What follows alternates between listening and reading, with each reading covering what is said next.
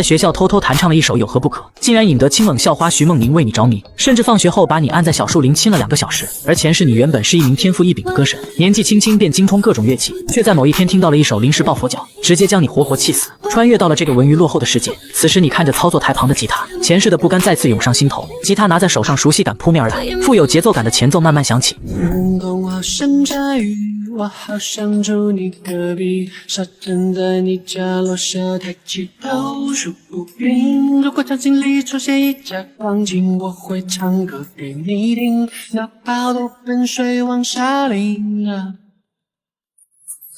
夏天快要过去，请你少买冰淇淋，天亮就别穿短裙，别再那么淘气。如果有时不那么开心，我愿意将菠萝蜜借给你，你其实明白我心意。你并不知道你的声音已经传遍校园。与此同时，学院的图书馆里，徐梦宁跟着音乐的节奏轻轻打着拍子，有时还会跟着歌声唱上1、2句。李芊芊看着徐梦宁陶醉的样子，微微一笑。徐梦宁伸手将一缕发丝捋到耳后，转身看着李芊芊轻声问道：“今天演播室是谁值班呢？我记得是顾意，挺阳光帅气的一个男生。”徐梦宁轻轻地将眼前的书合起，起身道：“我想去看看。”李芊芊慌忙收起作业，跟上了徐梦宁。她还是第一次见徐梦宁对一个男孩子产生了兴趣。而你在广播室一曲弹完后，却发现麦克风的灯都还在闪烁，你赶忙的将其关闭，背上吉他头也不回的走了。你穿过众人的视线，忽然听见远处隐约有钢琴声传来，便抬腿不由自主地朝着琴房走去。这个时间点，同学们都没课，琴房内的学生不少。你放眼望去，只有南边的角落里还剩下几架钢琴。走近一看，原来都是价格便宜、供一般爱好者使用的初级钢琴，难怪没有学生前来使用。不过你倒是没有这种顾虑，你坐在钢琴前，几番试音后，满意的点点头。虽然是初级钢琴，但是质量还是不错的，并没有太离谱的音色。你的脑海里浮现出了前世数不尽的佳作，最终一首耳熟能详的曲目出现在了你脑海里。你放下心思，修长的手指放在琴键上，手指按下，琴音飞出。而此时的另一边，徐梦宁来到琴房门口，他刚从演播室过来，心情稍微有些郁闷。你前脚刚走，他和李芊芊后脚刚到演播室，自然是扑了一个空。而李芊芊有些事情告别了徐梦宁，徐梦宁便一个人来到了琴房，他想试试用钢琴弹一弹刚才听到的那首歌。至于故意那首歌的歌名，只能下次再去询问了。站在琴房外，徐梦宁觉得有些奇怪，平常这个时间点的琴房尽是琴音，即使是隔着老远也能听见，今天却是出奇的安静，只能隐约听得一道琴音。徐梦宁疑惑地踏进琴房，朝着内部走去，只见一群人围在了南边的角落里，人虽多，但所有人却出奇的安静，大气都不敢出，生怕自己发出杂音打断了故意的演奏。琴音清晰地传入了徐梦宁的耳中，仅仅是一瞬间，徐梦宁好像进入了演奏者用音乐构成的悲伤世界里。作为一个从小到大学习钢琴，且钢琴水平已达职业水平的人，徐梦宁敢断定，凭这首钢琴曲的质量，称为经典也不为过。若是以前就发布了，他不可能没听过。也就是说，这是一首新的原创钢琴曲。徐梦宁眼中有星光跃出，他对演奏者充满了好奇。一曲终了，你停下了双手，心中就像是放下了什么一般，松了一口气。突然你身后响起连绵不绝的掌声，这些本来都是在这里练琴的学生，你在弹奏的时候便把他们吸引了过来。就在这时，有人大喊了一声，众人纷纷回头，结果注意到了站在他们身后的徐梦宁，一时间惊艳倾慕的眼神不一而足。徐梦宁面色淡然地说道：“那个，你们能让我进去一下吗？”同一时间，你背着吉他站起，看着周围激动不已的众人，你无奈道：“那个兄弟们能让我出去一下吗？”霎时间，人群之中分开了一条宽敞的大道，而徐梦宁一眼便认出了你，因为之前徐梦宁爱来演播室找闺蜜，所以你和徐梦宁两人本就见过几面，知道对方名字，只是不熟悉而已。此刻你也认出了他。你们走出琴房后，并肩走在学校的公园，一下午的时间里，你们相谈甚欢，从乐器到乐理，从作词到作曲，终于你们交换联系方式后，便各自回了寝室。就在这时，你的辅导员老张打来电话，叫你去办公室一趟。到了之后，却发现沙发上还坐着一个气质上层、穿着正装的中年妇女。随后老张介绍道：“顾意，这位是听弦娱乐的经纪人蒋女士。听弦娱乐可是国内顶尖的娱乐公司，实力雄厚。蒋琼女士也是带出了一位歌王、2位超一线歌手的金牌经纪人，资源丰富。”说完，老张还对着你眨了眨眼睛，意思很明显，就是你小子把握好机会。蒋琼直入主题，拿出了公文包，掏出了里面的合同。想必顾意同学已经知道了我的身份，那我们便直接点。我前来寻找顾意同学的目的也很简单，就是想签下顾意同学，这是我以及我背后的公司最大的诚意。蒋琼做事雷厉风行，直接将合同文件放在了顾意面前，示意你自由观看。你看了看后发现，听弦娱乐直接给了你2线歌手的待遇，这对于刚出炉的新人来说，绝对是诚意满满。但是对于你来说，还是不够，因为你想要自主权。你满含歉意地将合同还给蒋琼，抱歉蒋女士，我拒绝加入听弦娱乐。蒋琼皱起眉头，拿起合同仔细看了一遍。按理说这个合同足以打动任何新人了。蒋琼女士，你们听弦娱乐那么大个公司，条件就不能开高一点吗？顾意可是我们班的高材生。蒋琼看了老张一眼，并没有说话，而是默默将合同递给了老张。老张拿起一看，一口红枣枸杞茶差点喷了出来。他突然感觉顾意多少有些不识好歹了，也就没见过还没毕业的学生就能签2线歌手合同的。他不好意思地咳嗽一声说道：“蒋女士啊，我觉得这个条件也不是不能再高一点吗？”老张声音越来越小，说的他自己都有些不自信了。不过你也懒得去解释，等到你发歌之后，自然会有其他人找上来的。蒋琼摇头失笑，好吧，那我先走了。若顾一同学想通了，可以来听弦娱乐找我，还是这个条件。说完，蒋琼便收起合同，提着公文包走了。之后你来到了学校的录音室，将这首《有何不可》录制了一个完整版，发布到了音乐平台。过了一晚后，你一大早就被一则电话吵醒，一接听就是老张那激动的宛如恶龙咆哮的声音：顾一，快来校长办公室，有好消息。你有些懵逼，不过还是起床一番洗漱后急忙赶去。你走进办公室一看，却发现一个中年男人正坐在沙发上。这时候老张看着胖胖的中年男子跟你介绍道：顾一，这位是何启明导演，何导演可是专门点名要找你的，而且还是比听弦娱乐还厉害的大爹。这时候何启明站起身来，为了节省时间，我就直说了，我想邀请你作为选手参加我导演的选秀节目。这个节目叫做创造型，该节目召集了99位选手，让选手在明星导师训练下成长，最终选出9位选手组成偶像团体出道。本来何启明只需要等各大学院提供名单便可，但他这次导演创造型可是下了血本的，立志一定要打破他自己往年的记录，所以只要有一点能够提升收视率的机会，他都不会放过。而就在昨天晚上，他注意到顾一发布的有何不可，并且稍微调查了一下顾一，发现你竟然正好是江海国际艺术学院的学生。他觉得让你这么一位会作词作曲的素人加进来，一定会提升不少节目效果。你闻言默默点头，与前世男团选秀节目大差不差。再三向何启明确定男团不会走一些莫名其妙的路线之后，你答应何启明参加了创造型。几天之后，你一个人背着吉他拿着行李箱站在学校门口。就在这时，你听见有人喊自己，一转头便看见徐梦宁拉着行李箱缓缓走来。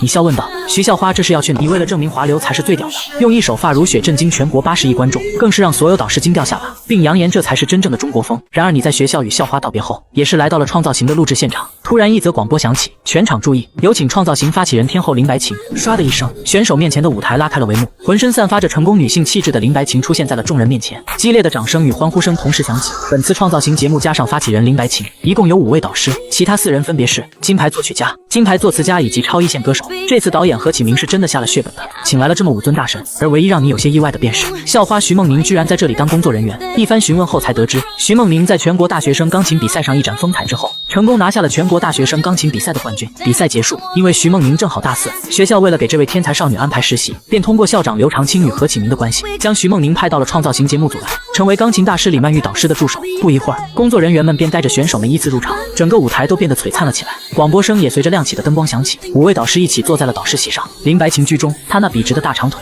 纤细的小蛮腰以及浑身散发的那种专属于御姐的气质，都狠狠地击中了在场所有少年们的。5位导师依次发言过后，今天的导师评审阶段便开始了。随着选手们一个个上台，也是终于轮到了你。你站在舞台上，大大方方地看着5位导师。导师秦放刚听见顾一名字的时候，就已经眼前一亮。他看过你的履历，知道一直火到现在的那首《有何不可》便是眼前这位少年写的。这首歌他听过，质量非常高，他也是自己作词作曲自己演唱，所以他对你有着别样的好感。现在看见你站在台上那股浑然天成的气质，让他对你的好感又上升了一大截，导致他说话的语气都变了。顾先生，今天你将给我们带来什么样的表演呢？你笑着说道。一首原创歌曲《发如雪》。天后林白琴好奇地看着手上《发如雪》的歌词，立马觉得赏心悦目了起来。这才是真正的创作吗？听了一堆练习生的胡乱改编的经典歌曲与不知所云的原创，他已经快要吐了。林白琴拿起话筒笑着道：你可以开始你的表演了。你点点头。这次你没有选择弹唱，因为用到的乐器比较多，所以早在比赛之前，你便录好了背景音乐交给了节目组。音乐前奏刚刚响起，导师秦放便心道：哎呦，不错哦，有种小清新的感觉。天后林白琴眉梢舒展，红唇微微勾起。在场的5位导师都是有着资深的音乐功底的，仅仅是听前奏再结合歌词便知道，整首歌的基调已经定下来了，是一首中国古典风格的歌曲。你沉浸在音乐节奏里，前奏结束，你那极具特色的声音终于传到了在场所有人的耳朵里。让月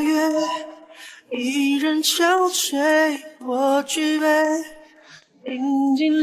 工作人员都很是吃惊，整个场馆人都在跟着顾一挥手。这还是选秀节目吗？这完全是顾一的个人演唱会啊！这也给了导演何启明一个巨大的惊喜。本来何启明还在纠结宣传片到底怎么剪，现在不用想了，这就是宣传片。你发如雪，晴美的离别，我分享感动了谁？有蜜月的回忆交织，爱在月光下完美。你发如雪，纷飞了眼泪，我等待找到了谁？红尘最微醺的岁月，我永无悔，可又是爱你的。一曲终了，你鞠躬鸣谢，整个场馆响起了巨大的掌声与选手的欢呼声，直到天后林白琴拿起麦克风的时候才停止。你获得了全场的认可，也是毫无疑问的晋级。接下来一个个选手接连上场，99位学员的评级很快就结束了。这时，林白琴在万众瞩目下迈着大长腿走了出来，祝贺所有成员完成初次评级。我们导师也评选出现阶段最强的9个人进入 S 班，而这些除了你是素人，其他选手背后基本都有着娱乐公司。就在所有人以为本次评级已经结束了的时候，林白琴妩媚一笑开口道：“我要告诉大家，本次评级还没有结束，有一群成员即将前来踢馆，现在有请他们上场。”就在众学员期待的目光下，4位帅气的学员从后台走了出来。你本来并无太大兴趣的，直到看见最后一人竟然是你的发小晨晨，他们站在中间齐齐鞠躬：“大家好，我们来自听弦娱乐，由于 S 班已经满员，所以只能以踢馆来竞争这个名额。而且听说那个晨晨的高音高的吓人，现在9个 S 班选手，8个都很紧张。经过一轮的踢馆，4人中踢馆选手中只有1个挤进了 S 班，很快便轮到了晨晨上场。晨晨站在舞台上，仅仅是看了一眼你，顺势说道：“我挑战故意。”众选手声瞬间惊呼出声，他们可是看过故意表演的。就现阶段的表现来说，故意可以说是 S 班里 T0级别的存在。晨晨也不磨蹭，直接开始了表演。他唱了一首蓝星有名的高音歌曲，瞬间便燃爆了全场。这种现场演唱高音歌曲就是容易嗨起来，而且晨晨的高音确实很强，就连歌王张生荣都评价道：“你的高音快赶上我了。”一曲唱罢，接下来便到你了。现在全场都开始担心了起来，毕竟刚才晨晨的表演实在是太炸了。如果想要打败晨晨，除非也拿出一首能够炸场的歌曲，用其他类型的歌曲想要打败晨晨实在是太难了。看见该故意了，导师秦放笑着道：“顾先生，你现在压力很大哦，前面的陈先生的表演可是很吓人的哦。不过你并不担心，因为你这次选的歌曲可是在前世称为不给翻唱者留活路的歌曲。我带来一首原创，叫做《月光》，国风的前奏音乐响起，像是要将听众们都带进那充满硝烟的古代战场。月光色，女子香，泪断剑眼情多长，有多痛，无自想，忘了你哦。不让魂随风荡，谁去逍遥痴情郎？这红尘的战场，千军万马，有谁能称王？故意给各位导师的已经不是惊喜，而是惊吓了。即使是歌王张生荣都不能保证自己能唱出来，这哪里是学员啊？和他们平起平坐都够了。天后林白琴虽不关注歌坛已久，但通过3位前辈歌手的反应便知道这歌要封神了。无论导师学员们如何震惊，你演唱依旧在继续。尽管谁敢闯亡命运，心悲凉，千古恨，轮回一场。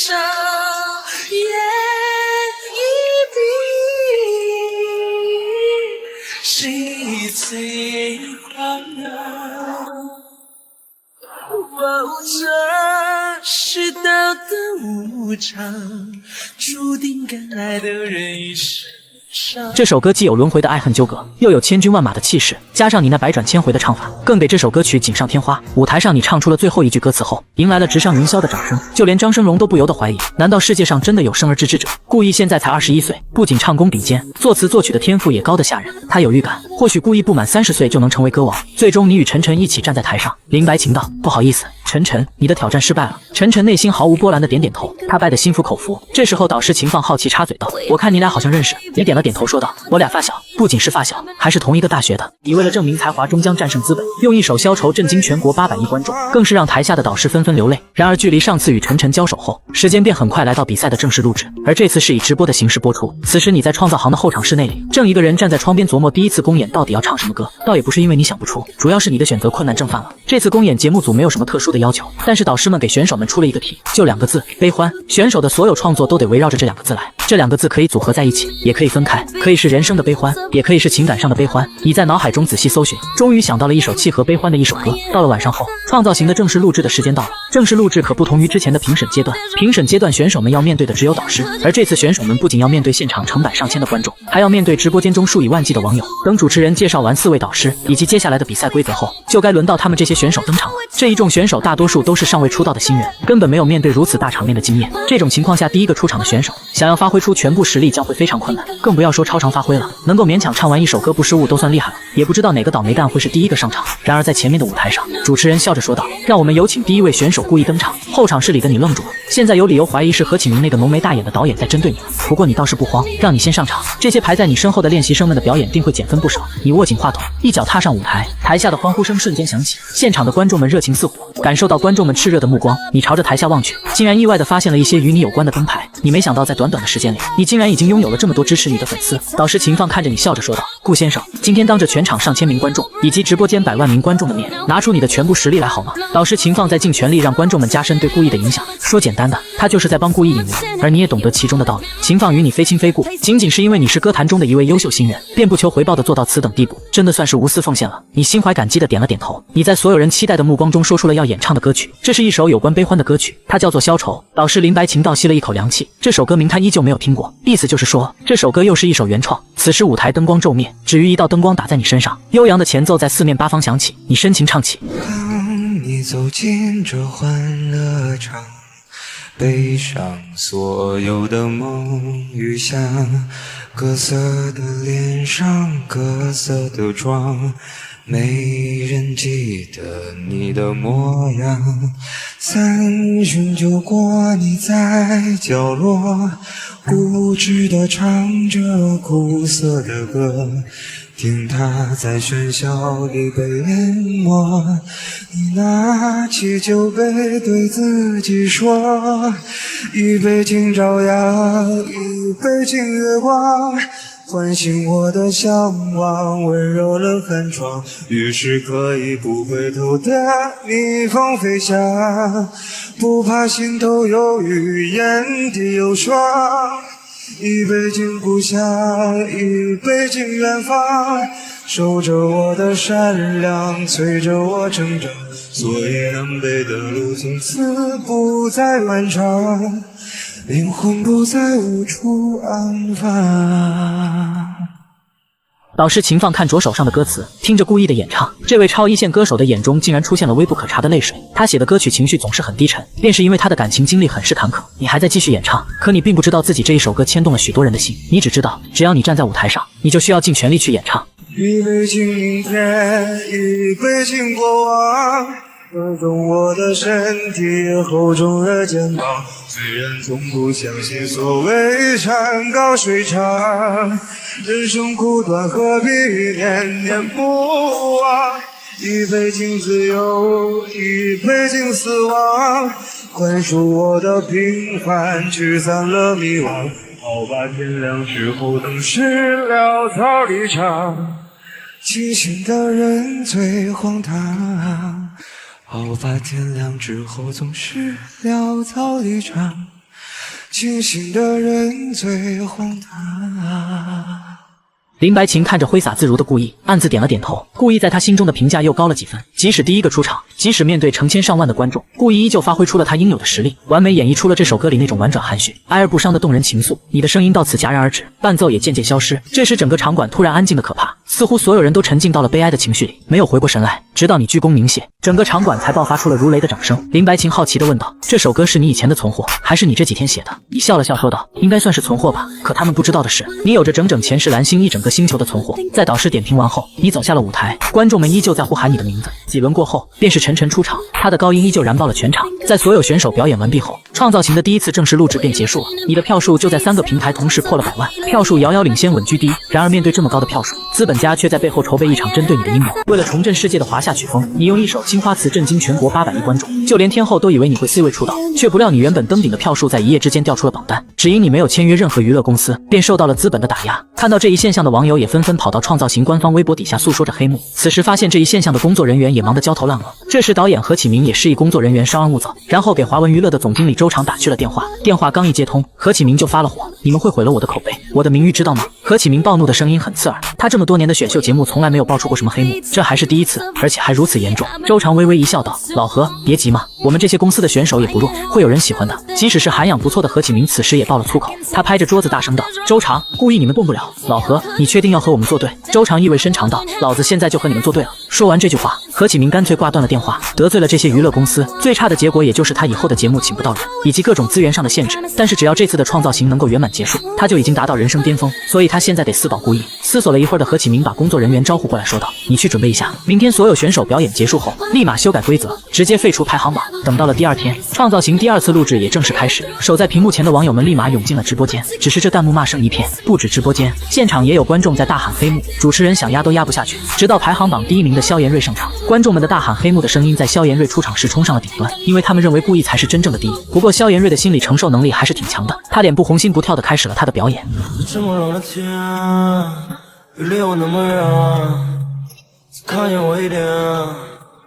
可是雪闭起双眼，看不见你小白的网眼。你的情究竟在身上，天射上我刀剑。可是雪闭起双眼，看不见你小白的网眼。心的情究竟在身上，谁用血往做修养。看着萧炎瑞的歌迷，听着他的演唱，导师程新生的面色由红变紫，再由紫变黑。待萧炎瑞唱完，导师程新生挥了挥手，无可奈何道：“你下去吧。”他心中不由自主的叹息，难道我华夏文化已经沦落到如此田地了吗？与此同时的导演室里，何启明的脸色十分难看，他是真没想到现场会如此的不堪，感觉脸都要被萧炎瑞给丢完了。直播间的弹幕更是骂声一片，而现在只剩下你还没上场，何启明只能将希望都寄托在了你身上，希望你能够挽回创造型的形象。此时主持人在台上热情说道：“有请我们创造型最具才华的选手顾羿登场。”连接后台的大门缓缓打开，你从中走了出来，看见顾羿的一刹那，观众们的欢呼声差点没把整个场馆给震碎。感受到观众们的热情，你拿着话筒会心一笑。今天这首歌呢，它运用到了古筝，所以我请来了一位帮手，那就是我的好朋友徐梦宁徐小姐，她将为我的这首歌伴奏。你的话音刚落，下一秒一层薄雾升起，隐约有一道人影出现在薄雾中。徐梦宁穿着一身古色古香的长裙，与古筝一起出现在了舞台中央。你与徐梦宁对视一眼，她微微一笑，手指微动，悦耳动听的琴声响起。歌名刚刚显示出来，程新生就来了兴趣。他平生最爱的瓷器便是青花瓷，现在他的家里都放着一件青花瓷，也不知道这个年轻人能不能唱出那种传承千年的美。而舞台上的你终于开了口，那充满意境的歌声传出。青梅勾勒出情话，笔锋浓转淡，平生描绘的牡丹，一如你梳妆，冉冉檀香渡过窗，心事我了然，宣纸上走笔至此各一半，有色渲染是旅途，韵味被私藏，而你嫣然的一笑如含苞待放，你的美一缕飘散，去到我去不了的地方。天际在等音乐，而我在等你。炊烟袅袅升起，隔江千万里。在平地树根里放天朝的飘逸，就当我为遇见你伏笔。天际在等音乐，而我在等你。月色被打捞起，晕开了结局。如传世的青花瓷，自顾自美丽，一眼的笑意。柔情而古朴的唱腔，唯美的歌词，婉转动听的曲调，立刻就将听众们带进了那烟雨朦胧的江南水乡之中。程新生那双有神的双眼中爆发出金光，好词，好词啊！这一刻，之前萧炎瑞带给他的不快都被他抛在了脑后，他现在只想静静欣赏这一佳作，而你的演唱还在继续。天际在等烟雨，而我在等你。炊烟袅袅升起，隔江千万里。在平地树根里放天朝的飘逸，就当我为遇见你伏笔。天际在等烟雨，而我在等你。月色被打捞起，晕开了结局。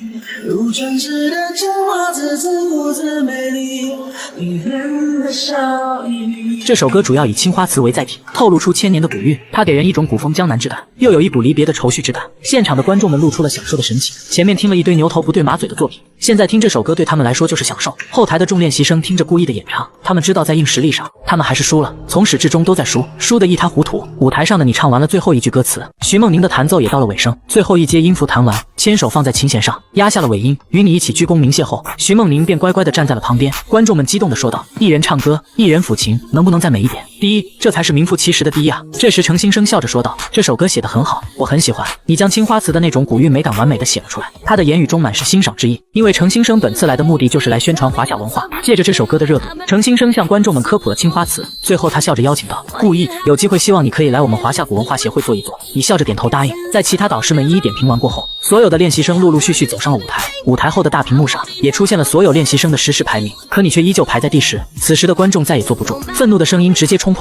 你的眼神充满美丽，带着我的心跳。你用一首《心跳》震惊800亿观众，获得创造行排行榜第1，就连天后都以为你会 C 位出道，却不料你的原本登顶的票数在一夜之间掉出了榜单。此时现场观众们愤怒的声音直接冲破了屋顶，有黑幕不公平，凭什么故意排在第10？这时秦放站起身说道：“虽然我撼动不了这个排名，但是我想请所有喜欢我的人给故意投上一票，谢谢大家。”天后林白琴与歌王张生荣也做了类似的发言，因为他们都是苦过来的人，知道这种黑幕对一个新人的打击有多大。主持人笑着回应道：“4位老师你们别急，我们创造型一定是公平公正的。”其实他早就收到了指令，接下来会有反转。此时的导演室里，何启明背负双手，眼中闪过一丝厉色，开口道：“可以了。”通知主持人立刻修改规则。站在舞台上的主持人耳麦里传来工作人员的声音，砰的一声，整个场馆的灯光骤灭，只见大屏幕上旧的排行榜直接消失，一张新的排行榜出现在了屏幕上。而此时此刻，屏幕上所有选手的人气值都是0。正当现场观众以及直播间观众们疑惑之时，主持人走出来笑着说道：“我们收到了各位网友的反馈，说我们节目组排行榜有黑幕，何导连夜督促我们调查此事，也的确如网友们所说，有人利用非法手段刷票，所以我们为了保证公平公正，建立了一个新的排行榜。现在最后的出道名额将采取直播投票形式，且每人只有1票。”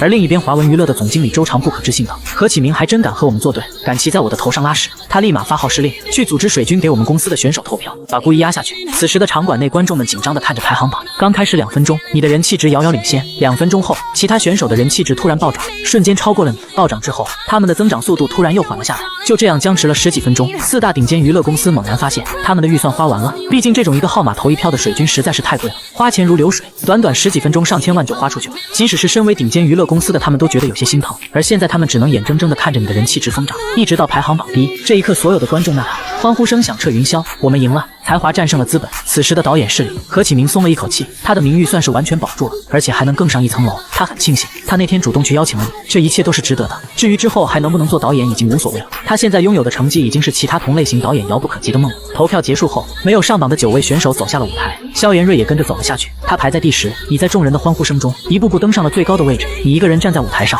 看着那3500万的票数愣了愣。粉丝们还真的让你 C 位出道了，即使活了2世的你，也被粉丝们的那种热情感动到。你压下情绪，温和道：“大家能喜欢我的音乐，即使幸运也是一种荣幸。在这里，我给大家带来最后一首歌曲，也非常感恩和大家一起走过这些天。接下来还有1年、2年，甚至10年、20年，或者更多年，我们一起成长，一起进步。期待我们都会成为更好的自己。”说完，你便走到钢琴处坐了下来。你深吸口气，开始弹响前奏。那清澈干净的嗓音在舞台上再次响起。想跟我吵架，我没那么无聊，不懂得道歉，我没那么聪明，好想要回到我们的原点。哦，你又在哭泣，我给不了安慰，我又在摇头，有那么点后悔。爱情的发展，你难以回头，却无法往前走。哦，但是木有记出现在胸口，2颗心的塞几个问号，爱让我们流多少眼泪。哦，你的眼神充满美丽，带着我的心跳，你的温柔如此靠近，带着我的心跳。逆转时光到一开始，能不能给1秒？等着那一天，你也想起那悬在记忆中的美好。一曲唱罢，你深深地鞠了一躬，谢谢大家。至此，创造型节目正式结束。故意 C 位出道，直播也在此刻断开连接。看着已经黑了的屏幕，直播间的观众们突然有种不舍的感觉，突然感觉有点舍不得。创造型结束啊！从第1期视频看到现在，真的是有些舍不得，也不知道什么时候才能再次看见故意。楼上别慌，成团第1场演出会在年后开始，到时候肯定又能看见故意了。导演室里，何启明松了一口气，他的名誉算是完全保住了，而且还能更上一层楼。他很庆幸，他那天主动去邀请了顾毅，这一切都是值得的。至于之后还能不能做导演，已经无所谓了。他现在拥有的成绩已经是其他同类型导演遥不可及的梦了。创造型刚刚结束，范刘天就发了一条视频，视频里他跪在地上，硬是磕了3个响头。卧槽，来真的！听着声音，嘎嘎响啊！不吹不黑，范博士虽然嘴臭了点，但是个真男人。这只是创造型带来的一个小插曲。创造型是在1月20日结束的，距离过年只剩下10几天。比赛结束的当天，听弦娱乐的蒋琼找上了顾毅，顾毅顺利加入了听弦娱乐。之后，顾毅与另外8位出道成员一起签署了成团合同，团名叫天青，取自顾毅的《青花瓷》。成团实现1年，1年之后解散。9位团队成员小聚了一下后，有娱乐公司的便回了娱乐，听从公司的安排。顾毅虽然刚刚签了听弦娱乐，但作为 S 级合同的拥有者，他有着绝对的自由度。想着自己家人已经很久没有见到自己，他便直接回了家。年后，他们将重新聚在一起，开始成团之后的第一次表演。其实他们这1年一共就2次团体表演，成团1次，解散1次，其他时间都是各自发展，借的不过是成团的名头而已。毕竟9位成员都不是一个同一家公司的，拧不成一根绳。杨磊也是直接回了家，顾毅已经与杨磊商量好，等顾毅工作室建立后，就通知杨磊来顾毅的工作室签约。顾毅回家后，有关他的消息席卷了整个网络平台，他 C 位出道的消息更是直接冲上了热搜。听弦娱乐以 S 级合同签下顾毅的事情也传了出来，并且在短时间内就霸占了热搜榜第1。听弦娱乐用3位一体的 S 级合同签下顾毅，顾毅出道即巅峰。No 点一动，创造型最具才华选手打破黑幕，成功出道。No 点7动，顾毅一个具颜值、才华、人品于一身的年轻人。No 点10动，才华借一切，今年才华战胜了资本。哇塞 ，S 级的3位一体合同，这不是对比歌王曲神词神？卧槽，这么屌，真的是出道即巅峰。顾毅是我学生，我学生啊！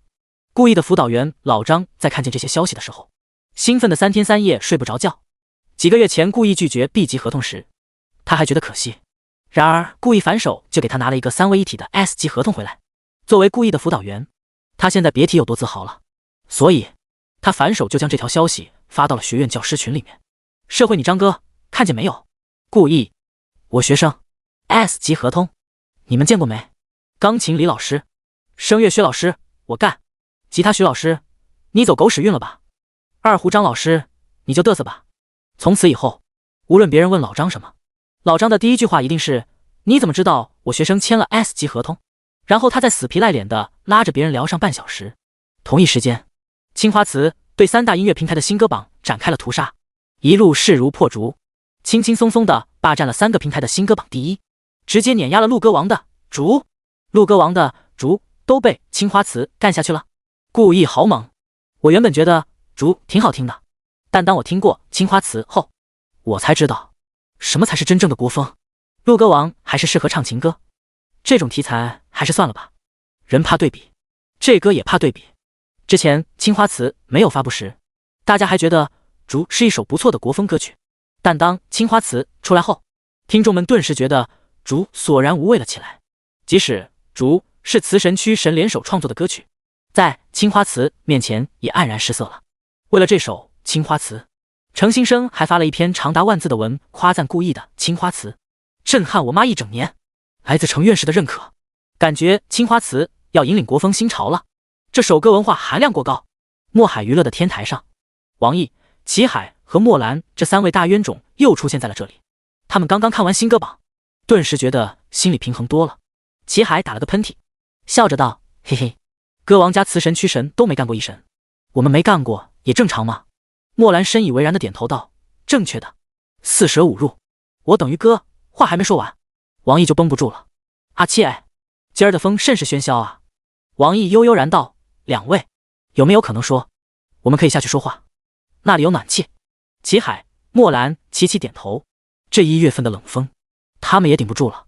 华文娱乐大厦，歌王陆浩然正与曲神段志、词神夏雨待在一间小房间内，3人正悠闲地吹着暖气，吃着火锅，听着歌。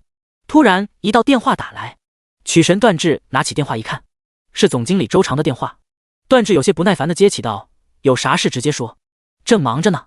作为曲神，他在华文娱乐有着超然的地位，他可不怕周长。你们的竹被抄了。第46建立音乐工作室，竹被抄了。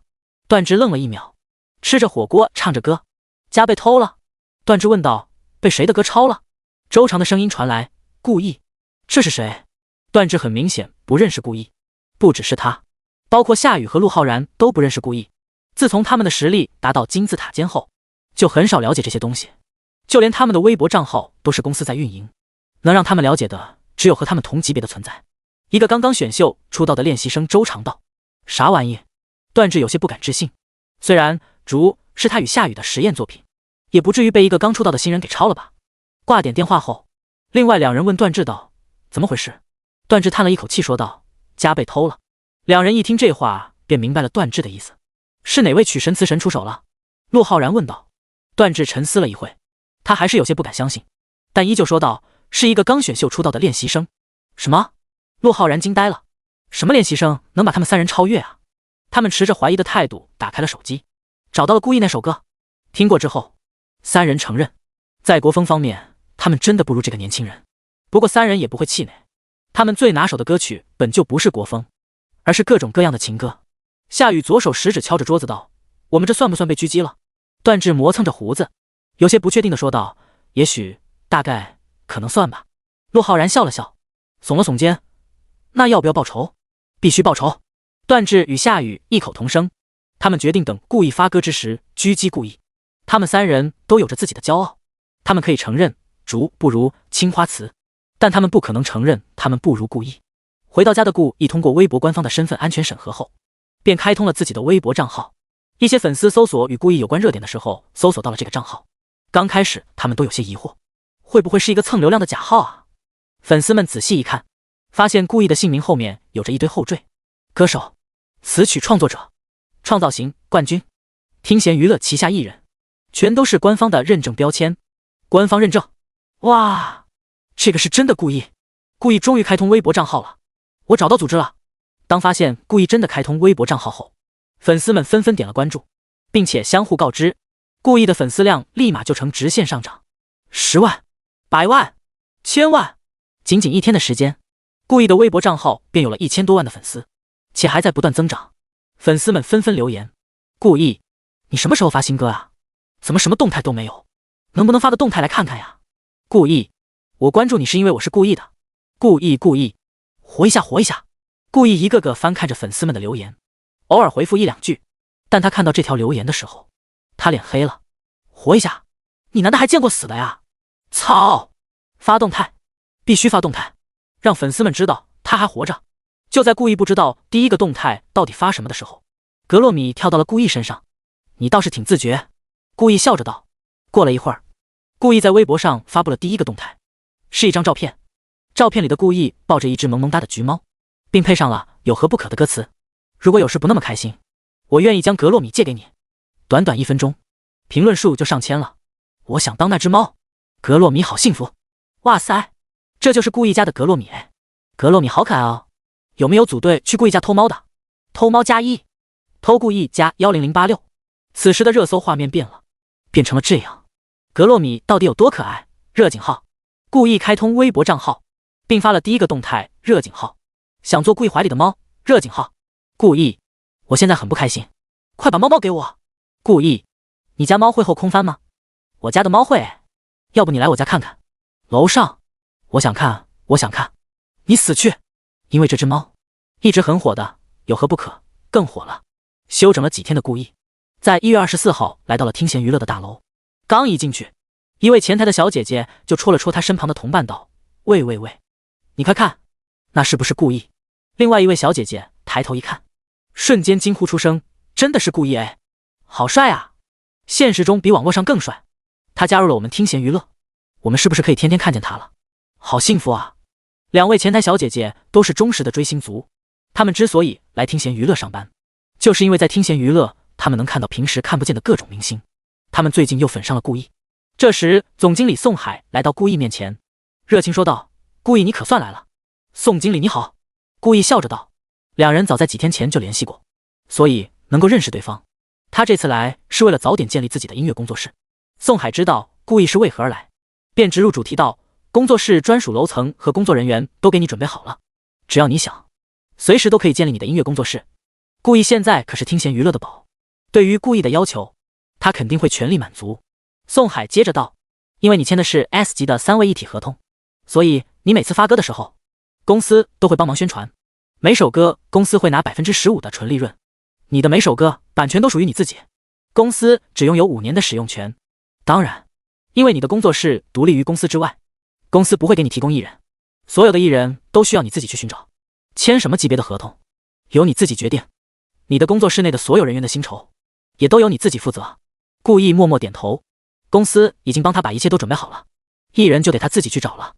公司不会给独立工作室提供艺人，自己算一个，杨磊算一个，晨晨应该算半个吧。想到晨晨，顾意问道：宋经理，能不能把晨晨调到我的工作室呢？宋经理皱起眉头想了想，道：按理说公司是不会调度艺人给旗下的独立工作室，不过你这件事，我可以和高层商量一下，过几天给你答复。第47，工作室成立的第一首歌，晨晨调到顾意工作室的事情刚刚上报到听弦娱乐高层那里，听弦娱乐的高层便同意了。顾意刚刚签到听弦娱乐，公司的人还是可以满足顾意这一点并不过分的要求。稍微世俗一点的说法便是，高层们怎么看，都感觉顾意是棵摇钱树。过了2天，杨磊抽时间来到了顾意的音乐工作室，顾意此时正坐在那里写着歌词。杨磊看见顾意挥了挥手喊道：意哥，我来了。顾意抬头一看，笑道：来啦，快过来坐下，我们看看这首歌。啥歌呀？杨磊好奇地快步跑过去，看着顾意放在桌上的歌词，歌词下面还标注了曲调。杨磊顺着曲调唱了唱：红日升在东方，极大道满霞光，我何其幸，生你怀，成一脉血流淌。就这么几句，杨磊就感受到了这首歌的与众不同。他再往下看歌词，他立马感受到歌词中那种热血，那种民族自豪感。唱得不错嘛。顾意笑道。杨磊不好意思地摸了摸头，道：比一哥差远了。顾意问道：你觉得这首歌咋样？杨磊答道：好，非常好。好。顾意笑着道：那我们工作室建立的第一首歌就确定了，有你我还有晨晨一起唱。之所以选《万江》这首歌，是因为顾意看了程新生发的文。程新生那篇文虽然是在夸顾意，但也写出了他对现在一些崇洋媚外的风气盛行的失望。顾意看完后感慨万千，也就选择了《万江》作为自己的音乐工作室第一首歌曲。他想在春节之际送给华夏一个礼物，也送给华夏人一个礼物。顾意不求改变现在的风气，只求能唤起一些人心中的民族自豪感，然后再进一步的弘扬华夏文化。都听你的，一哥。杨磊道。顾意看了看时间，道：晨晨还要一会儿才来，我们先聊聊关于你合同的事情。杨磊点点头，好的，一哥。顾意直接把合同拿出来给杨磊看。顾意并没有弄娱乐公司那套 separate 的分级，合同很简单，最重要的条款就2条。杨磊演唱顾意的写歌曲后，获得 10% 的纯利润分成。杨磊只有歌曲的演唱权，没有歌曲的其他版权。顾意笑着道：咋样，签吗？杨磊面色为难道：哥，这条件是不是太好了点？在他看来，顾意给他开出的条件十分丰厚。要知道，听弦娱乐都只能拿顾意歌曲收益的 15% 分成，以蓝星作词作曲家的地位，且词曲都是顾意的，就算顾意只给他几的分成，他也会很开心了。谁只知道顾意居然给了他 10% 的分成，他需要唱一唱就能获得 10% 的纯利润，就和天上掉馅饼没什么两样。顾意哑然失笑，他还是第一次见把好处往外面推的人。杨磊实在是太老实了，我相信你值得。顾意拍着杨磊的肩膀催促道：快签了，等会儿晨晨来了，我们还要去练歌呢。顾意给杨磊这么好的条件，是因为第一，顾意手中有些歌没杨磊真不行；第二，顾意知道杨磊肯定能火，前世已经有人从这条路上成神了；第三，便是因为顾意偷懒了。顾意音乐工作室旗下的所有艺人都是这个合同，包括晨晨也是。当然，这么好的条件也得歌手也对应的实力才行，实力不够的人顾意是不会要的，会毁了经典。见顾意执意如此，杨磊心中对顾意的感激已经无法用言语来形容了。从他还未出道开始，顾意就在帮他，他现在最好的报答就只有认真的唱好顾意给的每首歌了。感激的道了句谢谢后，杨磊拿起笔便签下了合同。顾意给合同盖上，便收起了合同。没过几分钟，晨晨到了。三人一起来到了工作室的录音棚里。顾意问道：“你们会尾音吗？”杨磊与陈晨齐齐摇头。那就只能我来唱前面的歌词了。顾意道，在顾意前世，万江的几句歌词是有着童声的。顾意的工作室里没有小孩，顾意未来也不打算牵小孩。陈晨与杨磊又不会尾音，那这里就只能顾意自己来唱了。顾意还有着一招绝技，那就是尾音。然后陈晨与杨磊就看见顾意嗯哼了几声，刚开始还挺正常，到后面渐渐变化了，最终变成了一个类似小女孩的声音。红日升在东方，其大道满霞光。杨磊与陈晨当场石化。陈晨震惊道：“顾意，你是妖怪吧？”顾意继续用小女孩的声音说道：“机操误六了。”杨磊有些瞠目结舌道：“牛逼！”站在录音棚的两位工作人员也懵逼了。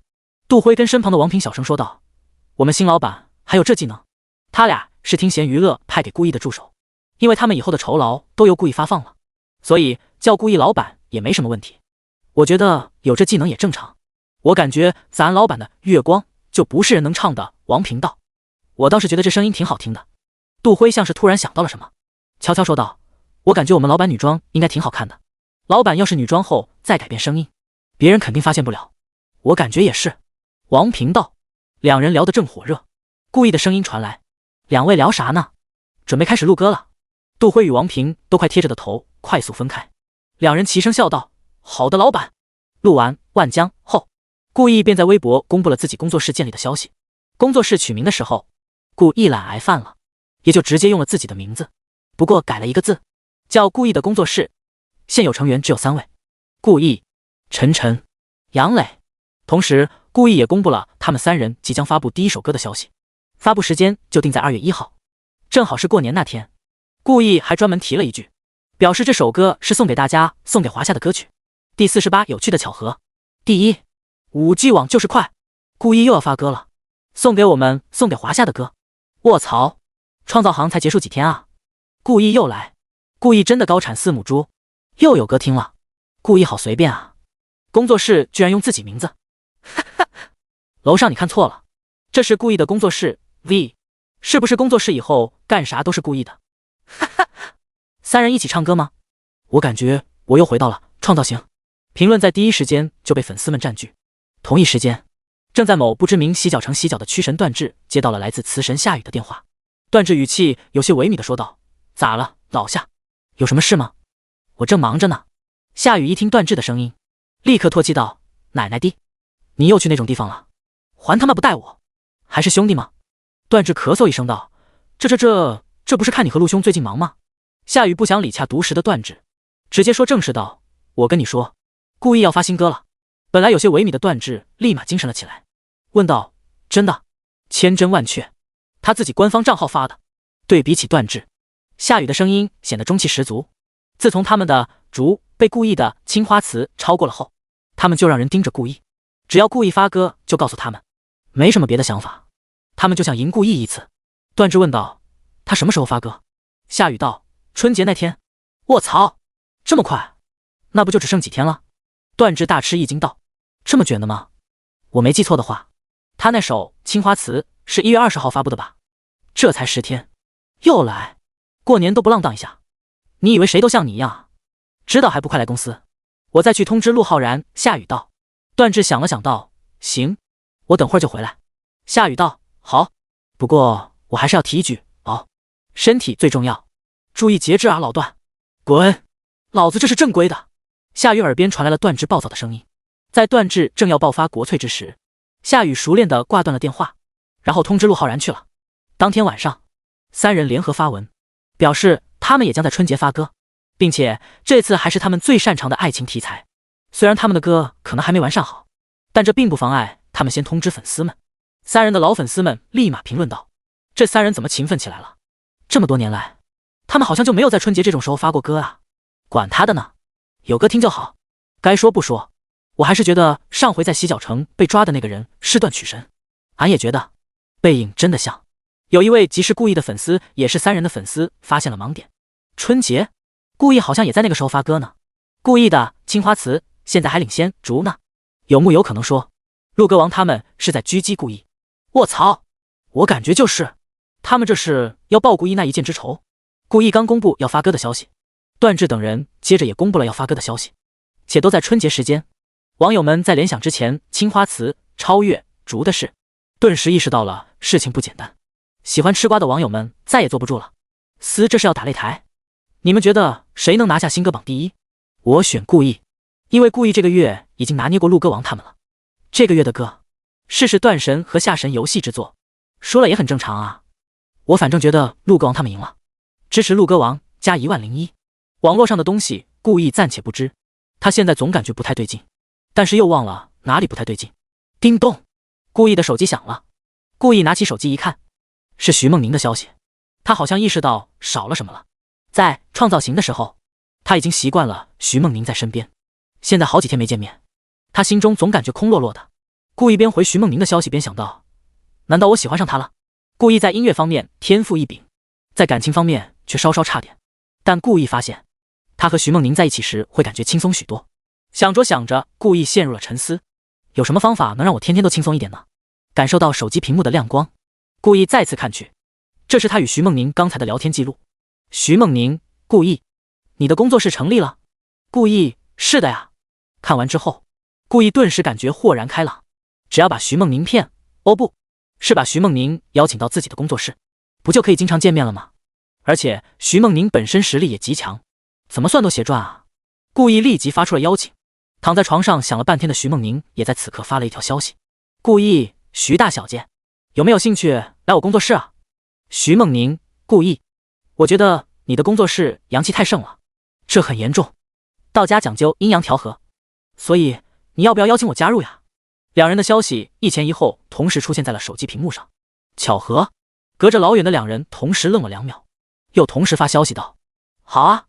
徐梦宁放下手机，撑着头看着窗外的星星，一片雪花从窗外飘过。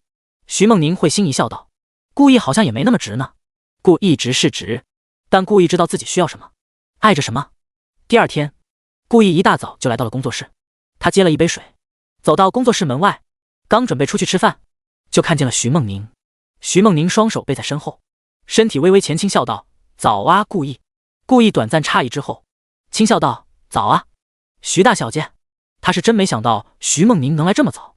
徐梦宁从身后拿出了小笼包和豆浆，递给顾意道：我猜你还没吃饭，就给你带了早餐。顾意接过，笑着道谢，东西不贵，却是一片心意。看着口袋上的水印，顾意惊讶道：这是你在学校买的？徐梦宁轻轻点头，刚好顺路。江海国际艺术学院很大，大到即使是寒假也有学生和工作人员人在学校，所以学院食堂有小部分区域是1年4季都不关门的。徐梦宁还记得几个月前的早上，顾意一直盯着他手上的小笼包看，所以他一大早就去了学院，只不过并不顺路。第49科到了，临近过年，顾意给工作室的所有人都放了一个假，所以工作室里现在只有顾意与徐梦宁两人。顾意一边吃着早餐，一边与徐梦宁闲聊着：徐大小姐，李曼玉前辈是不是和你认识啊？顾意总感觉比赛上李曼玉看他的眼神有些怪，特别是最后一次公演徐梦宁和他同台表演的时候，当时李曼玉那个眼神中带着欣赏、赞同以及故意形容不出来的柔和。徐梦宁扑哧一笑道：当然认识了，不仅认识，还亲得很。哦，我说嘛。顾意笑道：我总感觉李前辈看我的眼神怪怪的。徐梦宁撑着头看着顾意，心想自己与顾意走得那么近，自己老妈看顾意的眼神不怪才不对劲呢。想了想，徐梦宁笑着说道：那是我母亲。顾意立马抬起了头，眼中带着浓浓的震惊之色，直接震撼顾意一整年。刚到嘴边的小笼包突然不香了。李曼玉是徐梦宁的母亲，难怪啊，难怪她那么想看自己弹钢琴，难怪她总是带着一种审视的眼神看着自己。原来如此，顾意感觉李曼玉的一系列行为都解释得通了。毕竟如果自己的女儿和一个男生走得很近的话，自己也会这样，说不定更奇怪。顾意有些木讷地问道：你为什么没有告诉我？徐梦宁微微一笑道：你也没问我呀。顾意听后愣了1秒，点点头：好有道理哦。徐梦宁这时候又道：顾意，你有没有觉得你还欠我点什么？记得，这哪能忘了？中午我请你吃饭，还好顾意没有忘记。徐梦宁与顾意签好合同后，两人便出了工作室。已经快过年了，顾意给其他人放了假，也准备给自己放个假，今天就陪徐梦宁逛街吃饭了。两人一起来到了商场，顾意也不知道徐梦宁想买什么，就一直跟着徐梦宁瞎逛。徐梦宁左看看右看看，就是什么也不买，但他依旧乐在其中。期间，徐梦宁去上厕所，顾意就在外面等他。两个小女生从远处走来，一个叫李子嫣，一个叫吴雪。吴雪在看见顾意的第一时间，便将李子嫣拉到了旁边的角落里。她激动道：“子嫣，我好像看见顾意了。”李子嫣被拉过来，本来感觉有些莫名其妙，一听吴雪的话，顿时便双眼一亮，左看右看。哪里？顾意在哪里？他俩都是顾意的粉丝，所以才会如此激动。2秒钟后，两人一起从墙边伸出脑袋，朝着顾意看去，好像真的是顾意哎。李子嫣道：“我们要不要上去求个合影啊？我有点怕，要不你先去。”吴雪道。李子嫣连忙摇头：“不行，要去一起去。”两人现在虽然很激动，但也很害羞。吴雪问道：“你说顾意一个人来这里干嘛？”刚说完这句话，他们就发现一个女生朝着顾意走去，两人笑着打了一个招呼，便一起离开。啊！李子嫣道：“那个女孩子是谁啊？故意搞地下恋情？我不同意这门亲事，顾徐 CP 才是最好的。”李子嫣是顾徐 CP 的坚定支持者。吴雪看着徐梦宁的背影，总感觉有些熟悉，她有些不确定道：“你说，那个女生会不会就是徐梦宁啊？”李子嫣眼珠子一转，嘿嘿一笑：“走，我们去看看就知道了。”就这样，顾意看见两个女孩子从自己身边走过来又走过去，而且每次靠近她的时候，还都是一副欲言又止的样子。此时徐梦宁也发现了，她在顾意耳边小声说道：“顾意，他们两个好像是你的粉丝哎。”看着两人亲密的样子，李子嫣瞬间感觉甜度过高，兴奋说道：“顾徐 CP， 我磕到了。”吴雪也小鸡啄米似的点头。当两位小女生再次靠近顾意两人时，顾意主动打招呼说道：“你们好，什么事吗？”被顾意这么一喊，两位小女生立马呆在了原地。李子嫣紧张道：“顾意，我们是你的粉丝，能和你合个影吗？”顾意听后会心一笑道：“当然可以，只要顾意有时间。”对于自己粉丝的合影要求，顾意是不会拒绝的。见自己好姐妹带头了，吴雪也鼓起勇气说道：“能不能再加上徐梦宁姐姐啊？作为顾徐 CP 的支持者，他们怎么能放过这次机会呢？”徐梦宁温柔笑道：“也是可以的哦。”好耶！两个小女生激动地跳了起来。就这样，一张顾意徐梦宁两人与粉丝的合照出现了。当天晚上，这张照片就被两人发在了微博动态里。嫣然一笑：“今天逛街遇见顾意与徐梦宁了，还和他们合了影。顾意现实中比网络上还帅，徐梦宁姐姐也好美啊，他们都好温柔啊，我超级喜欢这一对，顾徐 CP 是最屌的，我不接受任何反驳。另外附带一张我们与顾意的合照哦，照片 JPG 啊，我死了，我为什么遇不到顾意？姐妹运气真好，实名羡慕。求求你告诉我那个商场，明天我要去蹲守他们，撕他俩该不会是在约会吧？乖乖，有这种可能，这对 CP 我磕定了。”短短的时间内，有关顾意两人的消息便冲上了热搜。顾意与徐梦宁线下约会，热井号；顾意的恋情曝光，热井号。啊，我磕的 CP 成真了，牛呀牛呀！过年的时候还有这种惊喜。也有人不太看好这件事，刚出道就谈恋爱，那还写什么歌？本来我觉得顾意还有机会和陆歌王一战，现在没了，都谈恋爱去了，怎么写好歌？就是感觉不用期待顾意春节的新歌了，多半不太行。谈恋爱不一定会影响创作吧，说不定还更有灵感呢。此时华文娱乐的3位大佬看着这条消息默默无言，他们都在全力准备与顾意一战。顾意跑去谈恋爱，段志更是脸色黑得可怕，为了和顾意打擂台，他自己连洗浴中心都没去，顾意现在居然跑去谈恋爱。段志哼了一声道：“我看他那首歌怎么和我们斗。”第50除夕夜的告白。除夕夜里，整个华夏都沉浸在过年的欢乐中。顾意与家人们一起看完春节联欢晚会后，便回了自己房间。时间刚过12点，顾意与徐梦宁两人几乎同时发出消息：“徐梦宁，新年快乐！”顾意，新年快乐！顾意站在窗边打开了窗户，滴答的雨声随着一阵冷风吹了进来。本来有些昏昏欲睡的顾意瞬间清醒了许多。微博上那些评论，顾意都看了。世人好像都认为他和徐梦宁在谈恋爱，但他和徐梦宁其实还没走到那一步。以两人现在的关系，或许只要有人先踏出那一步便成了。要不就我来吧。顾意笑道。他从来都不是一个扭捏的人，既然知道自己喜欢对方，也能感受到对方的心意，那就没必要拖着了。顾意当即给徐梦宁打去了视频电话。徐梦宁1秒接听：“他手机屏幕一直都在聊天界面。接通电话过后，徐梦宁看见顾意坐在床边，怀中正抱着吉他，身旁还趴着一只橘猫。这就是格洛米吗？可爱。徐梦宁笑着道。顾意点点头道：是啊。徐大小姐，听我唱首歌好吗？什么歌啊？徐梦宁疑惑道。顾意笑了笑说道：你听听就知道了。徐梦宁趴在床上，撑着脑袋，笑道：好啊。顾意手指微动，歌声响起，窗外的麻雀在电线杆上多嘴。你说这一句很有夏天的感觉。手中的铅笔在纸上来来回回，我用几行字形容你是我的谁。听着歌，徐梦宁不由想到，这又是一首新歌呢，好像他与他正式相遇的时候也是夏天呢。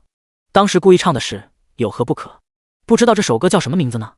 秋刀鱼的滋味，猫跟你都想了解，初恋的香味就这样被我们寻回。那温暖的阳光像刚摘的鲜艳草莓，你说你舍不得吃掉这一种感觉。七里香这首歌在故意前世是周杰伦演唱，方文山作词的歌曲。方文山曾经表示自己不是写歌词，而是在写诗，一首甜美浪漫的情诗。故意也就选择了这首浪漫的诗用来告白。雨下整夜，我的爱一出就像雨水，院子落叶跟我的思念厚厚一点，几句是非也无法将我的热情冷却。你出现在我诗的每一页。故意唱得越来越认真，歌声里包含了他的爱意。徐梦宁听着听着眼神也变了，这首歌是故意专门唱给他听的。他感受到了故意的心意，原来故意真的不是直男。故意已经向前走了半步了，最后那半步应该由他来走出去。徐梦宁含情脉脉地继续听着故意唱歌。雨下整夜，我的爱一出就像雨水，窗台蝴蝶像诗里纷飞的美丽节。我接着写，把永远爱你写进诗的结尾。你是我唯一想要的了解。就当故意正要唱一下句时，嘣的一声，吉他弦断了。故意错愕地看着吉他，不知到底该如何继续下去。这把吉他打断了他所有的计划。歌没唱完，故意酝酿的感情也乱了。故意，你也是我唯一想要的了解。徐梦宁看出了故意的窘迫，他只是甜甜一笑道：故意，我喜欢你，我们能在一起吗？故意听后笑着道：好啊，我也喜欢你。刚才那首歌叫什么名字？七里香，以后只唱给我听好不好？好。故意房间门外的两双耳朵敏锐地动了动。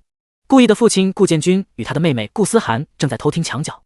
这时候周兰好奇地走过来问道：怎么样，成了没？顾思涵立马将手放在嘴边：徐妈妈，你小声点，别被哥哥发现了。顾建军也十分赞同地点了点头。三人一起安静了下来。这时里面传来了那句：故意，我喜欢你，我们能在一起吗？好呀。三人立马激动地喜上眉梢。顾建军更是兴奋道：成了，成了，我儿子就是牛，这么快就把别家女儿拐到手了。周兰掐了一下顾建军腰间的软肉道：小声点，这不掐还好，一掐顾建军就喊了出来：痛痛痛。顾意一脸震惊地朝着门口看去。卧槽，门外有老六。顾意立马走过去开门。门一打开，连个人影子都看不见。顾意就又关上了门，回到了床上。这时客厅沙发后面才冒出来两大一小三的脑袋。见顾意回来，徐梦宁问道：怎么了？顾意笑了笑，有意无意地说道：没怎么，可能是家里进贼了。啊，进贼了？要不报警吧？徐梦宁有些担心。顾意笑着摆摆手：没事没事，那三个小贼已经被我吓走了。你怎么知道是三个？徐梦宁意识到了不对劲，故意小声地说道：三个偷听的家贼，不也是贼吗？徐梦宁恍然大悟，原来是故意的家人啊！家人偷听？那他刚才与故意的对话岂不是都被故意家人听到了？徐梦宁顿时脸色一红。顾建军又趴在了门上，他悄悄说道：这小子竟然内涵我们是贼，看我不收拾他！周兰看着顾建军这个样子，还真和贼没什么两样，也不知道自己当初是怎么看上他的。周兰一把提起顾建军的耳朵道：走了，你还想收拾我儿子？我先收拾你了。顾建军该交公粮了。看着离去的两人，顾思涵叉着腰十分老成的摇了摇头，随后叹了一口气道：完了，家里只剩下我一个单身狗了。就在这时，故意的声音在顾思涵身后响起：怎么，你还想找个臭小子早恋？我不打断他的狗腿啊！哥，你走路怎么没声音啊？另一边，徐梦宁挂断电话，轻手轻脚地走到门边，快速打开门后，一眼就看见了正端着咖啡站在门口的李曼玉。第51，在天地间傲然挺立。故意这个孩子还不错。李曼玉露出一丝姨母笑，伸了伸懒腰，打个哈欠道：“困了，困了，睡觉去了。”说完，李曼玉便头也不回地上了楼，根本不给徐梦宁说话的机会，只剩下徐梦宁无奈地看着李曼玉的背影。第二天早上，正月初一，顾意的新歌《万江》在各大音乐平台发布了。在这种大型节假日，热搜上都是春节的消息。今年的春节联欢晚会的小品趣味性十足，费景浩、歌王张生荣在春节联欢晚会上献唱一首《团圆时刻》，温暖人心。费景浩迎接我们华夏的2022年，热景浩。两位院士老先生祝大家新年快乐，热景浩。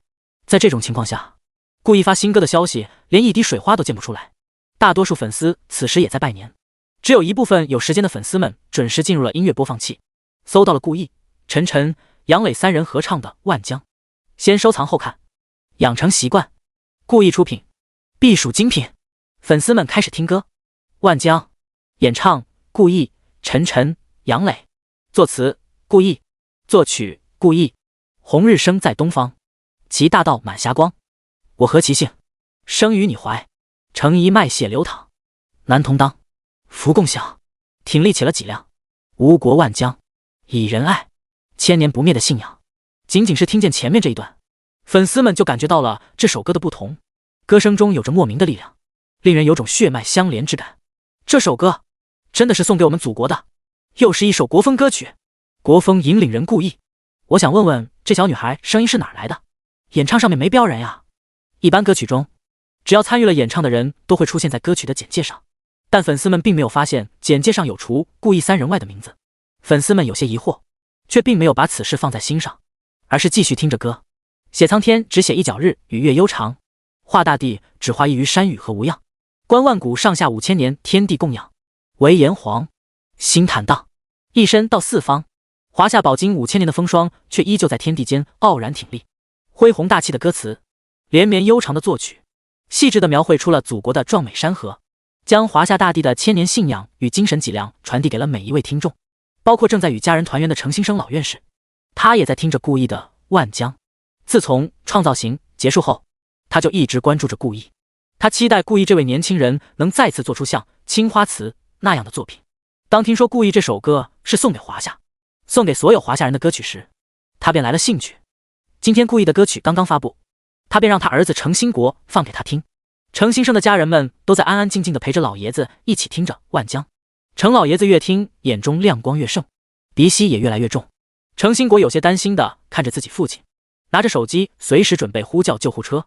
他能听出这首歌中的爱国情怀，他的父亲一生为国，听见这种歌曲说不定真的会过度激动，出点什么问题。抚流光，一砖一瓦，岁月浸红墙。叹枯荣，一花一木，悲喜经沧桑。横八荒，九州一色，心中的故乡。为华夏展锋芒，道路在盛放。顾意三人的歌声中满含深情与敬畏。好好好，听到这里，程老院士一连道了3个好字。经历了岁月变迁，沧桑变化，5000年的华夏大地仍于霞光中绽放出耀眼光芒。这份民族自豪感在程新生心中油然而生。歌声中，杨磊与陈晨的声音消失，顾意的声线一变，柔美的戏腔展开。红日升在东方，其大道满霞光。我何其幸，生于你怀。承一脉血流淌，难同当，福共享。吴国万江，千年。此处与歌曲开头的歌词一样，声音却不一样。开头是女童声，这里更像是女童长大了，只是无论年纪如何变化，她依旧深爱着这片土地。看似朴素平和的词句，却是字字戳人心底。听完整首歌，程新生老院士的已经眼中含泪。在这春节之际，顾意竟能做出这么一首歌送给华夏。程新生很庆幸，这个时代能有这么一位年轻人。程新生想到顾意在创造型中的影响力，他自言自语道：年轻一代中需要一个标杆人物啊。说完这句话，程新生便和蔼一笑，给自己老友华夏古文化协会的会长唐阳平打去了电话。电话那边传来了一道比程新生更苍老的声音：老程，大过年的是想给我拜年吗？听见老友声音中气十足，程新生由衷的笑了笑，道：呵呵，你不是一直在找一个华夏文化宣传大使吗？我给你推荐一个人。哟，你给我说说看是谁？唐阳平道：谁能入了你程新生的法眼？程新生呵呵一笑道：就是写《青花瓷》那个年轻人，叫做顾意。唐阳平想了想道：那个年轻人的确很优秀，不过我这里还有几位比他更好的候选人。整个娱乐圈的人都对那个位置虎视眈眈，所以他的选择范围很广，广到整个华夏的娱乐圈的人都可供他选择。其中有不少比顾毅优秀的人，且都是些影帝影后、歌王歌后、词神曲神。这里面无论是谁，看起来都比顾毅一个刚刚出道的年轻人靠谱得多。程新生猜到了唐阳平所想，道：你可以听听万江，我相信听完之后你对他的观感会更上一层楼。好，唐阳平答应了下来。挂断电话后，程新生面无表情地喝了口茶。他知道自己一次的推荐改变不了唐阳平的想法，但只要顾毅一直保持这种水平，总有机会的。第52官方背书，万江这首歌一经发布便拿下了新歌第2名。至于第1名，是与万江同时发布的《爱走远了》。这首歌便是歌王陆浩然与曲神段志、词神夏雨用于狙击顾毅的歌曲。双方第一次正式交手，顾毅的短板就显露了出来。顾毅才刚刚出道不久，累积的粉丝完全不如3位歌坛老前辈。看着这个排名，粉丝们激烈讨论道：我宣布，陆歌王他们复仇成功。该说不说，歌王就是歌王，一个刚出道的人怎么比？爱走远了一出，谁与争锋？啧，就这还敢谈恋爱？万江的词曲难道不比爱走远了牛？牛有什么用？数据才是一切。这才1天，别高兴得太早。陆浩然等人的粉丝认为他们已经赢定了，却不知道他们已经陷入了沉思。3人此时正坐在一家咖啡馆里，他们刚刚听完顾毅的歌，都有些沉默。曲神段志看着窗外飘着的雪花，悠悠然道：你们说，这首歌要是被官方的人听见了会怎么办？歌王陆浩然与词神夏雨对视一眼，无奈道：那我们白给了。他们的爱走远了属于流行歌曲，凭借他们的影响力一出现就爆红是很正常的事。顾毅的万江却不同，他融合了戏腔以及传统文化，歌词中充满了对祖国的爱意，传唱度或许没有那么高，但这首歌若是被官方看见，再一宣传的话，那种效果是非常恐怖的，到时候他们可能会输个底朝天。你们说，有没有可能说，官方这个月注意不到这首歌？段志道。陆浩然与夏雨稍微推测了一下，觉得还真有这种可能。曾经有很多好歌都是过了好几年才被官方注意到，他们现在也只能赌了，赌官方不会在这时候宣传万江。3人没等来官方的消息，顾毅的粉丝们却等来了另一个好消息，那就是顾毅与徐梦宁官宣了。顾毅亲自在微博上发布了动态，很简短：顾毅徐梦宁，徐小姐，你是我唯一想要的了解。加入顾毅的工作室后，徐梦宁也建立了微博号，他立刻回复顾毅：徐梦宁顾毅，顾先生，余生请多多指教。粉丝们直接疯狂了，这官宣了，磕死我了。 CP 粉狂喜，这是送给 CP 粉的新年礼物吗？爱了，妈了，我已经妈了。阿伟死了，阿伟再也活不了了。有些粉丝从创造型刚刚开播时就磕上了，现在磕成功了，怎么可能不激动？顾毅的一些朋友也来到了评论区，祝福其2人。晨晨9999，杨磊9999，秦放什么时候请我喝喜酒？沈子明，我早就看穿了一切，我就说你俩有问题吧，还瞒着我。这件事后，热搜榜终于又有了顾毅的身影。顾毅与徐梦宁官宣恋情，一个才华横溢年轻人的堕落，刚出道就恋爱，顾毅前途堪忧。呵呵，我说呢，谈恋爱去了，怎么可能写得好歌？万江输了，陆歌王他们完全是在炮弹打蚊子，不务正业，自甘堕落。顾毅与徐梦宁官宣的消息扩散，网络上唱衰顾毅的人很多，甚至还有一些所谓的专业乐评人发文抨击顾毅。顾毅并没有当回事，大家不在一个层面上，没必要去争吵。他只是悄悄地录制了一首歌，这首歌叫《别咬我》。谁知道顾毅的《别咬我》还没发布，华夏古文化协会便发布了一篇动态，配文：吴国万江，大爱无疆。万江，唐阳平在听过万江后，依旧没有选择顾毅，但万江的确很好，好到他忍不住亲自宣传起来。评论区网友们懵逼了，哇靠，官方背书，万江真的有这么好吗？我去听听看。我觉得大家都可以去听听。万江听得我热血沸腾。有了唐阳平开头，华夏电视台、华夏青年协会发、戏曲协会等官方组织接连发文夸赞顾毅的《万江》，这首歌彻底火了，人气暴涨，瞬间碾压《爱走远了》，并且一路横冲直撞，朝着热歌榜杀去。1天之后，万江拿下热歌榜第1，微博热搜也被万江统治了！万江一首令无数华夏人心潮澎湃的歌，官方夸赞万江，故意的这首万江到底有多牛？吴国万江，大爱无疆，我爱华夏。之前说故意不行的人，请你们站出来挨打，啪啪打脸啊！不知道你们在嚣张什么？我承认万江这首歌很不错，但是若没有官方宣传，万江的热度不可能比爱走远了高。说得对，不过是投机取巧而已。笑死！你让陆浩然他们投机取巧试试。看着网上的这些消息，故意选择暂时不发，别咬我这首歌了。他选择了一首男女合唱曲目。既然网友们都觉得他谈恋爱后就不行了，那他就选一首恋爱小甜歌，用事实证明恋爱对他并没有什么影响。录音棚里，本来已经放假的杜辉与王平被故意召唤了回来，两人坐在设备旁，看着故意与徐梦宁窃窃私语。杜辉靠近王平耳边道：“老板和老板娘挺般配啊。”王平回道：“就是啊，也不知道现在网上的人怎么想的，连别人谈恋爱都要管。”杜辉嘿嘿一笑道：“我感觉老板之所以叫我们回来录歌，就是想打网上牛马乐评人的脸。”就是。王平点点头，义愤填膺道：“那些乐评人懂个屁的音乐，一首歌没出，也没系统学过音乐，就敢随便贬低我们老板。喂，你俩快亲上了！”故意无奈喊道。杜辉与王平瞬间像触电一样分开，聊太开心了，又被老板逮住了。故意脸色古怪地看着杜辉与王平，这俩该不会是男同吧？想到这里，故意忍不住打了个冷战，以后得离这俩货远点。恢复工作的杜辉和王平两人听着故意与徐梦宁唱歌，只感觉这首歌甜度过高，让他们两个已经结婚的大男人听着都想再谈一次恋爱了。第53，见徐梦宁家长。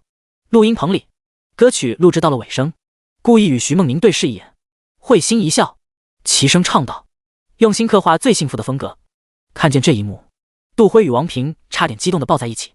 卧槽，太 TM 甜了！杜辉感叹道。我已经想象出他俩带着儿子来上班的样子了。王平冲着杜辉挤眉弄眼，杜辉陷入了沉思，脑海中浮想联翩，最后到了一句：“为什么我脑海中出现的是女儿呢？”王平，你这什么奇葩关注点？录完歌后，徐梦宁与故意一起走出了录音棚，接下来的收尾工作以及发布歌曲的事情就得杜辉与王平来负责了。虽然现在还是正月初，但他们很乐意上班，因为故意给他们开了10倍工资，还给他们包了一个新年大红包。故意并不缺钱，他在比赛时就发布了好几首歌，并且一一爆红，几首歌加起来的收入早就破了亿，并且现在每月还能给故意带来非常可观的收入，所以故意对钱不感兴趣，他现在只想认真的唱好每首歌，将前世的经典歌曲全部发扬光大。走进故意的办公室，徐梦宁戳了故意一下，欲言又止。故意笑着问道：“怎么，和我说话还扭扭捏捏的？”不过此时的徐梦宁意外的可爱呢。徐梦宁脸色涨红的憋了半天，哼了声说道：“我妈妈想见见你，让你去我家。”故意双目瞪圆，本能的想要爆粗口，但想着面前的是徐梦宁，就立马收了回去。这件事对他的冲击实在是太大了，丝毫不亚于他刚刚知道李曼玉是徐梦宁母亲的时候。之前在创造型时，他能那么自然的面对李曼玉，就是因为他不认识李曼玉。现在不一样了，他已经知道李曼玉是徐梦宁的母亲了。女朋友家长这个身份的 buff 加更成是很可怕的。故意心中不怵，那是不可能。故意有些惊讶道：“啥玩意？”徐梦宁看出了故意的窘迫，有些调皮的问道：“怎么，你不想啊？”故意咳嗽一声，说道：“想啊，我刚才只是在琢磨李前辈喜欢什么，我好买个礼物，咱总不能空手上门吧？”徐梦宁上前挽住故意的手，轻声道：“好了，啥都不用买，家里什么也不缺。”闻到徐梦宁身上的茉莉花味，故意还是摇了摇头。他知道徐梦宁说的是真心话，但并不是说别人家里什么都不缺，自己就可以空手上门了。礼物价值先不谈，心意总得有。徐梦宁见故意执意如此，便告诉故意李曼玉喜欢喝咖啡。两人随后去了专门的咖啡店，买下了该店的镇店之宝，听闻是蓝星最顶级的咖啡之一。故意爱喝茶，不是很懂咖啡，但是故意觉得贵肯定有它贵的道理，他又不缺钱，说买就买。买完咖啡，故意才意识到一个问题，那就是他没车，没驾照。前世被雪藏后没什么钱，只要是在同一个城市，他基本上是骑自行车，还养成了习惯，导致故意现在去公司也是骑的自行车。这下尴尬了，去别人家里不可能还骑自行车吧？何况身旁还有徐梦宁呢。故意只能和宋海打了个电话，请他派人送一下自己。顾意与徐梦宁站在路边等待公司派车过来，一缕雪花落在了顾意肩上。顾意抬头看看天，一片片雪花飘了下来。顾意有些懊恼，自己倒是无所谓，让徐梦宁和自己一起站在这里，他心里就挺难受。该做出改变了，前世的习惯该放下就放下吧。徐梦宁用手轻轻将顾意肩上的雪花拭去，笑着说道：“下雪了。”顾意点点头，轻声道：“下次不会了。”“不会什么了？”徐梦宁疑惑问道。顾意十分认真的说道：“下次不会让你像今天一样站在这里了。”徐梦宁有些错愕，不过他里面就明白了顾意的意思。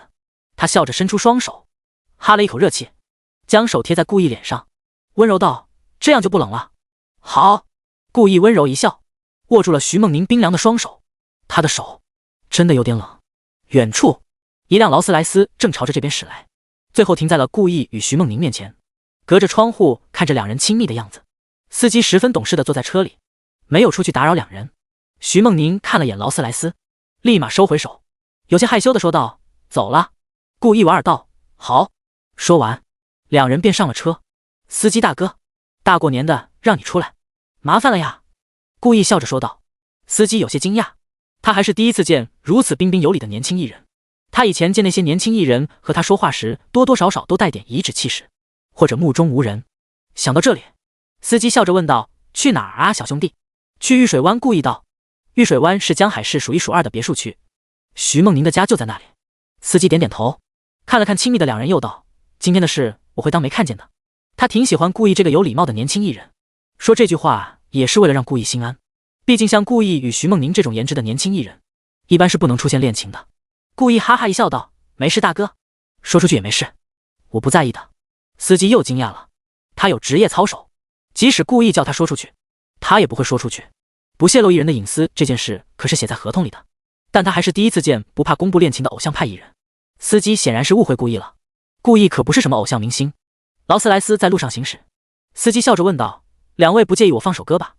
顾意摇摇头，笑道：“没事，你想听什么听什么。”顾意对蓝星的音乐还挺感兴趣的，可惜这几个月都很忙，没什么时间听。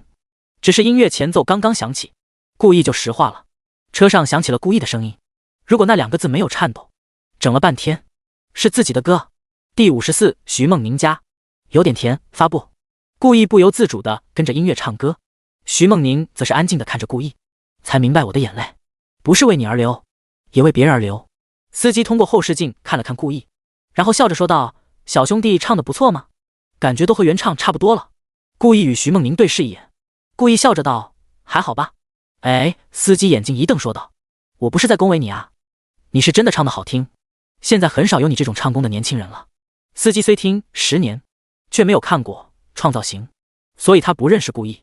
到了玉水湾后，顾意便下车边谢道：“司机大哥，谢谢了。”司机摆摆手：“不谢不谢。”谁知道顾意又道：“很荣幸你能喜欢我的音乐作品，大哥再见。”说完，顾意摆摆手，便牵着徐梦宁的手一起朝着玉水湾走去。只剩下司机一个人坐在那里发呆。自己刚才夸原唱唱得像原唱。顾意与徐梦宁刚到徐梦宁家的别墅门口，就看见一个威严的中年男人站在那里。顾意心中一惊，这个不认识。爸！徐梦宁笑嘻嘻地打了声招呼，顺带提醒顾意，这是徐梦宁的父亲徐志渊。顾意听徐梦宁说他的父亲一直在国外，很少回来，没想到难得回来一次，就被自己给遇上了。徐志渊对着徐梦宁微笑点点头，随后看向顾意，他的眼神立马变了，变得犀利，气势汹汹。顾意握紧了徐梦宁的手，大大方方喊道：“叔叔好，我是梦宁的男朋友。”徐志渊一直不说话，就盯着顾意的眼睛看。顾意能怕这个？舞台上被成千上万的人盯着看他都不怕，顾意也直勾勾地看回去。徐志渊面露意外之色，这小子莽啊，不错，应该能保护好自己的女儿。徐志渊，你拦着顾意干嘛？给我回来！李曼玉的吼声从屋内传来，直接吓了徐志渊一跳，他的气势顿时一泻千里。徐志渊无奈地摆摆手道：“嗨，进去进去。”顾意依旧温文尔雅笑着说道：“谢谢徐叔。”顾意心中了然，他已经完全不怕徐志渊了。从刚才那一幕中，他已经看出徐梦宁家谁地位最高了。接下来小秀一下。顾意牵着徐梦宁的手走了进去，李曼玉热情地招呼着顾意。至于还站在大雪中徐志渊，李曼玉看都没看一眼。此情此景，徐志渊只觉泪流满面，他感觉他在家里的地位又要低一个档次了。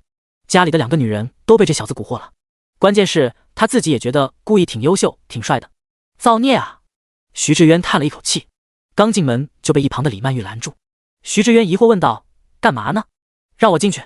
李曼玉从头到脚看了一遍徐志渊道：顾意我看上了，他就是我们家的女婿了，你不许为难他。好好好。徐志渊不想多说，已经哭死，他感觉自己已经裂开了，他成外人了。沙发上，徐志渊与顾意相对坐，2人谁也不服谁，就一直盯着对方。徐梦宁在一旁偷笑，李曼玉则是在厨房忙上忙下。虽然他们家里很有钱，但李曼玉还是喜欢自己做饭。这时候李曼玉喊道：志渊，帮我洗一下菜。听见这个声音，徐志渊还没动，顾意立马从沙发上弹起：我来，李姨我来帮你。卧槽！徐志渊瞬间懵逼，这小子好奸诈。接来下。徐志渊与徐梦宁一起呆了。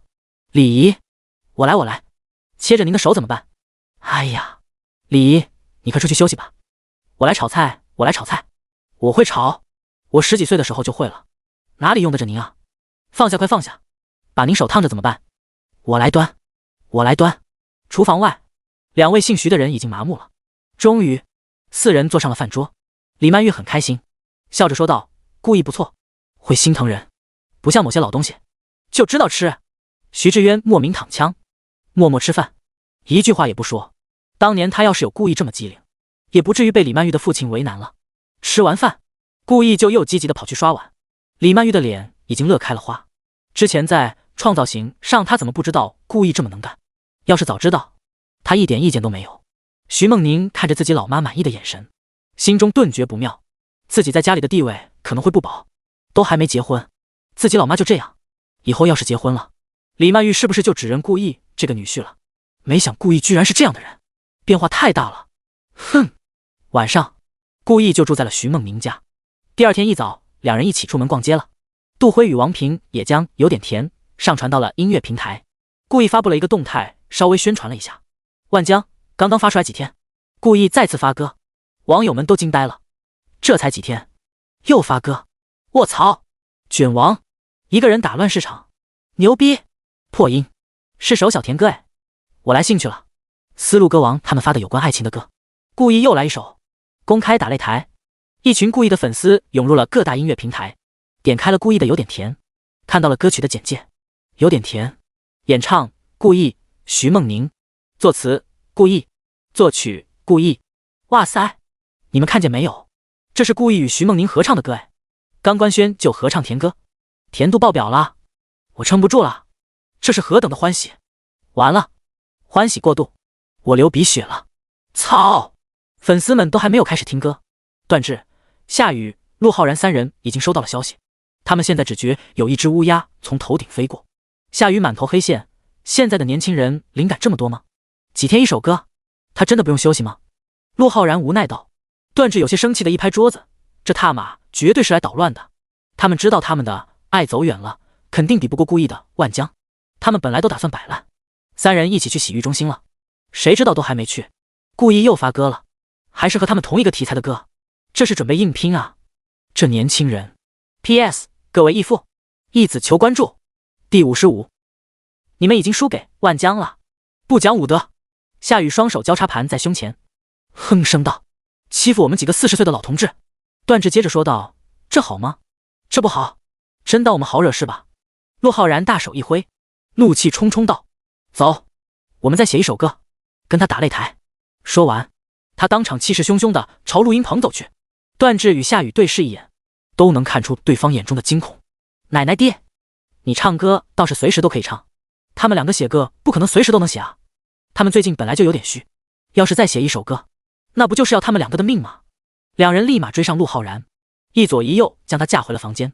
夏雨赶忙劝道：老陆，消消气，消消气。段志一只手架着陆浩然，将他往房间里拽，一只手拍着陆浩然的后背。陆哥，咱不和他们年轻人见识哦。陆浩然一边挣扎，一边大吼大叫道：你们别拦我，我们要报仇！哎呀，陆哥，君子报仇10年不晚。夏雨劝道：对，夏哥说的对，陆哥呀，咱们可是君子。段志道。陆浩然偷偷摸摸瞟了一眼2人，又看了看门外，感觉距离已经够了，他就站在了原地，挣开了两人的双手，整理了一下衣冠，随后咳嗽2声，大度道：“嗨嗨，那个呀，我觉得也是，咱不能跟年轻人一般见识。那个啥，君子报仇，10年不晚吗？”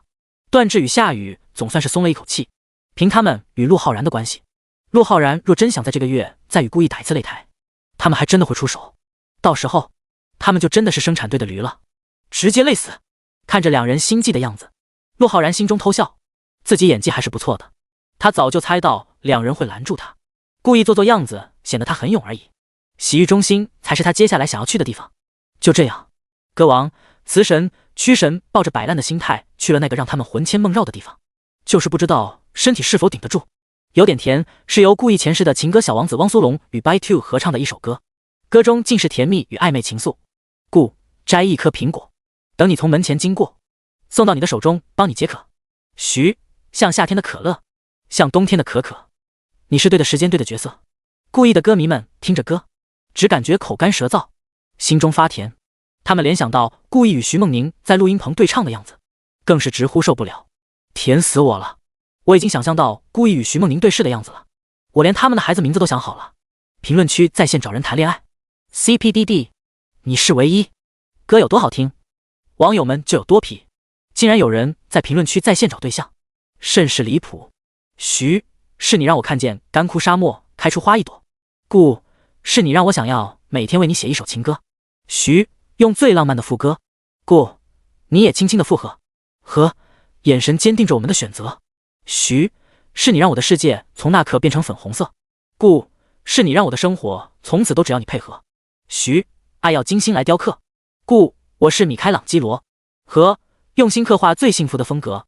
听完整首歌，粉丝们纷纷评论：兄弟们，作为一个单身狗的我居然听得嗷嗷叫。单身狗听完就和谈了一次恋爱一样，这首歌它太牛了。生活中需要甜和快乐，而不是精明的计算和利益情感买卖。听完这首歌，我就知道我再也没机会把故意拐到手了。有点甜刚发布几小时，就有人抓拍到了故意与徐梦宁一起逛街的画面，并且直接发在了网上。即使画面中的故意与徐梦宁戴着口罩，依旧被粉丝们认出来了。我真的笑死，故意这口罩戴得太不认真了，真的和歌词里一样呢，真的是一起过周末啊。这哪里是有点甜，是酷甜。刚刚发完甜歌就一起逛街，太欢喜了，我流血过多快要晕过去了，大家帮我联系一下救护。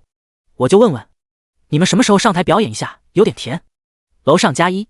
有点甜一出，就难免有人会拿这首歌与陆浩然的《爱走远了》对比。两首歌虽是同一个类型，却不是同一个题材，一个是爱情的欢喜，一个是爱情的悲伤。有些人更喜欢甜歌，有些人更喜欢伤感情歌。爱走远了的歌迷们依旧是那句话，数据代表一切。有点甜的歌迷们则是回怼道，你们已经输给万江了。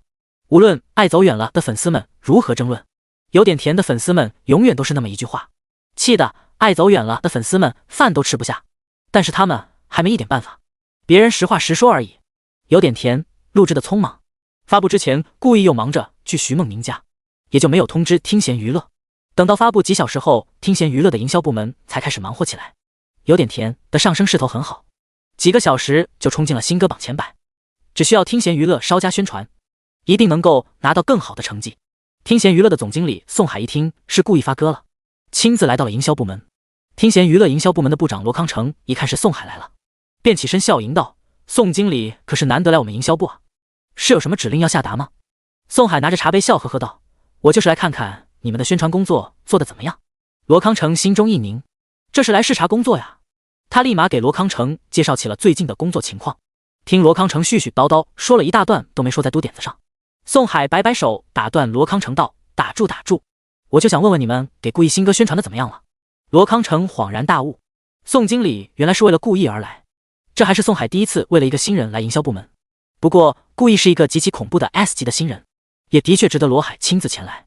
PS 这首歌太长了，也没什么剧情可写，怕你们说我水，也就截取了2段。第56两大公司的资源站，罗康成察言观色本领还是不错的，不然他也做不到这个位置上。自己上司想听什么，他自然就说什么。故意那首有点甜的宣传已经开始了，因为故意签的是 S 级合同，我们给的推荐资源也是 S 级的，不过故意发歌前并没有提前告知我们，所以我们暂时不能第一时间安排各大音乐平台的推荐位。当然，我们现在已经在与音乐平台方交涉，几个小时之后，企鹅、芒果2个音乐平台的首页推荐就会上架故意的有点甜。至于网易音乐，他们和华文娱乐那边签了长期合同，这个月他们只推陆浩然的《爱走远了》。宋海听后思索了一会儿，点点头。罗康城做事一如既往的稳健，网易平台他也了解，比起故意甜蜜的有点甜，网易平台更喜欢《爱走远了》这种伤感歌，他们的用户群体就是这样。听弦娱乐也没办法，音乐平台肯定是哪个更赚钱推荐那个。如罗康城所说，几个小时后，故意的有点甜的上了企鹅、芒果音乐平台的首页推荐，标题便是用时间去思念，爱情有点甜。2大平台之所以能够答应的那么爽快，主要是因为故意之前的所有歌曲都在他们平台取得了非常好的成绩，甚至有些歌现在都在热歌榜上，为他们带来了好多小钱。赚钱嘛，不寒碜，说上推荐就上推荐。除了2大音乐平台的首页推荐外，听弦娱乐还斥巨资在各大网络平台宣传起了故意的有点甜。顶尖娱乐公司的实力在此刻开始显露了出来。画面来到华文娱乐，听弦娱乐那铺天盖地的宣传，他们已经感受到了，有的甜的热度开始不断攀升，说不定要不了几天就能超越他们公司的《爱走远了》。自从故意出道加入听弦娱乐的后，华文娱乐的总经理周长就明白了为什么之前打压故意的事总是那么不顺利，原来是听弦娱乐出了问题，有内鬼还怎么玩？他最近好不容易逮到故意发歌，本想拿捏一下故意与听弦娱乐，谁知道官方又跑出来横插一脚。面对官方，他与华文娱乐那是一点脾气都没有，本来他们都已经准备好认栽了，故意又发歌了，听弦娱乐还这么大力度的宣传，这是想2首歌都把他们华文娱乐的歌抄了呀？这不是啪啪打他们华文娱乐的脸吗？周长完全是受不了这种气，他立马打电话给段志。电话接通，段志有些虚的声音与一些奇奇怪怪的声音同时响起。干啥呀，老周？你这打电话太不会挑时间了吧？周长，他在考虑要不要等段志完事了再说。段志这位曲神啥都好，就是爱去洗浴中心，去就去吧，还要带坏词神夏雨和歌王陆浩然。想了想，周长还是说道，公司准备大力宣传你们的《爱走远了》，希望你们能够配合公司宣传一下。段志不耐烦的声音响起，想咋宣传咋宣传，反正我们的账号也是公司在运营，你们直接发帖不就行了？段志对周长说的话根本提不起一丝兴趣，他和夏雨、陆浩然都已经开始摆烂了。听到段志那毫无积极性的发言，周长挂断电话后又气得掰断了一支钢笔。操，都被抓了一次了，还不长记性，就他妈没有一个省心的东西。周长突然感觉有些寂寞，整个华文娱乐好像只有他在努力战斗，那就比谁的宣传资源多了。周长一句话后，整个华文娱乐对《爱走远了》的大幅度宣传也开始了，双方打的就是资源战。2大公司这种铺天盖地的宣传影响太大了，就连不明真相的路人都发现了问题。热搜上，只要故意的有点甜霸占一条，陆浩然的《爱走远了》就会霸占一条，只要有爱走远了的地方，就会有点甜。有人专门开了个帖子讨论，标题叫不知道大家发现没有，听弦娱乐与华文娱乐好像在争榜啊。已经发现了好吧，太鸡儿吓人了，不知道2家这次得花多少钱，至少几千万得有了吧。抖音、微博、贴吧等等 App 上都有这2首歌的推荐，恐怖如斯。这榜1真的值得这么花钱吗？楼上，这不是榜1，榜1万将已经稳了，他们在争榜2呢，那就更没必要了。3个音乐平台的榜2的确不值得2家公司花这么多钱，但是到了这种地步，已经不是榜2榜3的问题了，而是面子问题了。同为4大顶尖娱乐公司，谁也不想输给谁，特别是华文娱乐，他们那首歌可是曲神词神加歌王合作的歌曲，输了更加不好看。当然，可能歌曲的原作者都没这种想法，2家娱乐公司实力对等，打来打去资源都是一样的，最终排名还是得看歌曲的质量。故意得知这些消息后还是很自信的，不仅是有点甜，故意拿出所有的首歌都是经受过市场考验的，在能不能火这一件事上，故意从来不做考虑，他只需要静候佳音便好。事实也是如此，相比于有点甜，爱走远了的质量的确要逊色一筹。这首歌毕竟是段志等人赶时间写出来的作品，在细节上肯定会有一些瑕疵。榜单上，故意的有点甜人气极度逼近爱走远了，2首歌相差仅1万人气。PS 那个番茄人气王比赛俺提前宣布失败了，输的字数太少了，太吃亏了。不过也得感谢大家的努力，人气现在1500，咱们就算2000，也就是说我需要加更2。第57，你们不开心，我才能开心。听弦娱乐的营销部门内，罗康成与几位成员一起围在电脑前，看着有点甜的实时数据，一群人聊得热火朝天。快了，就差1万了，刷新，快点刷新啊！手速太慢了呀，兄弟！9000、3000，卧槽！快再刷新一次！在众人的催促下，一位营销部门成员再次按下了鼠标，排名数据再次刷新。第2名，爱走远了，陆浩然，2375.2W 热度。第3名，有点甜，故意，徐梦宁，2375.19W 热度。看见这个数据，众人直接欢呼了起来，赢了！好久没有干掉华文娱乐的歌了，爽！已经没有再次刷新的必要了。凭借他们多年以来的工作经验，他们知道有点甜已经赢了。罗康成有些不放心的亲自拿起鼠标再次一点。第2名，有点甜。第3名，爱走远了。罗康成面露喜色，大手一挥道：兄弟们，今天下班火锅店走起，我请客，部长万岁！有点甜万岁！故意牛逼 ，nice！ 又能白嫖部长了。听弦娱乐营销部门这边的人有多开心，华文娱乐营销部门的人就被骂得有多惨。你们干什么吃的？我们的歌比听弦娱乐的歌早几天发布都输了。周长此时正指着营销部门的人破口大骂，花了那么多钱，就这个结果，我要你们还有什么用？对于周长这些话，华文娱乐的人只能捏着鼻子认了。他们总不能跑过去说是自己公司的歌不行吧？到时候说不定还会被骂得更惨。那可是公司曲神、词神写的歌，就算再不行也是他们的锅。骂完手下的员工后，周长与秘书一起回了办公室。周长问自己秘书道：通知段曲神他们没有？已经通知了。秘书战战兢兢的点头道：只不过那边还没有回信。他妈的！周长又爆了粗口，真的就只有他关心这件事。他现在火气真的很大。段志3人其实都已经看见消息了，已读不回，就是任性。这么多年下来，他们早就了解了周长睚眦必报的性格。华文娱乐被听弦娱乐压了一头，周长肯定想压回去，到时候累的是谁？还不是他们3，不是他们2个。陆浩然排除在外，因为最近有点虚，所以他们打算2个月后再与故意一战。有点甜与爱走远了的大战落下帷幕，粉丝们也宣布故意胜利。有点甜牛逼，第2了，故意 YYDS， 他的甜歌一如既往的好听，希望故意以后再也不要写修炼爱情那种让人泪崩的歌了。甜歌多好啊！作为一位资深的网络摸鱼达人，故意已经看完了这些粉丝的评论，他满含深意的笑了笑，自己写什么歌可不是你们说了算的，甜过之后就得让你们好好哭一哭，哭出来了就舒服了。故意有些恶趣味的想到，你们不哭我怎么快乐啊？现在已经过了正月15的元宵节，故意工作室的所有员工都开始正常上班。远在蜀州的杨磊接下来也将常驻故意的工作室。杨磊与故意、徐梦宁、陈晨3人一样，都是大3的在校生，不过以几人现在在歌手圈的成就，已经可以提前毕业了，学校已经教不了几人什么了。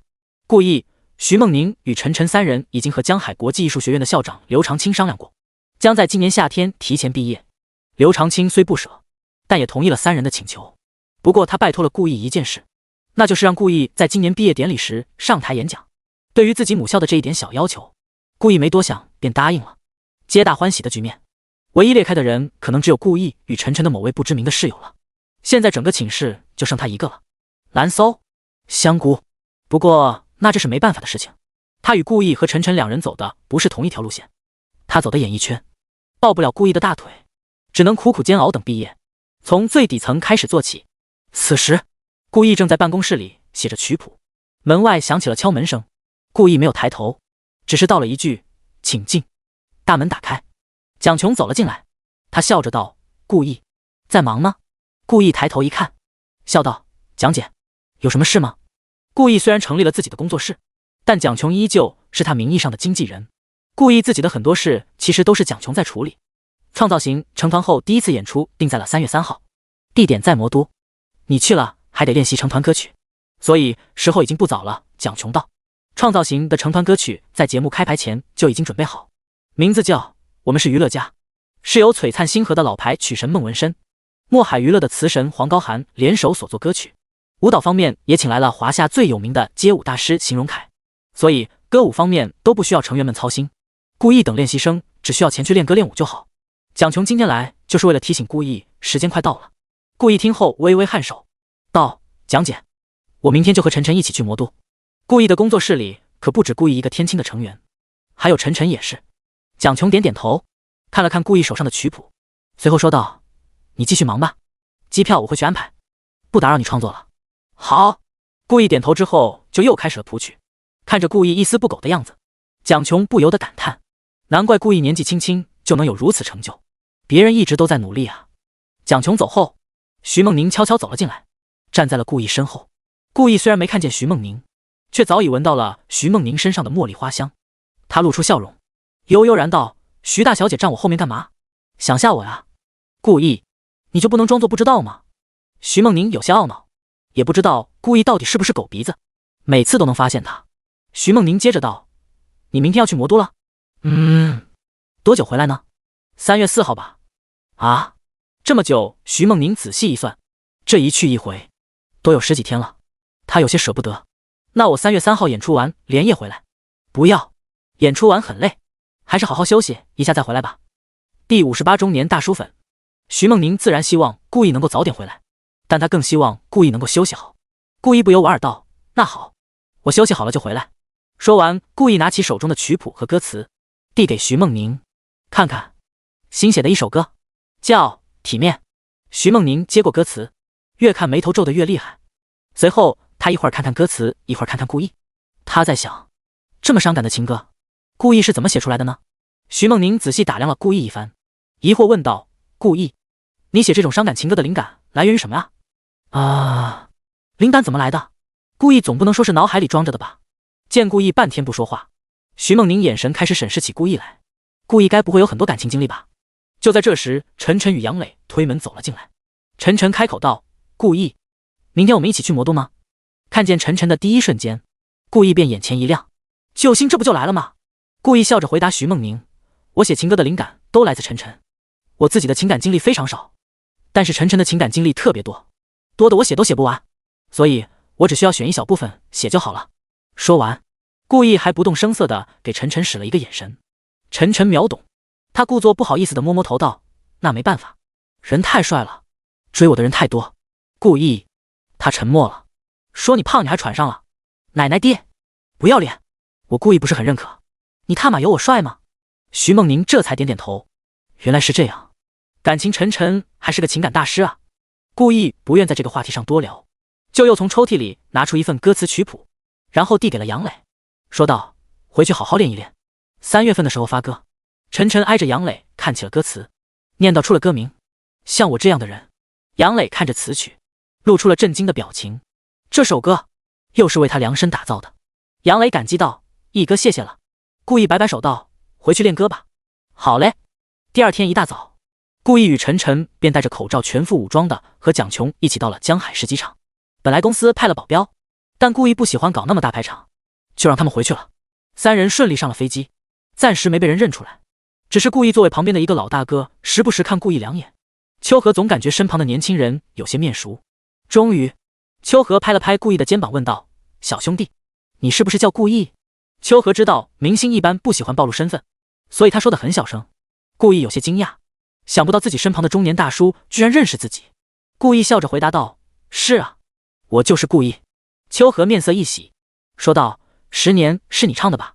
唱得很好。”顾毅微微点头道：“谢谢。”秋荷支支吾吾了半天说道：“顾毅小兄弟，能帮我一个忙吗？”“什么忙？”“我一个朋友的女儿很喜欢你，我想问要个签名。”“当然可以，谢谢谢谢。”秋荷连道几声谢，然后从背包里拿出了一本相册，相册封面就是顾毅的照片，那是创造型官方发行的有关顾毅的限量相册集，里面都是顾毅在创造型中的超清照片。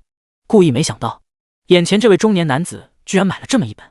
秋荷双手将相册集递到顾毅手上道：“麻烦了。”顾毅笑着接过，边签名边问道：“你那个朋友和你关系很好吧？”秋荷顿了2秒，似在回忆，随后笑着说道：“是啊，关系很好，他是我最爱的人，他现在已经放下了，没有什么是不能说的。”他又道：“只是他已经结婚了。”顾毅有些错愕地看着秋荷，没想到眼前的大叔身上还带着这样的故事。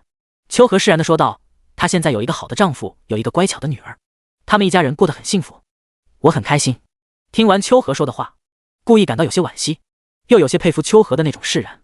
他将签好名的相册集还给了秋荷，笑着道：“挺好的，希望你以后能遇见更好的人。”更好的人？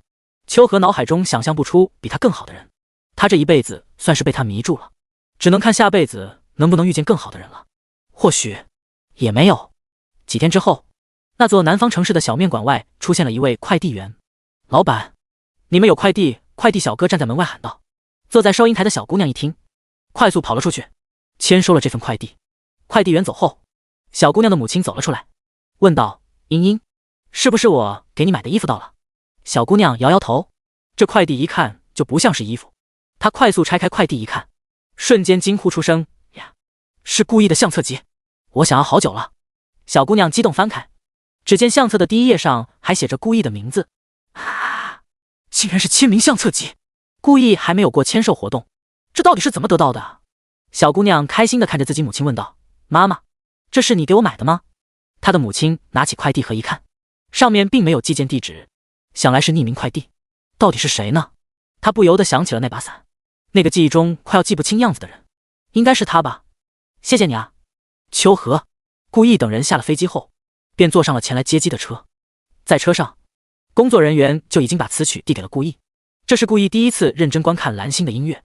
不得不说的是，创作人不愧是蓝星的老牌词神曲神。这首歌即使拿到顾意前世，也是一首超高质量的歌曲。看来无论世界的发展轨迹是否一样，顶尖的人才永远是顶尖的。第59亿遍就会。不等顾意仔细研究歌曲，几人便已经到了目的地。下了车，走进去后，顾意才发现除了自己与晨晨，其他人全都到了。顾意有些不好意思地说道：“看来我来晚了，抱歉啊，各位。”众成员纷纷摇头。沈子明笑着说道：“其实我们也才来了一会儿。”林毅也说道：“确实，我们也才来了几分钟而已。”他们不像顾意有那么高的自由度，来早一点也很正常。这时候任天辰像是想起了什么，对着顾意竖起大拇指，笑着道：“顾意你太牛了，前几天居然把词神曲神都干掉了，一个字盲。”他这么一说，众成员接连感叹，别人顾意一出道就力压曲神词神加歌王，他们一出道就和没出道一样，真是人比人气死人。沈子明这时候走到顾意身旁，悄咪咪问道：“顾意，你俩什么时候结婚？”顾意白了沈子明一眼，不想搭理沈子明。沈子明是真的八卦啊，自己与徐梦宁还没在一起时，他就觉得自己徐梦宁在一起了，现在自己与徐梦宁在一起了，沈子明又开始问什么时候结婚了，是不是结婚了，他就该问什么时候生二胎了。众人小聚一餐后，便回到基地。璀璨星河的曲神孟文深与墨海娱乐的词神黄高寒也在此时来到了基地。两人前脚刚到，街舞大师邢荣凯后脚也到了，他们将指导练习生们练习歌舞。词神孟文深与曲神黄高寒在看见顾意的时候都客客气气地打了招呼，他们没有端着前辈的架子，毕竟在他们看来，顾意未来可能是和他们一个级别的人物，还未出道就写出了《青花瓷》与《消愁》，出道后更是1个月内用2首歌力压另外2位词神曲神。段志与夏雨虽然是新晋曲神词神，但是就算让他俩出手，他俩也不一定能够力压段志与夏雨，只能说顾意的潜力实在是太可怕了。街舞大师邢荣凯倒是没有这方面的顾忌，毕竟他都看见过顾意在创造型上面跳过舞，顾意完全是靠着神一般词曲创作能力与顶尖的唱功拿下 C 位的。想到这里，邢荣凯叹了一口气，说不定顾意会是最难指导的一个成员啊。只不过很可惜，结果与邢荣凯想的完全不一样。看着眼前动作无比连贯潇洒的顾意，他的下巴都差点掉下来了。1遍，顾意就踏马看他跳了1遍，就完全会了，甚至还优化了其中的一些动作。离大谱！邢荣凯此时都在怀疑，到底自己是街舞大师，还是顾意是街舞大师。众成员也懵了，卧槽，这还是人吗？啊，离谱！歌写的那么好，唱的那么好，跳舞也跳得那么好，我死了算了！锤子哦！这么离谱！沈子明惊讶的方言都说了出来。邢荣凯嘴巴打结似的道了一句：“妖孽啊！”从这之后，顾意就不需要和众练习生一起训练了，不为什么，就是怕故意打击到他们。第60，资本造就了才华。几天之后，有关天青成团后初次表演的消息就在微博发布了，关于这次表演的歌曲的简介也放了上去。我们是娱乐家。演唱天青，作曲孟文深，作词黄高涵，编舞邢荣凯、顾毅。最后一条是街舞大师邢荣凯主动要求加上去的，故意帮他优化了其中的一些动作，使整个街舞风格显得更加的流畅且有力。所以邢荣凯让人把顾毅的名字也加了上去。期待了好久，终于要开始了。孟文深和黄高涵这两个不同公司的曲神词神居然联合作曲，活久见啊！强联合，1+1大于2。编舞也请来了邢荣凯大神，牛批！为什么顾毅也在编舞那一栏里？顾毅还会跳舞？网友们仔细回想顾毅在创造型的所有表演，发现顾毅根本没有跳过舞。不对劲啊，顾毅不会跳舞吧？一个作曲系的学生还会跳舞？跳舞就算了，还会编舞？他哪来那么多时间？大多数网友们难以置信，他们觉得顾毅不应该会跳舞。这件事开始在网络上发酵，一位著名大 V 等你走来君公开发文说了这件事，标题叫做细数偶像明星圈怪象。等你走来君，众所周知，偶像明星最喜欢做的事便是立人设，立人设能给他们带来一大批流量。今天我们就来说说一位新生的立人设偶像明星，大家应该都听过他的名字，他就是刚选秀出道不久却红极一时的顾毅。最近天青男团初次表演的歌曲公布了，想必大家都看到了，但我却发现了一个很不合理的地方。为什么编舞那一栏会有顾毅的名字，还与街舞大师邢荣凯并列？邢荣凯是谁？蓝星街舞全球大赛季军，世界第3。看过创造型的朋友应该都知道，顾毅从来没有跳过舞，他根本就不会跳舞。那么顾毅何德何能和邢荣凯大师并列？说到这里，我们就不得不说说顾毅背后的听贤娱乐了。听贤娱乐背靠听贤集团，是国内4大顶尖娱乐公司之一，而街舞大师邢荣凯年轻时候便是听贤娱乐的艺人，只是后来合同到期便离开了听贤娱乐，建立了自己的公司。我想听贤娱乐花点钱，利用这一点关系给顾毅立个人设，镀个金应该没问题吧。想到这里，我们有理由怀疑顾毅所谓的原创歌手是不是也是这样来的？才华对抗资本，呵呵，有没有可能说资本造就才华？看完博主的文，我陷入了沉思。我虽然是顾毅的粉丝，但我觉得他和杨磊一样不会跳舞，这件事还是过分了。别听这营销号瞎扯。邢荣凯是什么人？顾毅要没真本事，邢荣凯能同意吗？楼上那可不一定。你要知道听贤娱乐有多么庞大，说不定可以威逼利诱呢。就是，世界上从来不缺乏阴谋论者。网友们开始借着等你走来君的发言猜测了起来。顾毅原创歌手，呵呵，不过是背后资源丰富罢了。资本造就了才华，创造型真正的幕后主使。听贤娱乐，顾毅人设崩塌，笑死！也不知道听贤娱乐的那几位曲神词神在帮顾毅代笔，6666，原来我们都被骗了呀！兄弟姐妹们，大可不必如此，这完全就是谣言。我还是相信顾毅，他的歌曲都能让人感同身受。我反正是不相信了。网络上的风向开始往一边倒，听贤娱乐的高层也注意到了。宋海向听贤娱乐的董事长何建国汇报了这件事，何建国抱着茶杯陷入了沉思。他倒是希望顾毅是他一手扶起来的，但是他做不到啊。让曲神词神代笔，他亲自去那些人都不一定会理他，包括听贤娱乐的曲神词神。到了曲神词神这一地位的人，怎么可能帮别人代笔？那根本就是在侮辱他们。而且就现阶段来看，曲神词神的价值是比顾毅高的。吃力不讨好的事让他何建国干，真把他何建国当小丑了。当然，何建国最关注的点不是这个，而是我真的有网络上说的那么厉害吗？何建国思考良久之后道：宋海，您这是什么关注点？现在应该想想怎么处理这件事啊。宋海想了想说道：何董，其实我感觉这背后有其他娱乐公司的人在捣鬼。哦，你说说看。宋海说出了自己的猜想，大致就是其他娱乐公司不愿看见听贤娱乐再拥有一位年轻的词神曲神，想通过舆论毁掉顾毅。何建国手指敲击桌面道：这时候宋海又道：何董，要不我们问问当事人的想法？可以。远在魔都的顾毅接到了来自听贤娱乐的电话，宋海将网络上的事情都告诉了顾毅，想问问顾毅的看法。宋海明确表示，如果顾毅想要冷处理，听贤娱乐就会立马花钱压热搜。顾毅若是想用其他方式处理，听贤娱乐也会全力辅助。顾毅听完之后笑了笑说道：跳梁小丑而已。宋经理，这件事我自己来处理吧，先让他们嚣张一会儿，硬头痛击才更有意思。不过到时候还需要公司帮忙宣传一下。顾意早就知道了这件事，也做好了应对的准备。何建国在旁听完过后，哈哈大笑道：“放心，公司会给你包括金钱在内的一切支持，放心大胆去干。网上不是说我听贤娱乐多么厉害吗？那咱们就厉害一次看看。”何建国可不是什么软弱的人，他就是拿钱砸也要把人砸死，特别是那个等你走来君。顾意听见是何建国的声音，笑着道：“那就谢谢何董事长了。”挂断电话，顾意眼中也有了几分火气，一而再再而三的用这种手段，他已经烦不胜烦了。这次最好能一劳永逸，把该进去的人全送进去。PS 还有第61 MV 发布，谁说顾意不会跳舞？网友们等了几天，发现发生了这么大的事，顾意与听贤娱乐竟然都没有动作，再不济发个声明也行。这也使得等你走来君越发嚣张了起来。等你走来君，呵呵，看来被我说中了。某些人连反驳都不敢反驳一句。确实哦，顾意和听贤娱乐明显怂了。支持博主，冲冲冲！博主实乃正义之士，情况愈演愈烈。某位曾经的创造型成员也站了出来。萧炎瑞想了很久，我还是决定承认一件事，否则我的良心过不去。那就是我萧炎瑞在创造型上面的所有歌曲都是由公司提供，我并不是一个原创歌手，很抱歉欺骗了大家，我只是一个普普通通的练习生，我不会作词作曲。我想顾意也和我差不多吧。看见萧炎瑞的消息，网友们傻了，自爆了。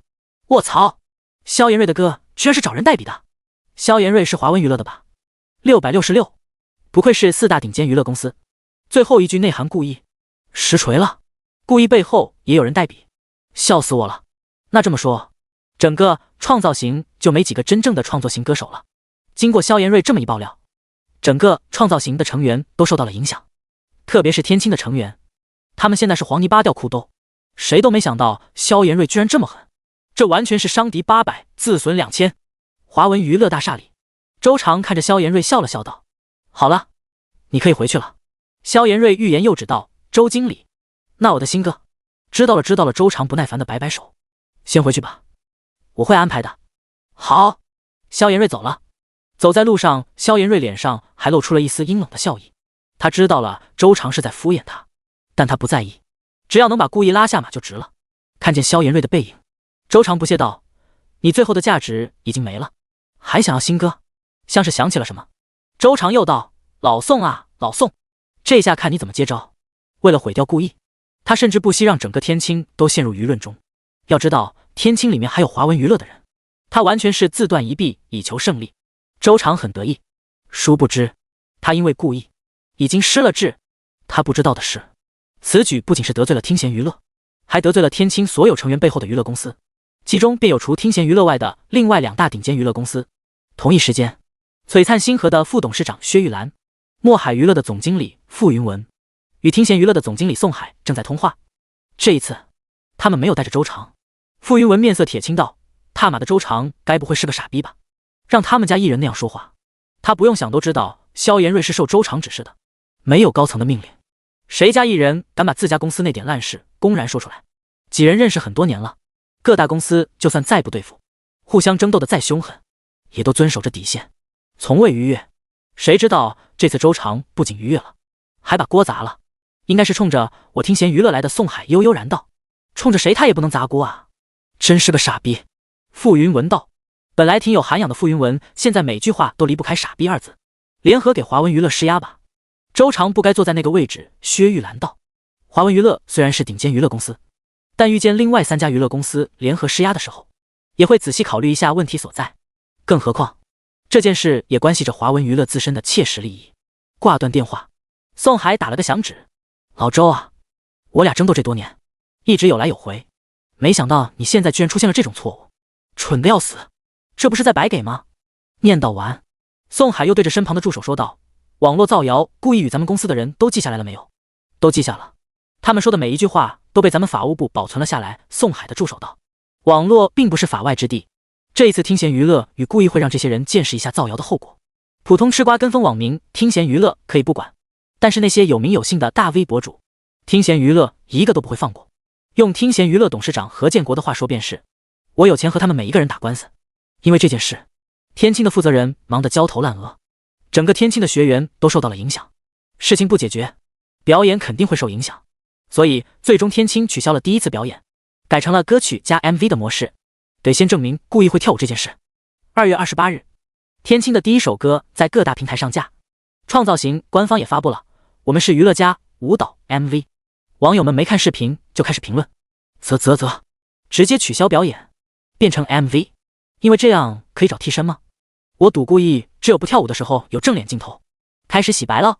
然而当他们点进视频，看着几人边唱歌边跳舞时，他们懵了，全程正面录制，故意每一分每一秒都在镜头里，而且故意的动作流畅的离谱。此时此刻，忍耐了许久的故意粉丝终于可以扬眉吐气，开始反击了。那个说的故意不会跳舞，他妈的站出来！替身？去哪里找一个一模一样的替身？那些狗叫的人呢？出来质疑啊！那个叫什么等你走来君博主，自觉过来道歉好吧？道歉有个屁用，他那是造谣。送进去，监狱里面 WiFi 说不定很好。等你走来君立马发文反驳，等你走来君会跳等于会编舞，笑死！故意会跳舞，更加证明了他就是听弦娱乐从头培育出来的，不然一个作曲系的大学生哪会这些？角度刁钻666，我很赞同这个说法啊，未知全貌不予置评，懂不懂啊？我算是发现了，这傻逼就是出来杠的，说啥他都不听。噗！我想起了一件事，这个等你走来君以前好像是专门翻唱别人歌曲的，翻唱的难听不说，还天天吹牛说他已经超越原唱，也不知道他是不是极度故意的才华与唱功，才会专门出来杠。第62，努力给诸位增加几年牢狱时光。天青的 MV 发布后，邢荣凯也在此时发布了一个动态。邢荣凯，故意是我见过天赋最可怕的一个年轻人。天青官方也乘胜追击，又放出了拍摄前的花絮视频。视频从9位天青成员到刚下飞机时开始录制，一直到 MV 发布，故意与团内成员一起练歌练舞，以及故意邢荣凯讨论舞蹈动作的过程都被录制了下来。本来这个视频拍摄的目的是为了剪辑一部分有趣的视频当做纪念，没想到却成了反击留言的武器。为了不受质疑，天青还放出了完全没有剪辑的录制视频，造谣的人自己来看看好吧。故意这是真的在和邢荣凯大师讨论，不好意思，故意真的会编舞，这叫做深藏不露，视频都是剪辑的，鬼知道是真是假。楼上眼睛不用就捐了，没看见旁边还有长的一段视频吗？上百个小时，你要不挨着看看到底是真是假？黑子没话说了吧？当天青放出完整视频的时候，一切质疑都成了空谈，一些网友吃瓜全靠跟风，当他们感觉自己处于劣势之后，他们立马转变了阵营。我早就知道故意会编舞了，我那是打入敌军内部，我也是。礼貌你吗？事实摆在面前的时候，所有留言都成了笑话。等你走来君的评论区在第一时间被冲烂了，造谣真的死 M。 来，你再杠一个给我看看。孤儿啊兄弟，收了谁的钱啊？这么黑故意。等你走来君本名叫做蔡鹏，他此时正在自家的别墅里，他的工作就是替金主爸爸在网上给别人泼脏水。这些年来，他靠着这个工作赚得盆满钵满，达到了人生巅峰。看着微博上网友们义愤填膺的评论，蔡鹏不屑地笑了笑。他以前污蔑过的艺人多了去了，就算最终反转了又能怎样？发个文道个歉，这个事情就算是过去了。这次也一样，蔡鹏的双手轻车熟路地在键盘上敲击，编写着真诚的道歉文案。叮叮，有人按响了蔡鹏家的门铃。蔡鹏不耐烦地停下双手，起身走去开门。谁啊？来的真不是时。看见门外来人，蔡鹏趾高气扬的声音顿时一泄。几位警察与一位身着正装的律师一起站在门外，其中一位警察严肃问道：你叫什么名字？蔡鹏。蔡鹏双腿不断颤抖，结结巴巴道：警察同志，你们找我有什么事吗？干他这一行的，看见警察就是容易紧张，做贼心虚，那就没问题了。蔡鹏，你涉嫌诽谤罪、损害商业信誉罪以及污蔑个人名誉等罪行，且证据确凿，跟我们走一趟吧。一位警察道：我没有。警察同志，我没有。蔡鹏双眼圆瞪，慌忙否认。他已经知道警察为什么来了。看着蔡鹏慌张的样子，于泽鄙夷地笑了笑。他是听弦娱乐法务部的人，这次来这里就是为了在现实中通过法律途径解决那些给故意制造麻烦的人。于泽耻笑道：这可不是你说了算的，做了就得承担后果。我们听弦娱乐的艺人，可不是你想污蔑就能污蔑的。于泽靠近蔡鹏，双眼直勾勾地看着他，又道：你说是吧？等你走来君，听见这个名字，蔡鹏双腿一软，直接瘫倒在了地上。他指着余泽疯狂喊道：“警察同志，他在诽谤我！他在诽谤我呀！你们千万不要相信他！”几位警察对视一眼，直接上前将蔡鹏架起。蔡鹏口中唾沫横飞：“你们凭什么抓我？就因为那个故意？我要请律师，你们和我律师谈。凭什么？以前他那样污蔑其他艺人，都没有出事，这次不就是污蔑了一个小小的故意，就要遭受如此灭顶之灾？到底凭什么？”蔡鹏心中不甘，但他终究还是被拉上了警车。余泽看着蔡鹏的背影，不屑摇了摇头：“凭什么？凭你惹到我们了。律师，江海必胜客听过没有？说的就是听贤娱乐法务部。”眼看警车已经走远，余泽十分热心地帮蔡鹏关上家门，然后优雅地坐上了自己的专车。接下来，他会努力给蔡先生延长几年牢狱时光，让蔡先生爱上那个地方。网友们等了半天，发现等你走来君还没有回应，就当他们以为等你走来君准备装死的时候，听贤娱乐官方发布消息了。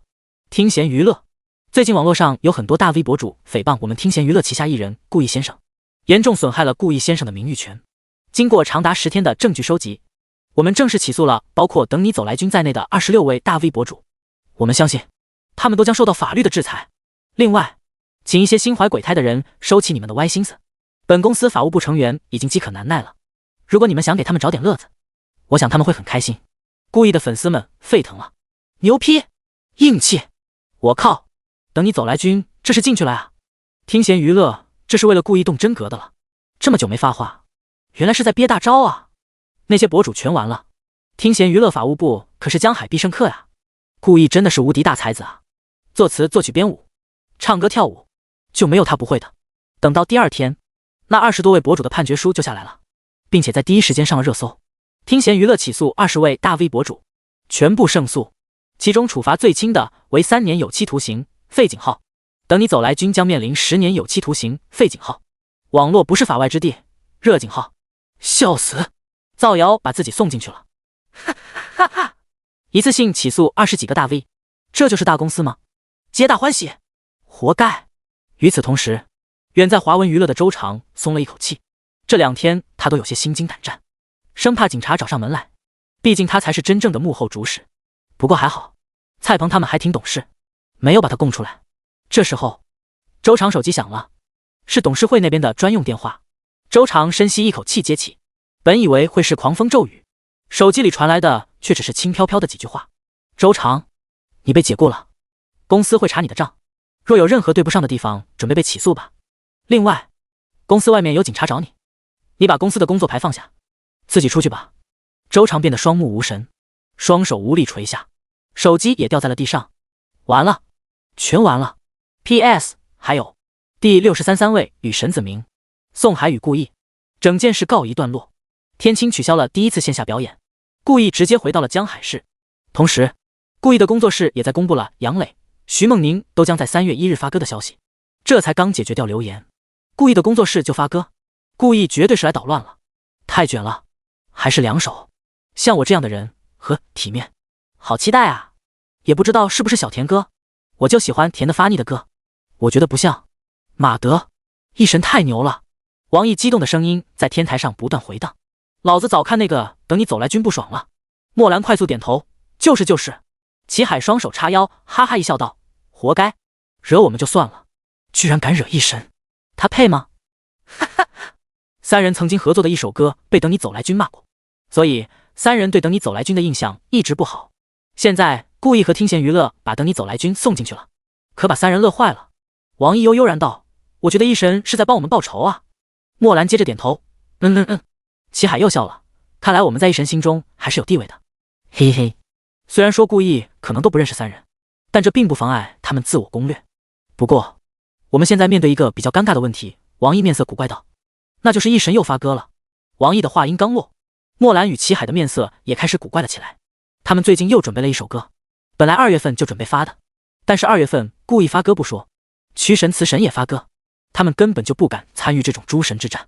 而且他们之前说过，只要故意发歌，他们就不发歌，所以他们就将这首歌延期到了3月。谁知道3月故意又发歌了，虽然不是故意演唱的，但故意歌曲的质量和故意工作室那些年轻人的实力，他们是有目共睹的。莫兰语气低迷了许多：“是啊，一神又发歌了。齐海大吼一声道：“兄弟们别气馁，我们4月份再发。”王毅与墨兰默默地给齐海点了个赞，阔矣。三人下了天台，发现迎面走来一个年轻人，定睛一看，卧槽，这个人他们认识。几分钟后，沈子明莫名其妙地看着把自己包围的3位公司前辈。沈子明疑惑道：“前辈们，找我有什么事吗？”王毅将手放在嘴前，咳嗽2声说道：“那个沈兄啊，你知不知道一神什么时候休息不发歌呀？”一神？沈子明有些懵，不过立马反应了过来：“你们说的是故意吗？”三人连连点头，然后一脸期待地看着沈子明。我也不知道啊。沈子明有些尴尬道。嗨，三人一起叹了一口气。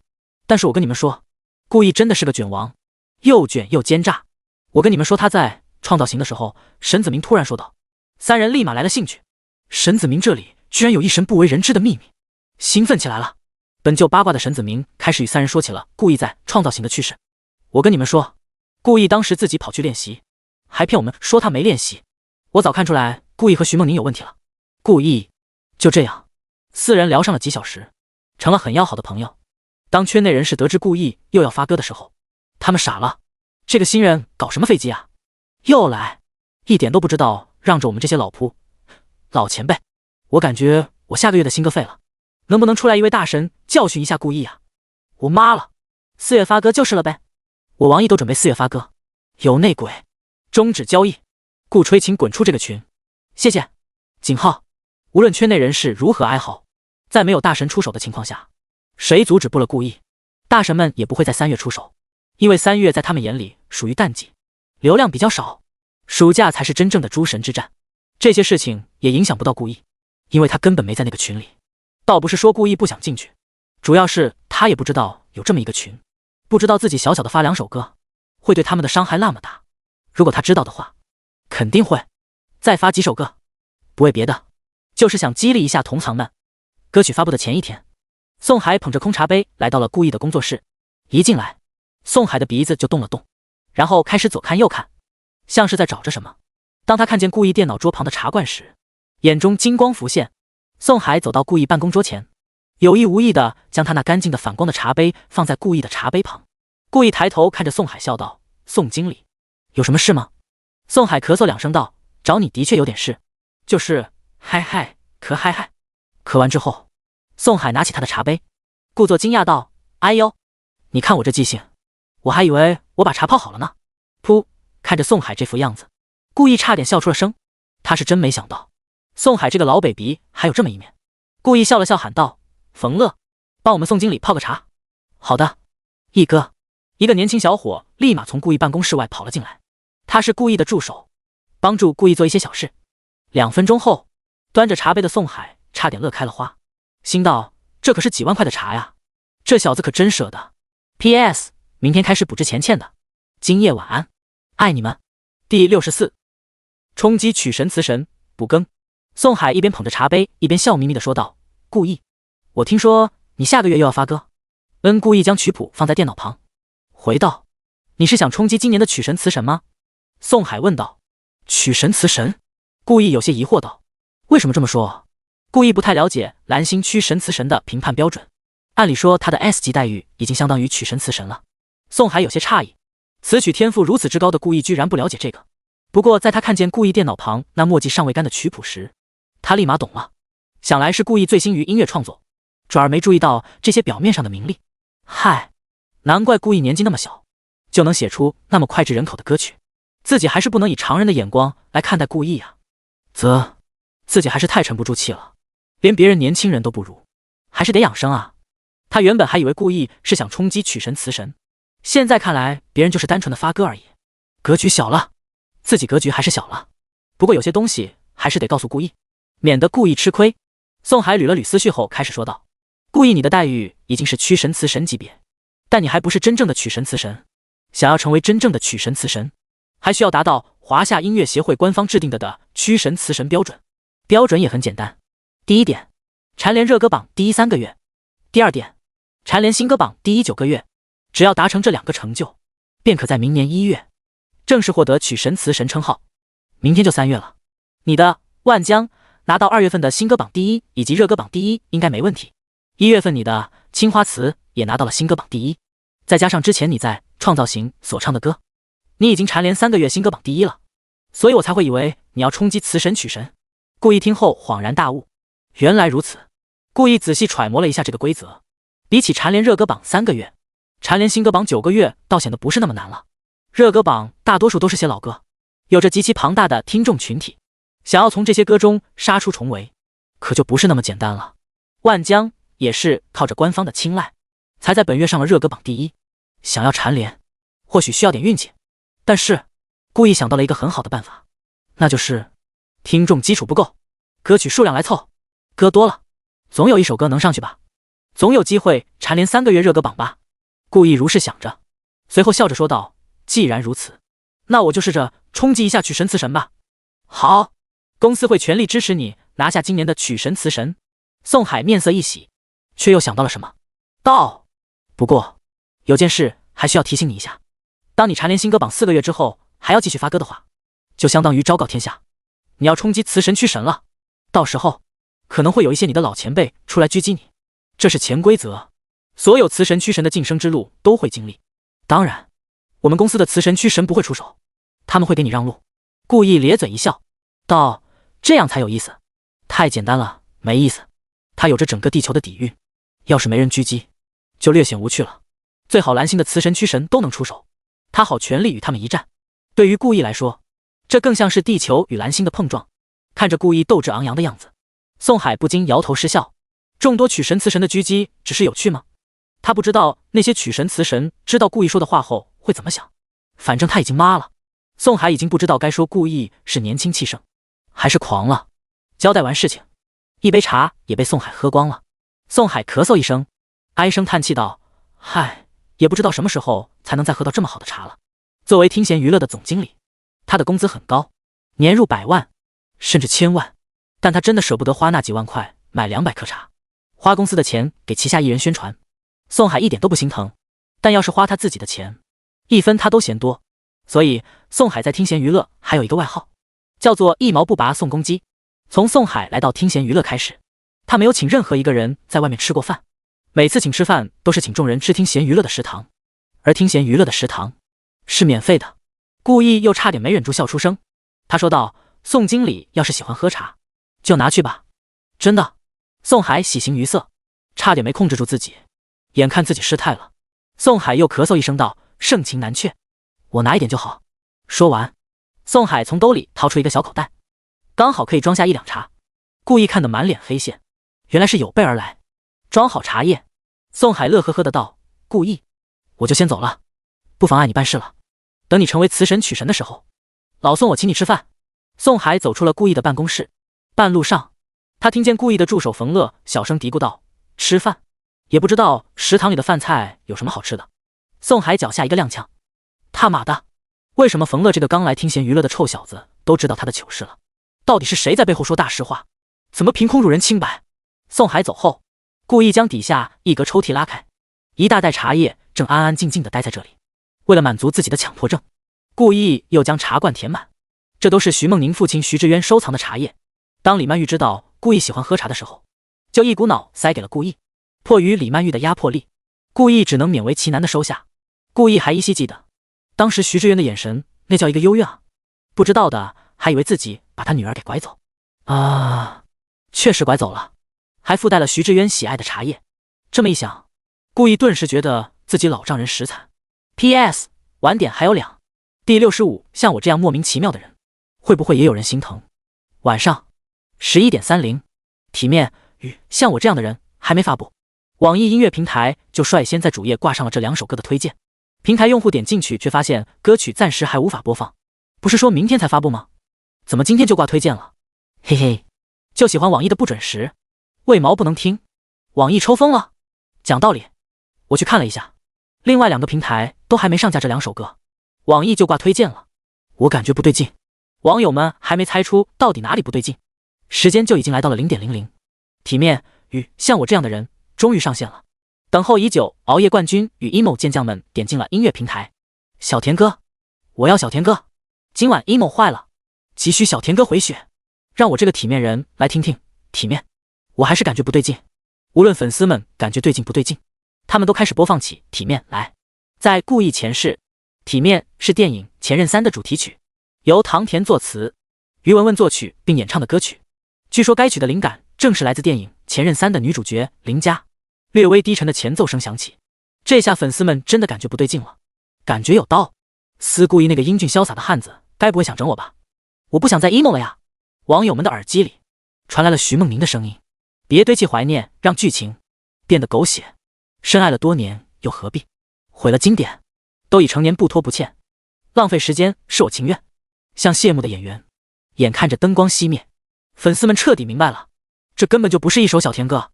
歌曲的旋律委婉动听，伤感且带着洒脱，韵味十足，道出了失恋者对失去爱情感到遗憾心酸，却不得已要洒脱放手的心声，很容易引起听众的情感共鸣。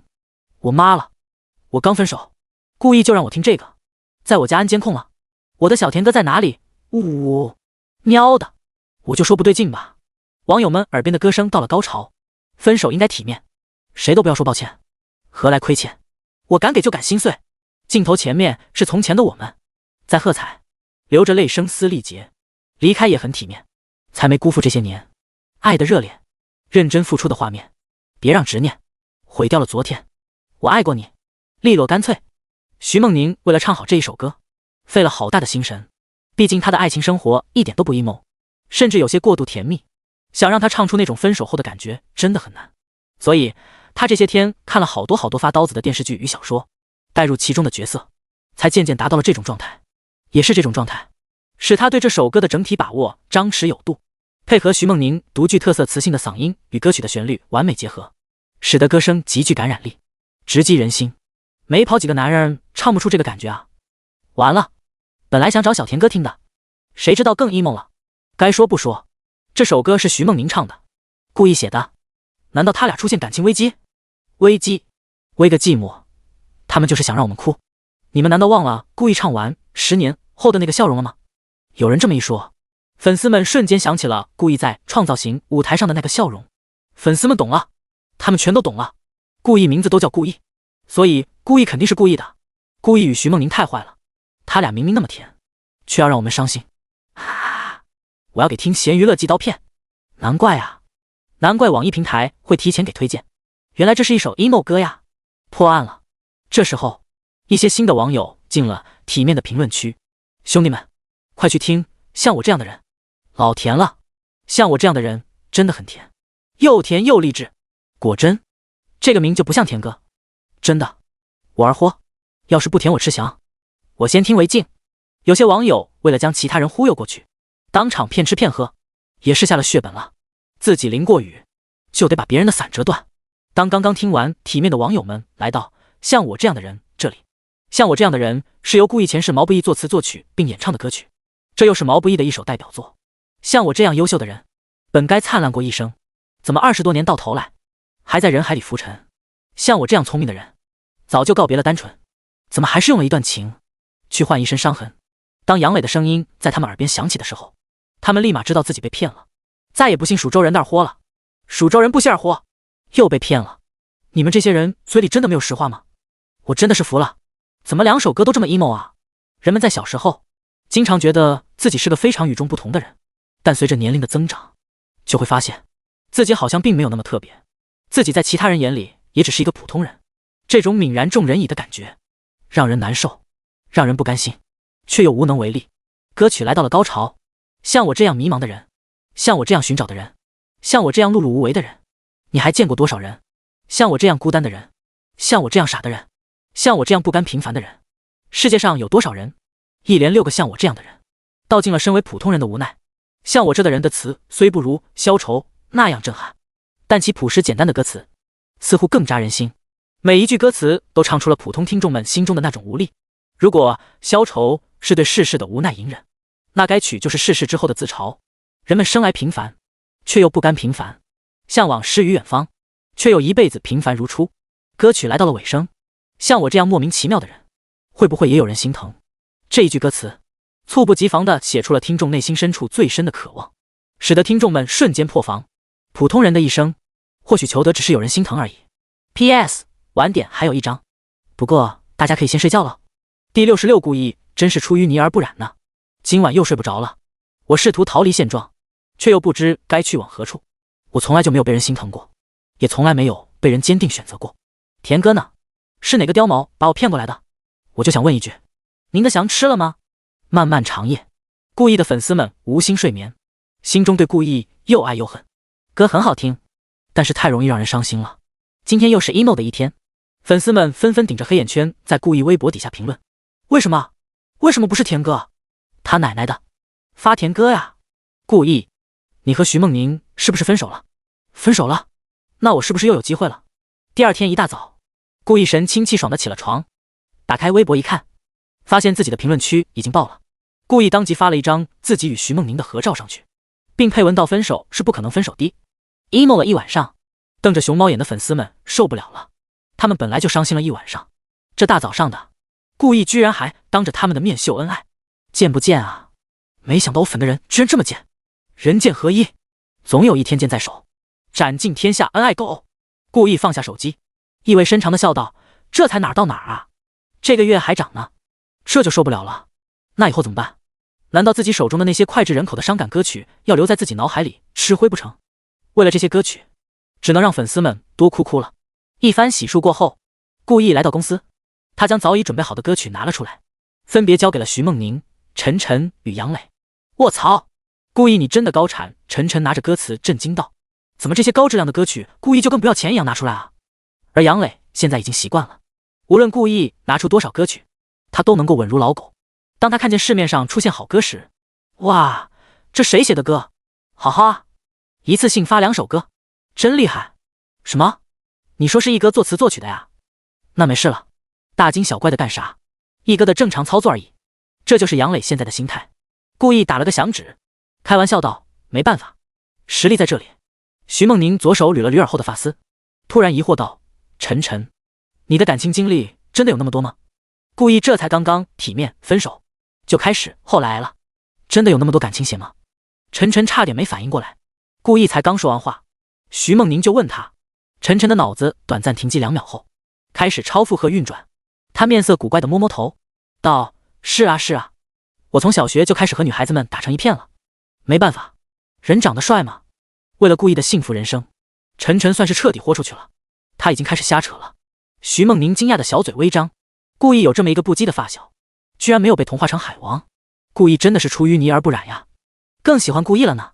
当事人故意在心中狠狠地给晨晨点了个赞，太牛了兄弟，有点感动怎么办？不说了，好兄弟一辈子。站在一旁的杨磊大受震撼，他母胎 solo 20几年，连女孩子的手都没有碰过，哪里见过晨晨这种阵仗。杨磊刚满18那年，他的父母就开始催婚，催到现在已经好几年了。但杨磊本就有些社恐，和陌生人交流都难，更不要说主动和异性交流了。想到这里，杨磊悄悄靠近晨晨，小声道：陈哥，有什么经验传授一下吗？晨晨，经验？他有个屁的经验。晨晨年轻时不懂事，为了打游戏不知道拒绝了多少个可爱的女生，每每想到这些事，晨晨都有些后悔，为什么他当时不谈一个甜甜的恋爱呢？因此晨晨和杨磊一样，都是母胎 solo 到现在。他刚刚说的那些话，不过是为了帮兄弟背锅罢了。嗨，风萧萧兮易水寒，壮士一去兮不复还，演戏做全套，拼了！晨晨攀着杨磊肩膀道：走，我们出去慢慢聊，我好好跟你分享一下我纵横情场10几年的经验。陈哥，你不是才20岁吗？哎呀，不要注意这些小细节，我跟你说，这追女生啊，学问大着呢。晨晨与杨磊勾肩搭背的走出了故意的办公室，一个认真的瞎扯，一个认真的瞎学。 PS 熬夜冠军，这会儿不会还有读者吧？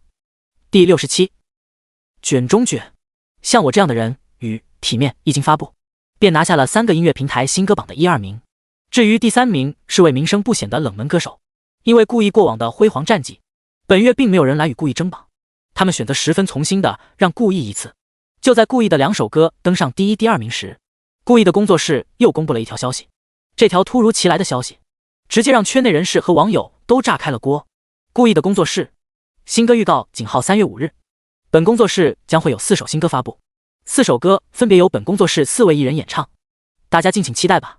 评论区立马就99+，故意的粉丝们都坐不住了。4首，顾意这才刚发歌，过几天又发，思恐不如斯，这也没到愚人节啊！粉丝狂喜，又有好歌听了。这条消息刚刚出现，就被粉丝们四处宣传，并且成功引起了路人网友们的兴趣。微博上开始热烈讨论起来这件事，有关这件事的消息也上了热搜。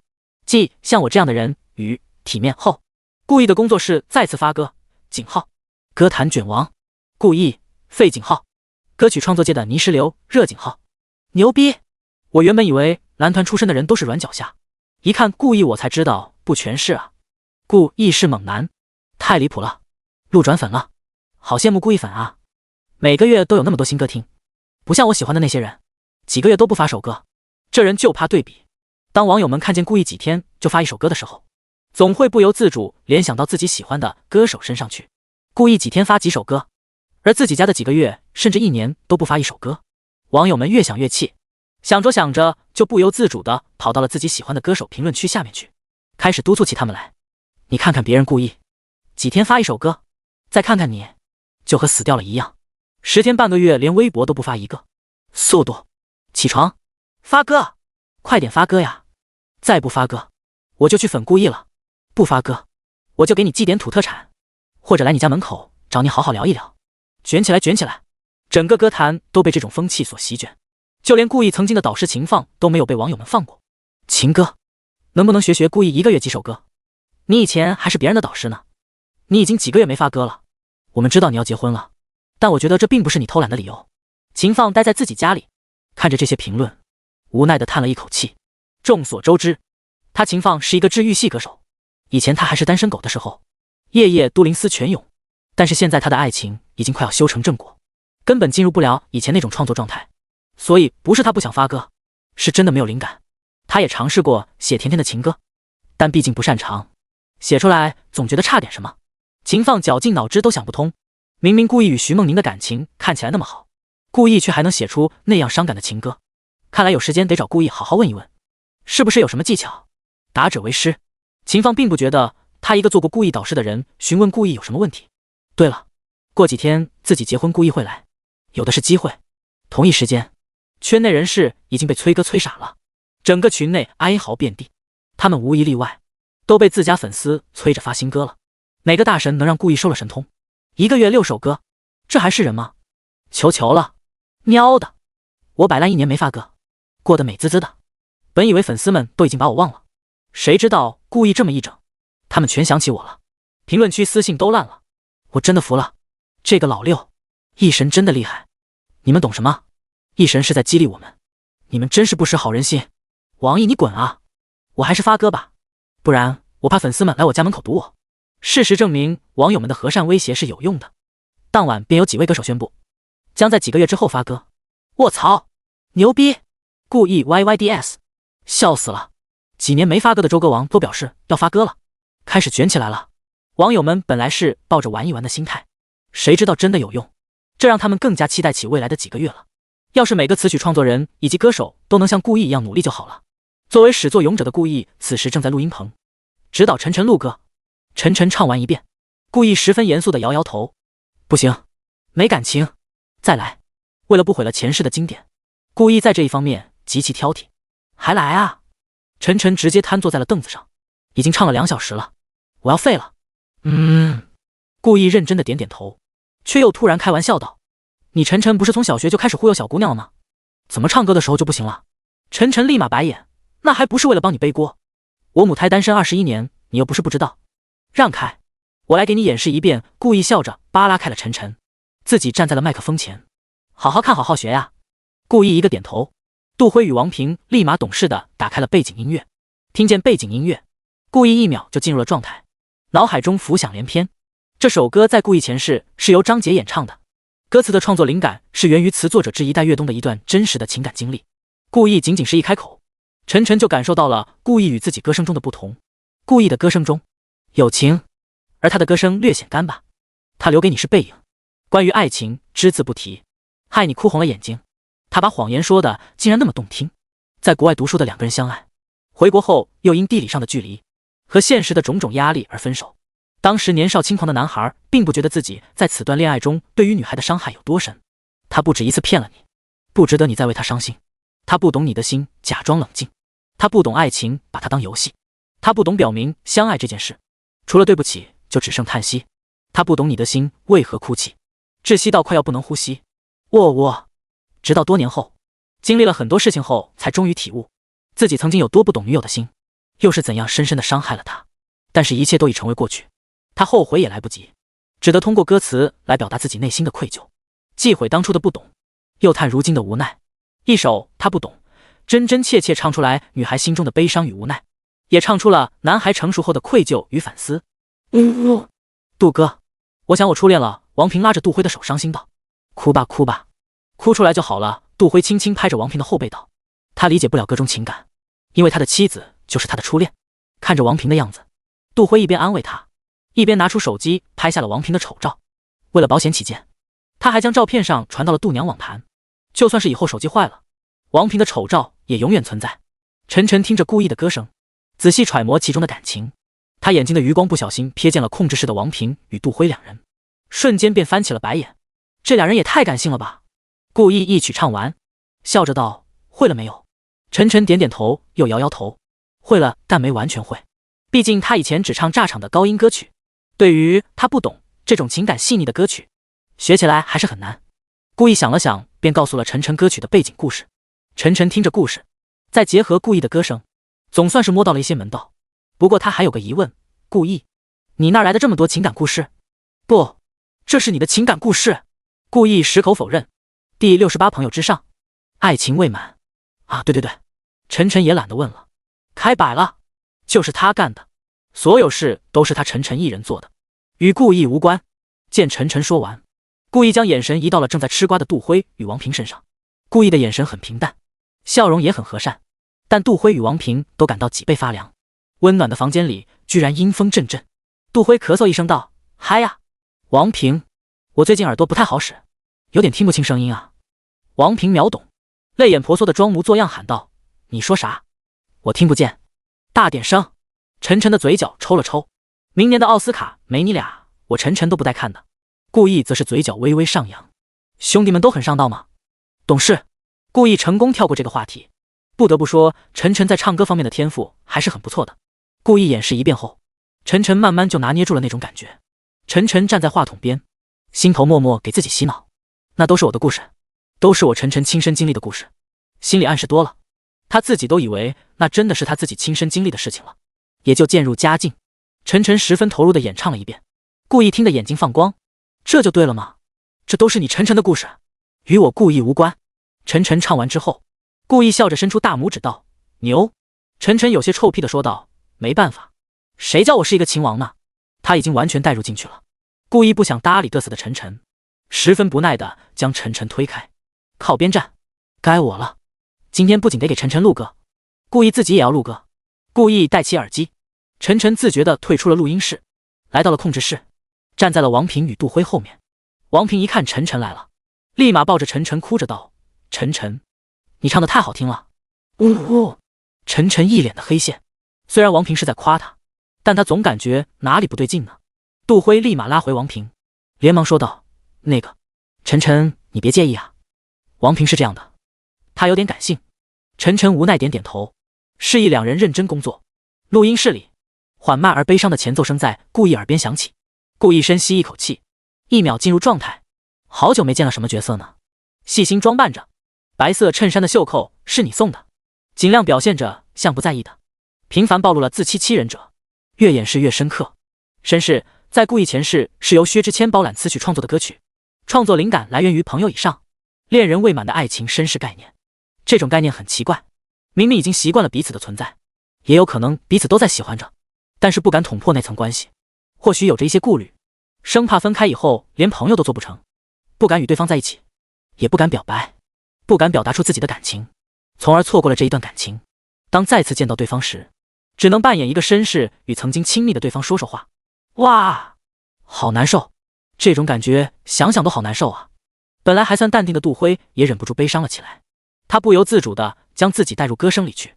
要是他和他老婆离婚了，他会不会就像歌声中那样，一个个动作都需要慎重思考，扮演一个绅士。看着眼前2个哭唧唧的大男人，晨晨 emo 了，这到底是哪里招来的2个人才？听着歌，晨晨看了看顾意，顾意的这首伤感情歌写得好，唱得也好，实乃佳作。晨晨默默点头，多亏了自己的感情故事。PS 今天只有这么多了，下午才出院，非常感谢大家的关心，作者爱死你们了。第69，把狗骗进来杀，越有礼貌我越害怕，绅士要放得下。录音室里，顾意的声音戛然而止，音乐也快速完结。工作室的大厅里，我当时就觉得你和顾意有戏，嘿嘿。李芊芊今天来到了顾意的工作室，此时正笑嘻嘻的和徐梦宁聊天。徐梦宁嗔怪的看了李芊芊一眼，用一种老母亲的语气宠溺道：是，芊芊最聪明了。李芊芊捂嘴轻笑，又道：对了，晨晨和顾意呢？怎么没看见他们？徐梦宁脱口出道：他俩正在录音室录歌呢。哇，又是新歌。李芊芊长大了小嘴惊讶道：徐梦宁微微一笑，点点头。李芊芊眼冒金光，激动道：梦宁，那咱们能去看看晨晨与顾意录歌吗？徐梦宁没有立马回答李芊芊，而是仔细想了想，随后说道：现在应该不行，因为他们录制可能已经开始了，我们中途进去可能会打扰到他们。好吧，李芊芊有些失落，但她也不想打扰到晨晨与顾意两人录歌。她叹了一口气，软绵绵地躺在沙发上，有些疲乏地说道：真羡慕你们啊，都不用上课了。这时李芊芊像是想到了什么，又突然振作了起来，立马开心说道：我跟你说，顾意班上那个辅导员超级搞笑，他天天拉着我们班的辅导员说顾意是他的学生，签了 S 级合同，开了音乐工作室，然后我们辅导员每次反驳到徐梦宁还是我学生呢，他说一日为师，终身为父，顾意四舍五入就是他的女婿。哈哈，我觉得顾意的辅导员和我们的辅导员老般配了，他们像是一对哈。听完李芊芊说的话，徐梦宁也不由得笑了，他想起了顾意班上那个总是抱着枸杞茶的辅导员老张，以及自己班上那个总是与老张互对的辅导员薛老师，这俩人真的是冤家，一见面就互对。晨晨与顾意录完歌便一起来到了工作室大厅。哟，李大美女怎么有空来这里啊？不上课了？一看见李芊芊，晨晨便大声道：我大老远就听见你的声音了。说什么呢？这么开心？李芊芊一转头就看了晨晨那张贱兮兮的笑脸。我们刚刚在说，他的话音一顿，突然俏皮的做了个鬼脸道：就不告诉你啊，你别吊我胃口啊，兄弟。晨晨直接开口道：听人说话说一半太难受了啊，你才是兄弟，你全家都是兄弟。李芊芊有些气愤道：嘿，你黑个屁黑，我个屁我。晨晨被顶得一句话都说不出来，但他能受这气，他立马开始从各个角度开始还击。晨晨与李芊芊的拌嘴开始了。站在远处的小年轻冯乐看见这一幕，不断啧啧称奇，想到不到上个班不仅能听歌，还能看见这种好戏，值了。故意在徐梦宁身旁坐下，顺便握住了徐梦宁的手。徐梦宁感受到包裹在手上的温暖，莞尔一笑，反手也握住了顾意的手。随后他示意顾意看李芊芊与晨晨。徐梦宁笑着道：看，又一对欢喜冤家。顾意也微微一笑，这种情况他在演播室的时候见多了，这俩人从大一就开始拌嘴，一直拌到了现在，他已经习惯了。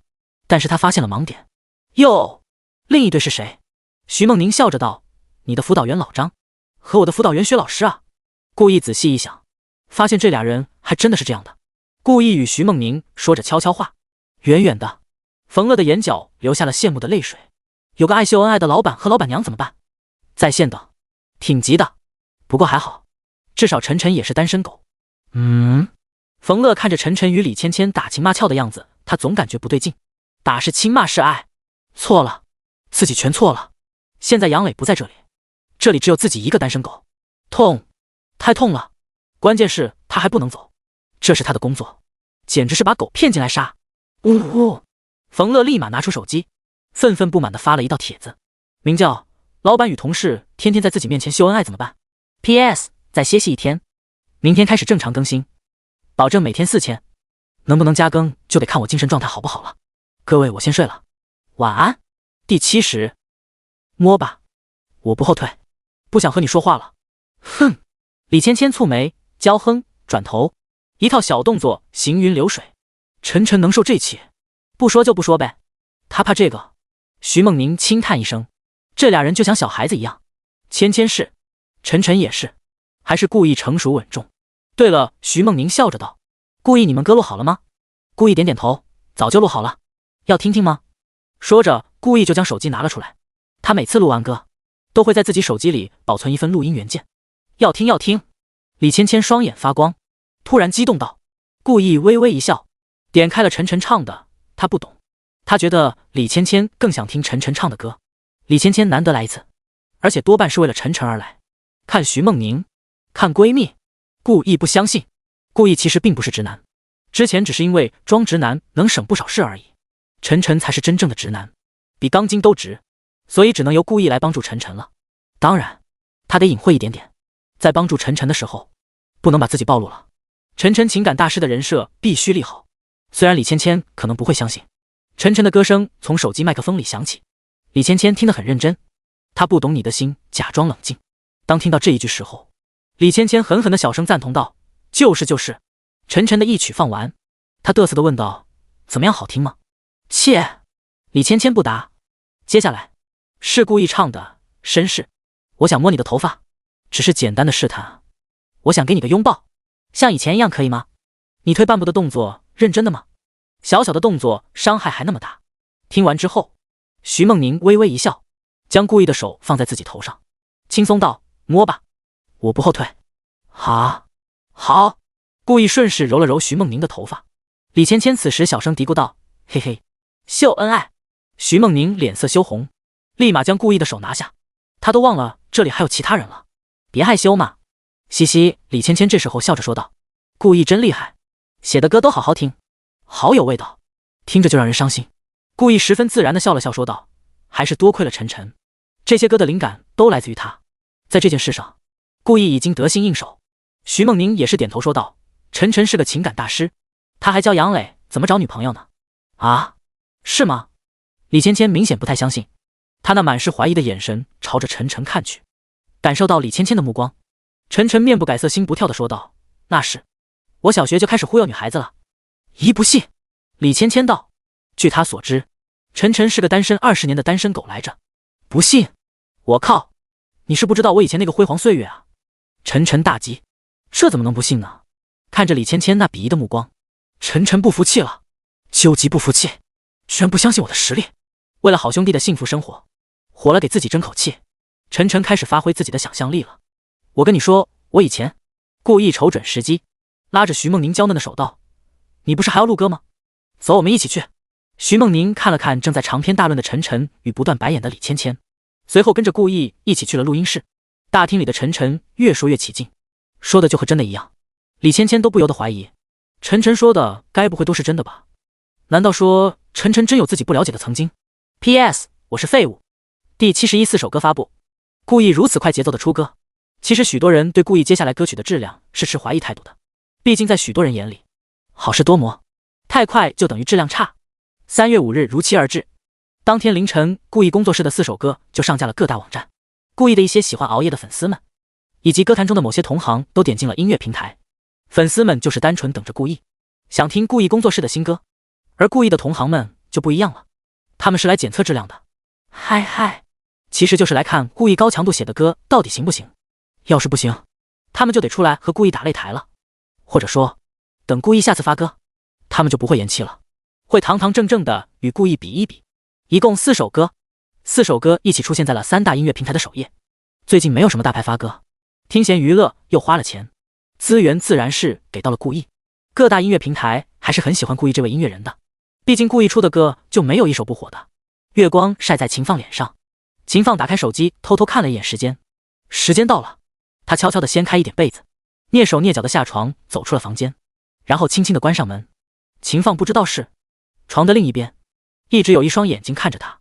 张嘉欣的眉头深深皱起，这么晚了，秦放出去干嘛？张嘉欣倒是没往其他方面想，就是觉得有些奇怪，是被窝不暖和吗？这大半夜偷偷摸摸的，他有些好奇。张嘉欣掀开被子，穿上睡衣，轻手轻脚地走了出去，跟上了秦放的脚步。秦放来到自家书房，打开了电脑，看着书房里若隐若现的光芒，张嘉欣感到莫名其妙。他挺了挺胸膛，用秦放听不见的声音嘀咕道：半夜起来打游戏，是老娘不香吗？是他魅力不够吗？不可能，绝对不可能。张嘉欣深受打击，他决定看看秦放到底在干啥。书房里，秦放打开了音乐平台，看见主页的推荐，他直接点了进去。第一首歌便是故意的绅士。秦放点开了评论区，网友爱走了评论道：这是我今年听过最好的歌了，没有之一。有颗糖，我们的距离在人群中拉近，成为恋人，我们的距离在眉间皱了皱，变成了路人。你会想我吗？初听不识曲中意，再听已是曲中人。嗨，人家都又甩了几个了，而我还没走出来。再见，故意，你真的会写歌，又写到我心里去了。秦放心中了然，没毛病，肯定是伤感情歌。他最近没有灵感，看看故意是怎么写的，怎么唱的，他好找找感觉。秦放终于播放了绅士，好久没见了什么角色呢。故意的歌声刚刚响起，秦放的眼前便一亮，就是这种感觉，他想写出想唱出的感觉。秦放闭上了眼睛，躺在了椅子上，歌声继续。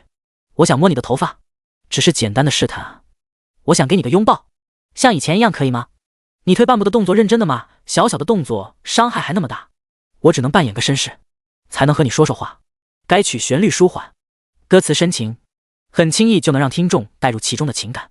作为治愈系歌声的秦放更是感同身受，他不自觉地想到了自己的曾经，曾经的自己也是这样，爱而不得。P.S. 这是一本纯粹的音乐文，作者不会加电影、电视剧、动漫、小说什么的进去。第72肯定会得到安慰的。秦放耳机的声音开得挺大，张嘉欣即使站在他的身后也能隐约听见歌声。我能送你回家吗？可能外面要下雨了。我能给你个拥抱，像朋友一样可以吗？我忍不住从背后抱了一下，尺度掌握在不能说想你啊，你就当刚认识的绅士，闹了个笑话吧。这首歌深沉又深情，深层次的诠释了伤感，不仅唱腔成熟，对细节的处理也很细腻。听到这，张嘉欣轻轻叹了一口气，从背后抱住了秦放。秦放微微一笑，他其实早就知道张嘉欣在他背后，其实张嘉欣与他一样，何尝不是爱而不得呢？曾经的两人都太傲娇了。张嘉欣笑着说道：你这个学员写的歌真好。是啊，秦放笑道，他是个天才，等过几天他来了，我得好好的向他学习一下。我还是不明白，他怎么写出这类歌的。好啊，张嘉欣道，我们一起。他还想谢谢故意呢，要不是故意的修炼爱情，两人也不会这么早在一起。秦放点点头，以后你想听歌的时候可得叫上我。张嘉欣又道，不许自己偷偷的。好的好的。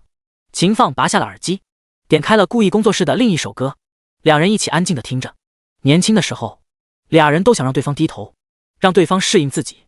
现在不一样了，两人会迁就对方的缺点，会尊重对方的喜好，会爱上对方所爱之物。他们现在就是这样，互相信任、尊重、理解、包容。绅士的评论区里出现了一位误导大师，他这样评论道：试读成功，绅士是首填歌。4分50秒后，一群网友在他评论区底下骂道：马德，骗子死全家，楼主过年一个人在家吧，可恶啊，换歌换歌，我他妈上当了。楼主此时也回来了，他不信邪的继续推荐道：兄弟们信我，他不懂，是真的填歌，不知道是故意的哪位粉丝带起来的风气。粉丝们现在听歌都喜欢谎报军情，但是他不懂，这首歌的歌名实在是太明显了，粉丝们一看就知道不像是填歌，自然不会上当，所以他们选择先跳过他不懂，找其他歌回血。除了绅士他不懂，还剩下2首歌，后来雨一雨。粉丝们怎么一看都不像是填歌啊，哎嘿，故意好话呀，我好喜欢。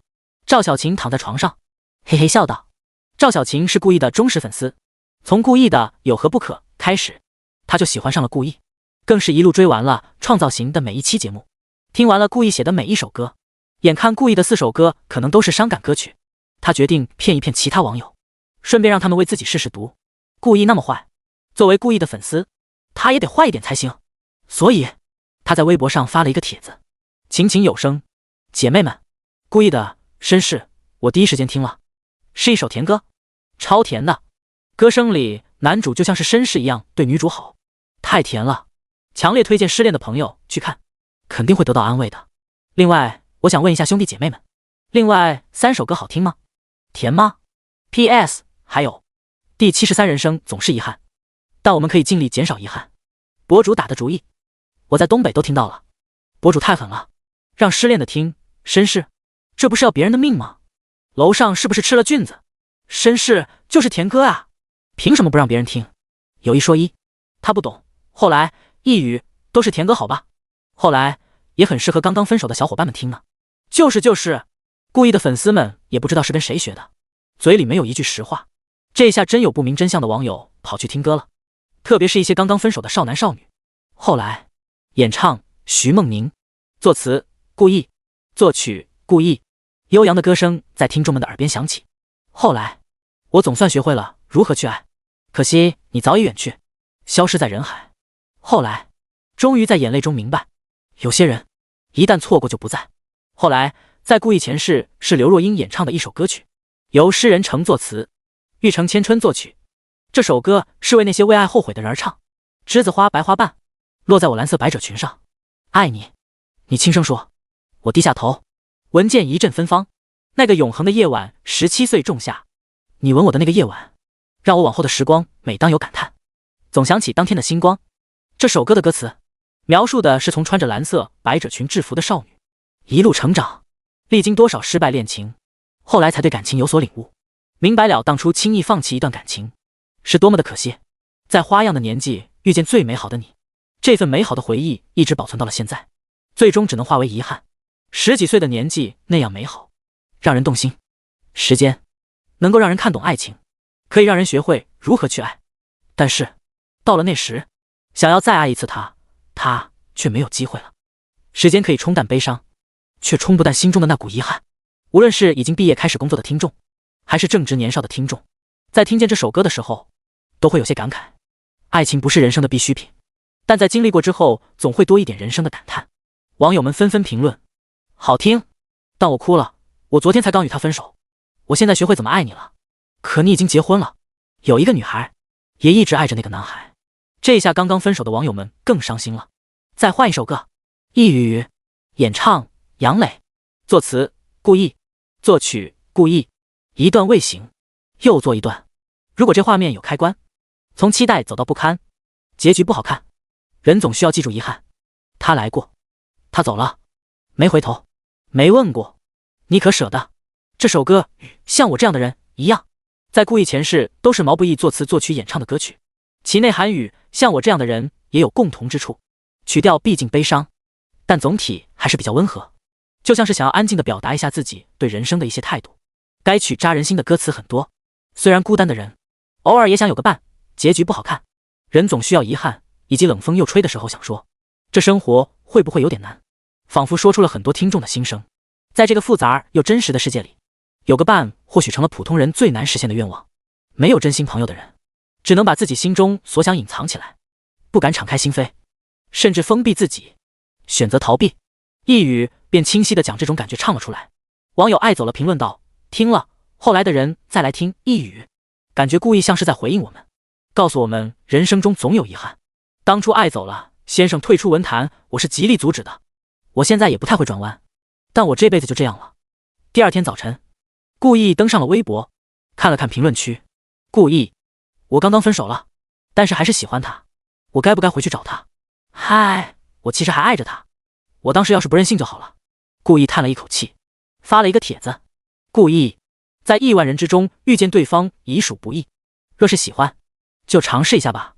还有相濡以沫的恋人们，请好好把握自己的爱情，让你们的爱情成为永恒，而不是曾经的回忆。人生总有遗憾，但我们可以尽力减少遗憾。第74，一言既出，驷马难追。其实故意说这些话，只是想给那些明明很喜欢，却又缺乏勇气的朋友一点鼓励罢了。若是对方正好喜欢你呢？若是对方不喜欢，那就快刀斩乱麻，尽早放弃这个念想。或许表白之后连朋友都做不成，或许两人再也不会相见，但是时间会冲淡一切，总会过去的，总好过几十年后独自懊恼。当时我为什么不试一试呢？这都是故意的一点浅见。关注了故意的粉丝们很快就看到了故意的这一个帖子。好，故意，我听你的，我回去找他了。故意，我去了，我喜欢他10年了，现在我们都还是好朋友。要是我成功了，你必须得出甜歌哦。有粉丝受到了偶像的鼓励，努力鼓起勇气准备一试，也有粉丝依旧如故。一位网名叫爱而不得的网友便评论道，遗憾就遗憾吧，看他快乐生活一辈子也挺好。嗨，就这样吧，我和他做一辈子朋友。幸好我还没陷太深，现在分手刚刚好，虽然朋友都做不了。故意看着评论，给那位喜欢了对方10年，终于准备去告白的粉丝点了个赞，并评论道：“好，一言为定。”另外，他还给哪位刚刚分手的粉丝了个赞。故意知道自己能力有限，不可能帮助到每一个粉丝，但他可以用歌声安慰一下粉丝。故意点完赞便退出了微博，粉丝们却在此时沸腾了。他们看到了啥？活的故意，还说要出田歌的故意，羡慕楼主，居然被故意翻牌子了。楼主速速表白，必定成功。我要听田歌，楼主加油！全村的希望就是你了。故意太宠粉了吧？爱了爱了，楼主不要怕，要是你喜欢的人不同意，我做你男朋友。我180，6块腹肌，老帅了。评论区的网友们为了让故意出田歌，也算是豁出去了。出卖自己可还行。楼主名叫李瑶，是一位可爱的女生。她刚刚下楼买了一捧花，此时正在去表白的路上，突然发现手机叮叮叮的响个没完。李瑶疑惑地拿出手机，看见微博消息99加，怎么回事？点进去一看，第一条消息便是故意的。故意，好，一言为定。李瑶惊讶地长大了嘴，伸手想捂住嘴，却发现自己一只手正拿着手机，另一只手拿着花，那就只能把手机扔了。好一会儿，他的心情才平息了下来。李瑶捡起手机，狠狠地点头，用更加坚定的步伐朝着公司走去。今天他休息，他喜欢的人还在上班。两人初中便是同学，高中、大学也是同学，即使现在，两人也是同事。几分钟之后，李瑶发了一个微博帖子：木子瑶，刘先生很喜欢这捧花，也很喜欢我，故意谢谢你，我和刘先生在一起了，嘿嘿嘿。故意，驷马难追哦。田哥，牛逼，祝福。女生表白还送花，给兄弟我看科幻片是吧？羡慕死了。外星人，让我看看蓝星的科幻片怎么样了。外星人6，除了祝福李瑶的人外，其他人都在疯狂故意，想让故意履行承诺。故意才刚刚放下手机半个小时都没有，游戏都还没登进去，蒋琼便来到了故意的工作室，并且把李瑶表白成功的事情告诉了故意。作为故意的经纪人，他一直关注着故意在网上的一言一行，会专门提醒故意一些事情。若是故意出现了什么纰漏，他也得帮助故意洗白。虽然故意出道至现在从来没有出现过这种问题，但是难免会有失误的时候。蓝星娱乐圈就有许多明星红了之后飘了，说话便不带脑子了，最后导致星途终结。故意听见自己粉丝表白成功了，由衷的笑道：知道了，歌曲我会出的。说完，故意便登上了微博，找到了哪位粉丝发的动态，评论道：一言既出，驷马难追，祝你们百年好合哦。故意反手又用自己工作室的账号发了一条消息：故意的工作室，既然木子瑶女士表白成功了，我们老板故意自然是要履行承诺了。由故意演唱的多幸运将在3月9日发布，是一首甜歌哦。 PS 还有大家如果真的喜欢对方的话，就表白试试吧，少一点遗憾。失败了，我努力多更节安慰你，不许骗我哦。第75，劳逸结合，真的要出新歌了。故意简直太宠粉了，我爱死故意了。诚信，本月第一首甜歌 Nice。 你们难道没发现这个日期有点意思吗？3月9日，卧槽，那不是情歌结婚的日子吗？这难道是故意送给情歌的歌，顺便送给粉丝吗？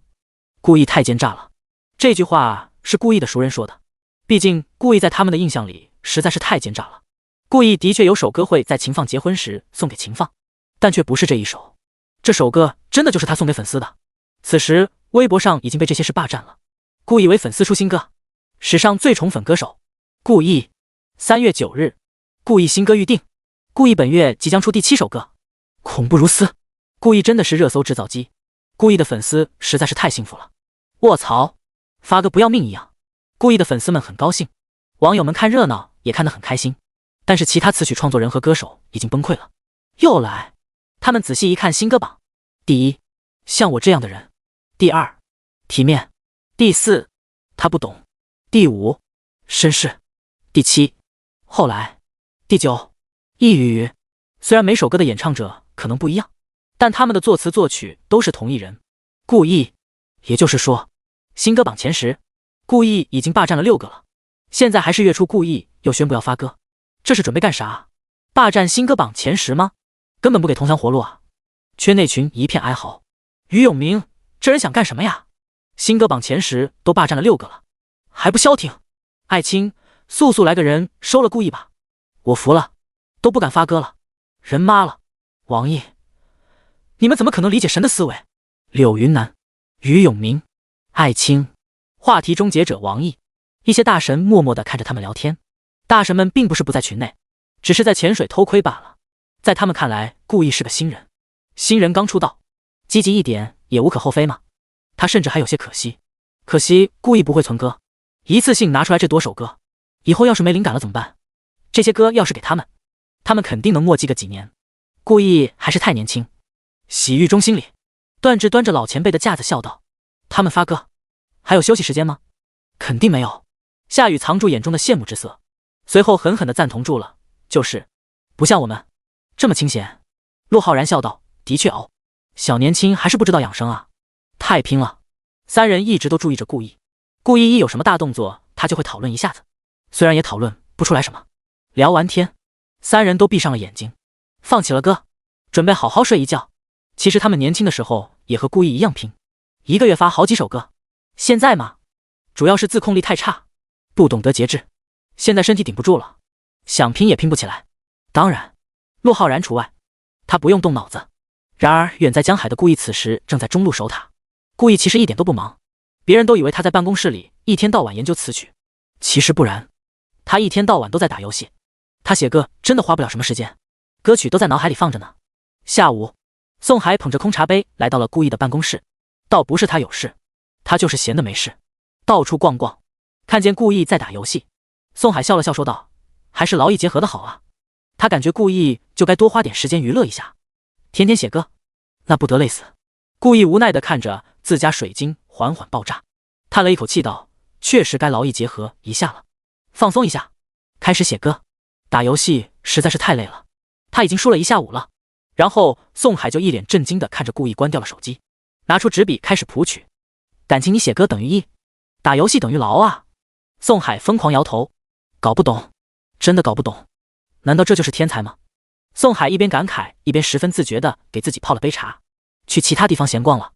PS 晚安。第76蒙面歌神。在去秦放结婚宴席之前，顾毅收到了一通老熟人的电话，是创造型的导演何启明打来的。看见是何启明的电话，顾毅接听后笑着调侃道：“何导，难得你能想起我呀。”顾毅对何启明这位导演的印象还是很好的，说起来何启明也算帮过顾毅，两人算是互相成就。何启明顶着压力修改规则，顾毅也靠实力将节目拉到了一个本来无法达到的高度。这还是顾毅出道后何启明第一次找顾毅。这不是不忍心打扰你写歌吗？何启明也笑着回道。接着何启明开门见山道：“顾毅呀，我找你就是想请你来参加一个节目，就是不知道你有没有时间。”“啥节目啊？”顾毅问道。这个节目叫做《蒙面歌神》。何启明那浑厚的声音传来。说完，何启明还解释了一番。其实一听这个名字，顾毅就懂了，这大概是与前世蒙面唱将一个类型的节目。事实也是这样，这是一档音乐挑战类真人秀节目，共9期，由何启明的好友古高飞主持。参加的所有明星歌手均以面具遮面，观众根据歌手的歌声为考量依据进行排名晋级，晋级后的歌手再进行排名决出歌神。与顾毅前世所见的节目大体相同。一想到这个节目，顾毅的脑海中便灵光一闪，似乎可以玩点有趣的游戏。若是他男扮女装前去表演如何？顾毅已经在想象自己揭面时观众们震惊的样子了。有趣。节目第1期录制时间定在6月份，时间还早，影响不到顾毅的安排，那就参加试试。歌神不歌神的不重要，重要的是参与其中的趣味。顾毅当即答应了何启明的邀请，何启明那边也表示会给顾毅一个满意出场费。过几天节目组会派人来听贤娱乐与顾毅签合同。何启明那边挂断电话，对着身旁的古高飞笑道：“好了，人我给你邀请来了。”古高飞是蒙面歌神的导演，也是何启明的好友。自从何启明硬刚几家顶级娱乐公司之后，他便退出了导演行业，打算好好享受一下生活。谁知道他的好友古高飞居然在这种时候邀请他来帮忙。对于自己好友的邀请，何启明想都没想便来了。本来他想的是帮帮忙，不在节目组挂名就行，谁知道古高飞硬要把他的名字挂在节目组导演名单上。想到这里，何启明继续劝道：“老古啊，你还是别把我的名字挂在你节目上。”古高飞严肃地摇摇头道：“不可能，这里面有你的功劳，就不能抹杀。而且我这个节目，明星们不用露脸，没大打牌明星的流量效应，节目主打的是实力。大不了我不去那些顶级公司找那些顶流明星，只找曾经落寞的实力歌手。我想他们应该很乐意来参加节目，他们需要这个机会。况且，我们不是已经有了最近当红的年轻歌手顾意了吗？顾意的实力以及影响力，我在你的创造型里已经见识过了，这还是靠着你的关系，你邀请过来的，你就不要担心了。这些事我自有分寸，我俩几十年的关系了，没啥大事的。谷高飞说了很长一段，就是为了让何启明宽心。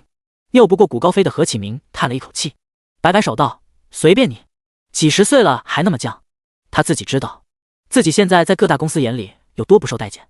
蒙面唱将别因为他毁了就行，谷高飞何尝不知道这个道理呢？但他就是得站在自己好朋友好兄弟这边，两人几十年的交情，无论对错都站在何启明这边。更何况何启明并没有错，他和何启明都不缺钱，缺的只是一口气而已。难道没有4大顶尖娱乐公司的艺人节目就不行了？他谷高飞不相信，他只相信他自己的节目，相信节目的创意，相信他一定能让这个圈子大吃一惊。P.S. 自己说过的话，自己承担。汪汪汪！第77，我们在问顾意到底哪来那么多灵感。3月9日那天，徐梦宁早上7点就起了床，洗漱打扮花了不少时间。徐梦宁很重视这次与顾意一起出席秦放婚礼的机会，毕竟这是他与顾意在一起后第一次一起出席正式场合。一向极少化妆的他也化上了淡妆，戴上了首饰，灵动的外表下平添了几分成熟的气息，显得更加明媚动人。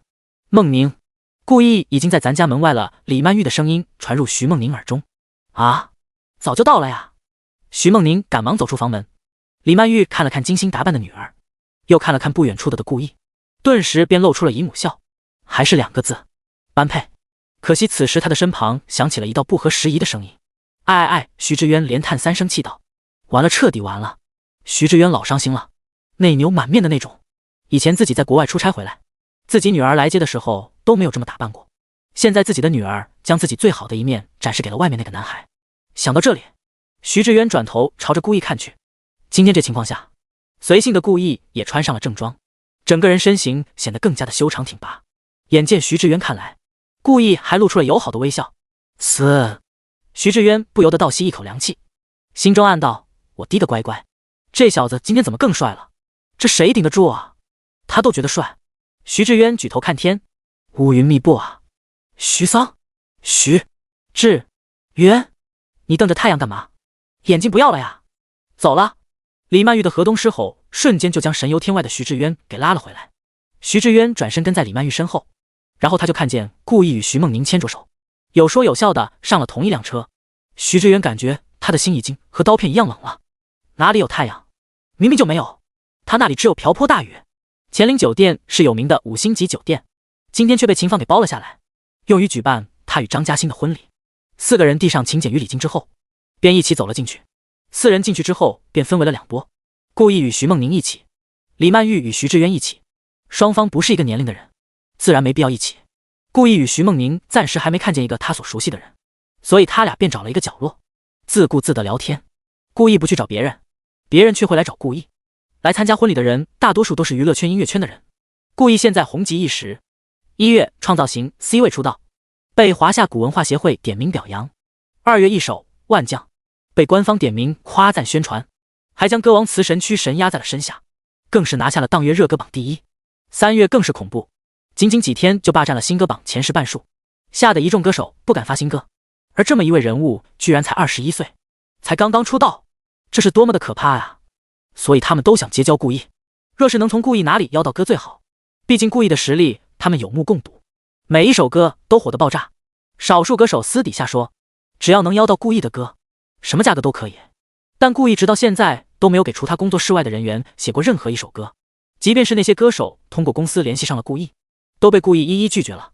顾意始终抱着宁缺毋滥的心思，他不可能胡乱给人写歌，那样实在是太不尊重前世的那些才华横溢的前辈们了。只有在遇见合适的人，他才会给出合适的歌曲。实在不行，大不了他自己辛苦一点，多唱几首嘛。一群人围着顾意聊着有的没的，突然一道大嗓门响了起来，让我看看有什么热闹，咋都围在这里。一听这声音，顾意就知道终于能看见一个熟人了。尤文轩一边往里面走，一边朝着里面看去。一位歌手被尤文轩推开，刚想说话，一看来人，立马笑着道：尤前辈，你们看啥呢？尤文轩好奇问道：我们在问顾意是怎么有那么多灵感，写那么多歌，哪位歌手笑着摸摸头道：“哟，故意来了呀。”尤文轩嘿嘿一笑道：“我去看看，好久没见那妖孽小子了。第78多幸运爱上了你。”故意。尤文轩的声音相当的雄厚，故意听得清清楚楚。故意顺着声音看去，立马就看见了人群中的尤文轩。随后故意带着徐梦宁走到尤文轩面前，故意刚想伸手，尤文轩便给了故意一个大大的熊抱，随后用力拍了拍故意的肩膀道：“你小子可以啊，才出道就那么牛。”尤文轩性格大大咧咧，拍故意的时候嘎嘎用力，硬是打了故意一个措手不及。幸好故意平时有在健身，要是换成一些偏柔弱型的艺人，还真不一定能顶得住尤文轩这几下。都是运气好，故意颇为谦虚地说道，虽然他这句话有凡尔赛的嫌疑。屁的运气，我怎么没这种运气？尤文轩眼睛一瞪道，他总感觉故意在凡尔赛。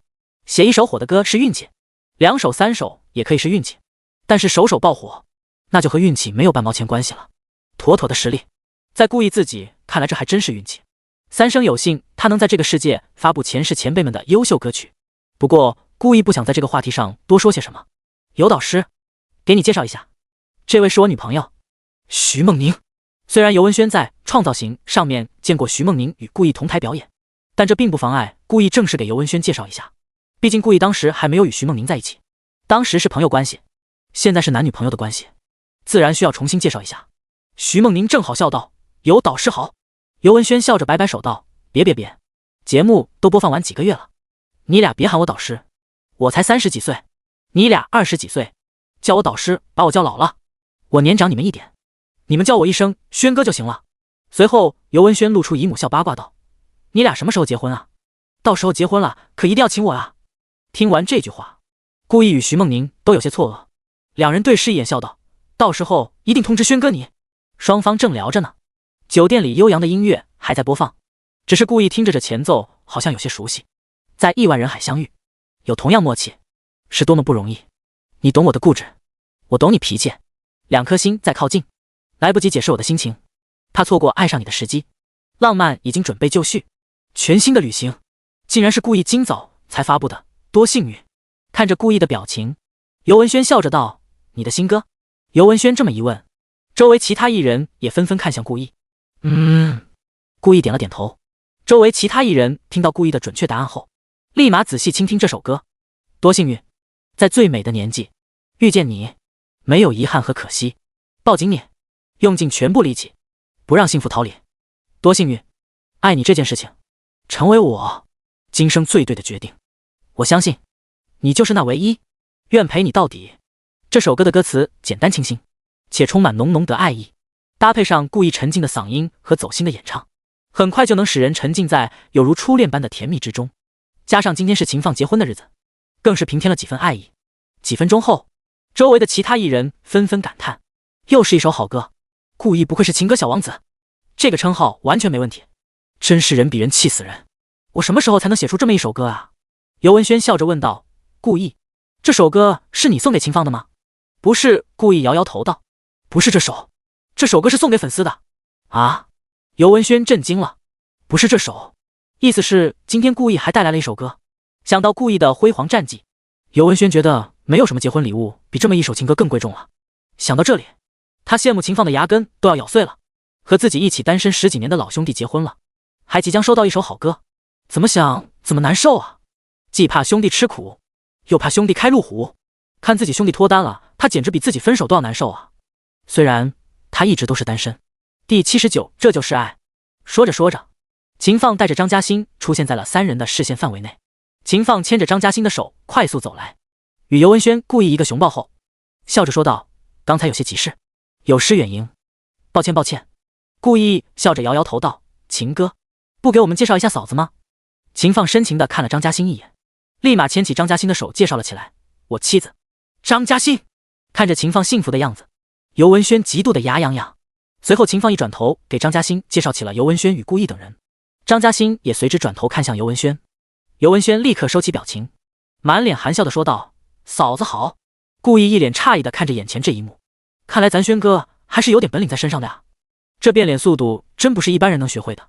随后转到故意这里，张嘉欣看见故意主动伸出手笑道：“你的节目我都看了，谢谢你的修炼爱情，很好听。”若没有故意的那一手修炼爱情，他与秦放也不可能这么早就复合。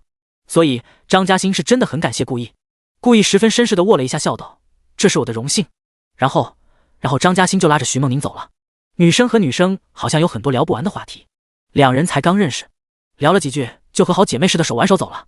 只剩下顾意他们三个大老爷们儿站在原地。顾意与秦放两人眼神温和地看着两位女生离去，只剩尤文轩一个人满脸黑线，合着就他喵我一个单身狗。尤文轩直接一把搂住顾意与秦放的脖子，阴恻恻道：“都走没影了还看？是兄弟为无物是吧？”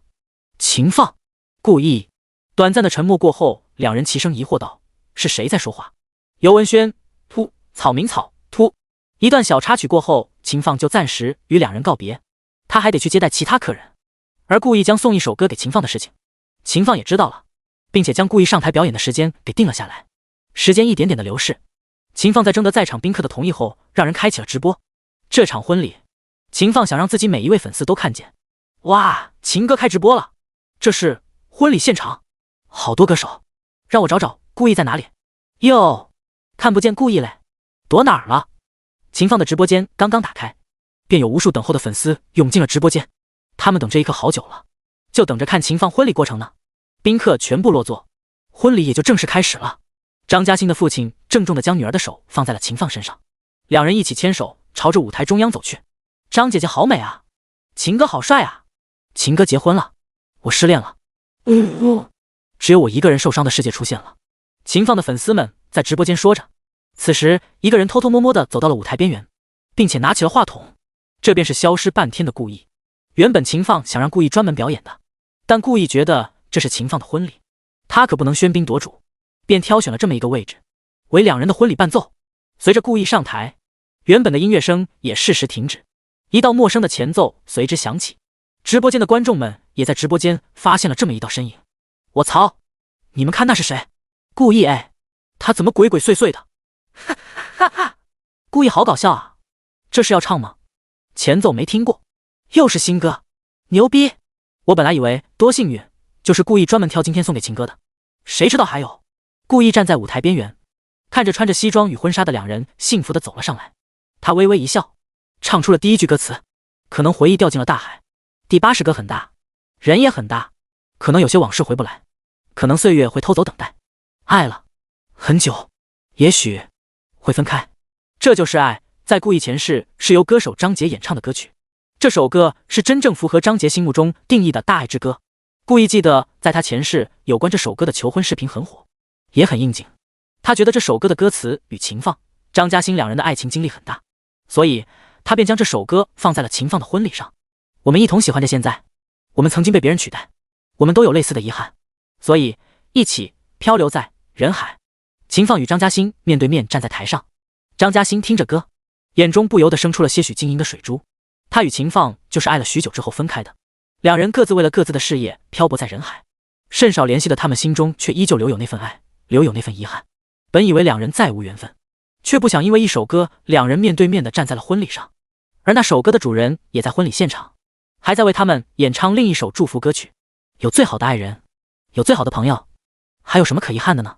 秦放的眼中也出现了丝丝雾气。男儿有泪不轻弹，但情至深处流泪也不丢人。现场的嘉宾都安安静静地看着舞台上的这对新人，并在心中给他们献上最好的祝福。直播间的观众们也在这次霸占了屏幕，百年好合，祝福9999999999999999999，一定要恩爱下去啊！嗨，你个老小子，说好一起当单身贵族的，居然自己先结婚了，差评！台下，尤文轩握紧拳头，小声嘀咕道。他嘴上虽然这么说，心中却是替秦放感到开心，脸颊更是激动的通红。不过就在此时，尤文轩却突然意识到了一个可怕问题：嫂子应该不会限制老秦和我一起开黑吧？尤文轩陷入了沉思。嫂子打不打游戏呢？他要是要打游戏，那我要是无意间喊老秦我低保的时候咋办？要是老秦喊他宝贝的时候我应了咋办？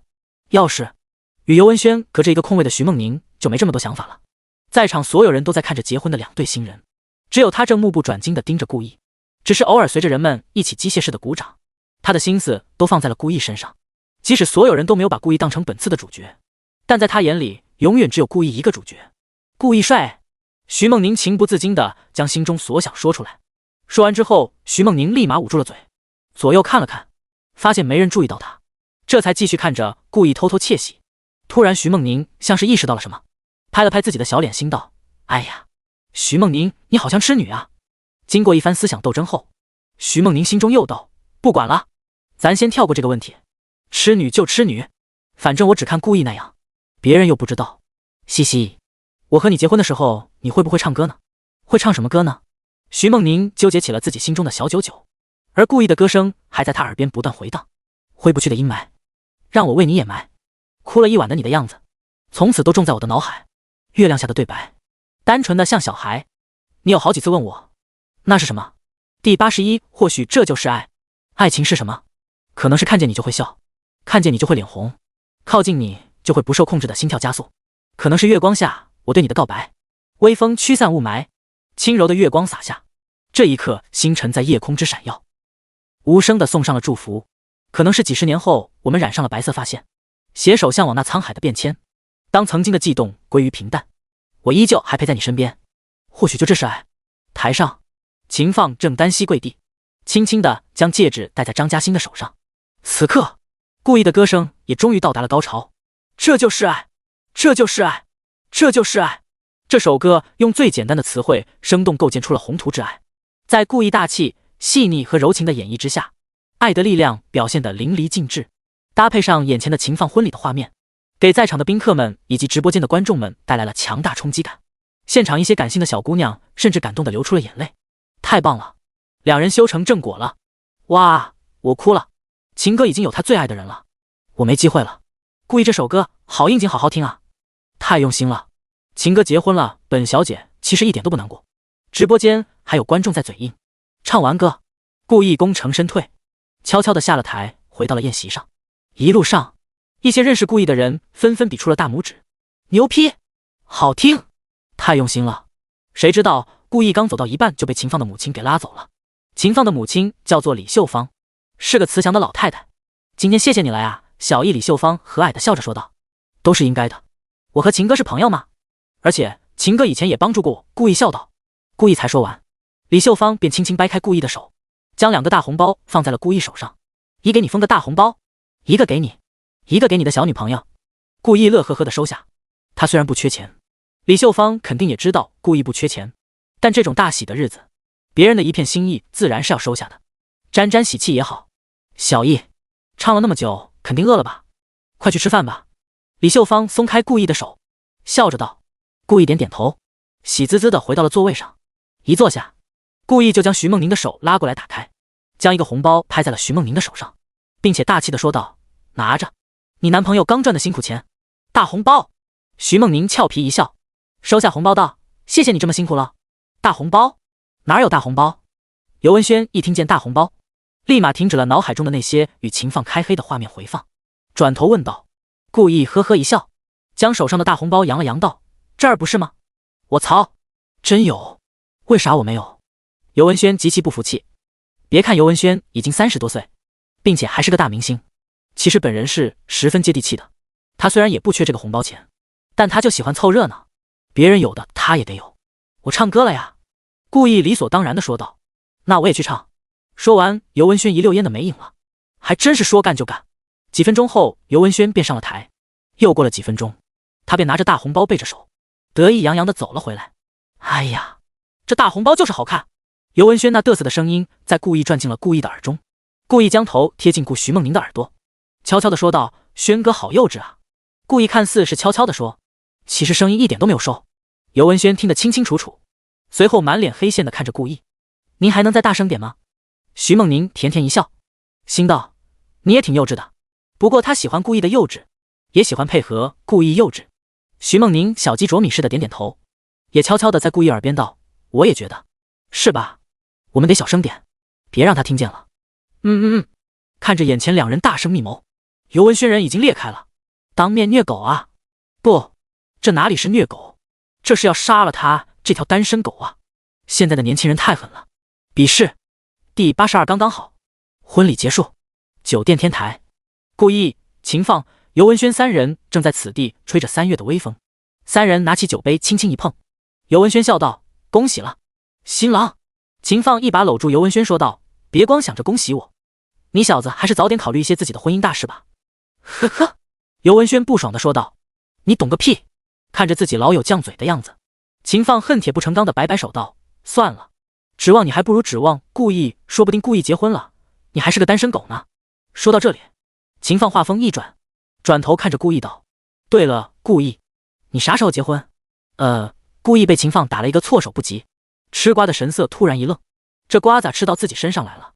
不过故意很快便说道：“看徐女士喽。”真的？秦放嘿嘿一笑：“你等一下，我帮你把徐梦宁叫上来问问。”说完，秦放就做事下楼，吓得故意立马拉住了秦放：“别！”故意承认他刚才有点慌了，总觉得这样有些唐突。卧槽，你们两个是真的不考虑一下我这个单身狗的感受啊？还有没有人权啊？靠！尤文轩破防了。秦放没有搭理尤文轩，而是突然叹了一口气，忧愁道：“说实话，太幸福了也是一种烦恼。哎，故意，尤文轩，明，听听这说的是人话吗？”两人能看出秦放不像是在开玩笑，但秦放这话说的真的蛮别扭的。两人静静的倾听秦放诉说，前面一堆全是废话，全在秀恩爱。故意与尤文轩选择了无视，只有秦放最后一句话才是精华：“太幸福了，写不出治愈的歌曲了。”这就是秦放的烦恼，他现在处在一个比较尴尬的位置上，治愈系的歌写不出，甜歌又不会写，对于一个认真对待音乐的人来说，不上不下的确难受。所以秦放看着故意道：“我想问问故意，你是怎么写出各种类型的歌曲的？”尤文轩也看了过来，他也很好奇。故意还没说话，秦放又笑着补充道：“当然，不方便说可以不说。”他也知道，问一个创作者怎么创作出歌曲挺不礼貌的，有一种窥探别人武功秘籍的感觉。要不是实在没办法了，他也不想多问。故意十分自然的呵呵一笑说道：“秦哥、轩哥，你们都知道我有一个朋友叫做晨晨吧？”秦放与尤文轩齐齐点头。故意接着道：“他的情感经历很丰富，我的很多歌曲灵感都来自他。”说完这些话，故意内心毫无波澜，甚至还有些想笑。尤文轩恍然大悟道：“哦，我一看那小子就不像什么安分的人。”秦放也感慨道：“想不到啊。”听着两人的话，故意难得咳嗽了一下，稍稍的掩饰了一下自己的尴尬。完了，晨晨风评被害，回去多给他写几首伤感歌，一定要坐实他的人设。卧槽，老秦你一直看着我干嘛？老子不搞男同啊！尤文轩突然大声道：“你真没用啊！”秦放恨铁不成钢的感叹道：“你看看别人晨晨，再看看你这个单身狗，指望不上你了。”尤文轩脸又黑了：“我这叫单纯懂不懂啊？操！几十岁的人了还用单纯2个字，你是真不要脸啊！”故意，快救救你轩哥！我擦，我感觉他要是再找不到方法，说不定得想办法让我去相亲了。尤文轩把故意当成了救命稻草，然而他这句话却正好提醒了秦放。秦放整个一激灵道：“我怎么没想到这个办法？有啊，反正你年龄也到了，去相亲刚刚好。”刚刚好。故意听着秦放的说出刚刚好3个字，只感觉十分的熟悉，这个声音，而且他也正好想起了自己给微博粉丝评论点的赞。幸好我还没陷太深，现在分手刚刚好，虽然朋友都做不了。这句评论尤其深刻，故意不自觉地唱起：“我们的爱情到这刚刚好。”故意刚刚唱了一句，秦放与尤文轩立刻就定住了，耳朵齐齐竖起，剩不多也不少，还能忘掉，我应该可以把自己照顾好。我们的距离到这刚刚好，不够我们拥抱就挽回不了。用力爱过的人不该计较，天台没有伴奏，只有拂面的微风，所以故意完全是清场的。但故意的清场依旧让秦放与尤文轩听得如痴如醉。唱到这里，故意便停了下来，一转头便看见秦放与尤文轩两人正一脸希冀地盯着自己。继续啊！尤文轩脱口出道。秦放则是问道：“这首歌叫啥？”故意笑着说道：“刚刚好。”秦放突然想起自己刚才说了句刚刚好，秦放暗搓搓地想到，故意该不会是现做的吧？那就真的很可怕了，即兴发挥能这么高质量。秦放手有些发抖地说道：“故意，你这首歌是以前写好的吗？”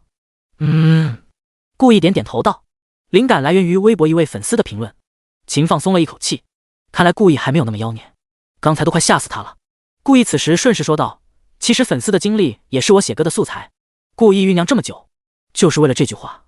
这下以后无论他写出什么样的歌，都有的解释了。粉丝，一个比晨晨更大的背锅群体，我现在浑身难受啊！故意，能不能把那首歌唱完啊？”尤文轩打断两人的对话，声嘶力竭道：“听歌听一半。”他现在感觉浑身有蚂蚁在爬，故意开玩笑道：“我清唱不好听。”尤文轩翻了个白眼，高情商谦虚，低情商凡尔赛，故意纯凡尔赛大帝。秦放笑着说道：“楼下有钢琴，试试。”走。说完，三人便一起走下了楼。刚刚进酒店大厅，就有人和秦放等人打着招呼。在远处聊天的张嘉欣与徐梦宁等几个女孩子也挥手打招呼。故意清晰地看见徐梦宁的脸很红，看她的眼神也有些闪躲。这些个女孩子聊天到底聊了些啥啊？故意三人走到了钢琴边，故意轻轻坐下。第83首发演唱权，在场的宾客都有着不菲的音乐功底。故意刚刚坐下，整个大厅的目光都看了过来，并且安静了下来，准备欣赏这位最近最耀眼的年轻人的表演。虽然故意在秦放的婚礼现场也唱了歌，但当时他们的注意力都在秦放的婚礼，还未曾仔细欣赏。故意腰背挺直，修长的手指在琴键上跳动，细腻忧伤的琴音前奏传出。徐梦宁听见这带着忧伤的曲调，有些担心的朝着张嘉欣那儿看了看，他带着歉意开口道：“欣姐。”故意他就是对音乐太痴迷了，一时间没注意。秦放与张嘉欣的婚礼才刚刚结束不久，他觉得故意在这种场合弹这种歌曲不太好，故意可能一直太入迷没注意到，这种时候就需要他出场了。张嘉欣却是转头微笑着摇摇头道：“没事，你看他们三很开心不是吗？他们真的很爱音乐啊。”曾经的他也是在与秦放分手几年后，才意识到爱不是束缚，自己不应该只为了自己的理想，也应该支持自己爱人的理想，就像是现在一样，支持着秦放的音乐事业，因为他知道秦放不只爱音乐，也爱他。徐梦宁也朝着台上看去：“是啊，我也爱呢。如果有人在灯塔拨弄他的头发，思念刻在墙和瓦，如果感情会挣扎，没有说的儒雅，把挽回的手放下。”这首歌在故意前世是由薛之谦亲自操刀词曲的，是他最擅长的抒情之作。歌曲的旋律细腻分明，歌中的描绘的故事更是让人潸然泪下。你别太在意我身上的记号。故意一曲终了，大厅响起了激烈的掌声。秦放与尤文轩也在故意身后夸赞道：“好听。”秦放更是连连点头，这便是秦放现在想写出的味道。故意没有离开座位，而是转头看着秦放道：“秦哥，有兴趣试试吗？我来给你伴奏。”啊！秦放有些懵。我吗？故意微笑点头道：“我刚才听秦哥你唱了几句，我觉得你比我更适合这首歌。”他刚才演唱的时候，秦放站在他身后，情不自禁地跟着他唱了几句。故意听得很清楚，他认为秦放或许能将这首歌演绎得更好。如果秦放真的唱得比他好，他或许会把这首歌交给秦放演唱。毕竟秦放的声音以及演唱风格真的很像前世的那位前辈啊。不过得加钱，别矫情了。故意让你试，你就试试嘛。尤文轩这时候大手一推，将秦放推到了话筒面前。他已经听出了故意话中的意思，也看出来秦放真的很想唱这首歌。但这两人吧，一人说话比较隐晦，一个人又矫情得很，就只能让他来推动一下了。秦放被推到话筒前，而故意也将自己的手机递给来了秦放。手机上是刚刚好的词曲。秦放接过，笑着说道：“那我就献丑了。”故意坐定，秦放站好。这还是两人第一次合作，在众宾客期待的眼神中，两人开始了表演。秦放刚刚开口，听着秦放那深情的歌声，故意便知道这首歌真正适合的人就是秦放了。相比于自己，秦放的确更加适合这首歌。秦放的歌声完美的还原出了一个男人面临分手时候的勇敢与不舍，让人听了心生感动。歌词描述出了一个男人为了让深爱的人放宽心，宁愿自己开口提分手，把爱情亲手结束在刚刚好的时机，也不愿让爱人有心理负担，而他自己却在转身之后强忍着泪水。故意那如涓涓细流般的钢琴声，配合上秦放深情温柔的嗓音，让人不禁融化在这感人至深的爱情故事中。看着两人的表演，台下一位一线明星张大了嘴巴：“太他妈的好听了吧！土榜之作，这两人的配合太好了。”相比于之前故意的演唱，两人合作的演唱好像多了几分味道。一位比较了解秦放的歌手皱眉思考几分钟后说道：“像是专门为秦放定做的歌曲，太符合秦氏情歌的风格了。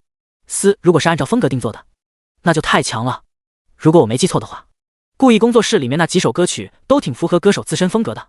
对，特别是那位叫杨磊的歌手，那首《消愁》实在是太绝了。可恶啊，到底怎么才能让故意专门定做歌曲啊？整个我都想去故意的工作室混了。”台下的宾客悄悄讨论，台上的两人已经结束表演。秦放刚唱完就拉着故意不好意思地说道：“故意，我有个不情之请，不知道这首歌的演唱权能不能给我？曾经的他一直都是自己写歌自己唱，这还是他第一次邀歌，他真的很想拿到《故意》这首歌的演唱版权。故意也正有此意，便笑着道：“当然可以，不过我的歌版权费很贵的哦。”秦放哈哈一笑道：“随便你开价。”故意见此开玩笑道：“那我可就得坐地起价了哦。”事实上，故意也没有坐地起价。故意是个版权狂魔文，为了防止以后自己的歌自己的不能唱的情况，故意只会出售一部分的演唱权。就像现在，秦放花100万只买走了这首歌的首发演唱权，并且在这之后，秦放通过刚刚好收获的所有收益都需要分给故意5成。至于在这之后，故意会不会把这首歌给别人唱，秦放也无权干涉。不过秦放也不怎么担心这件事，他都首发抢占先机了。要是真有人唱这首歌比他唱得好，他也就认了。做人嘛，洒脱一点为好。纠结太多事，反而是给自己徒增烦恼。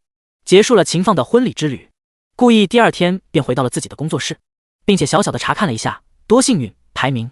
大多数秦放粉丝都以为多幸运是故意送给秦放的祝福，所以在秦放婚礼的热度加持下，在1天之内已经排在新歌榜前20了。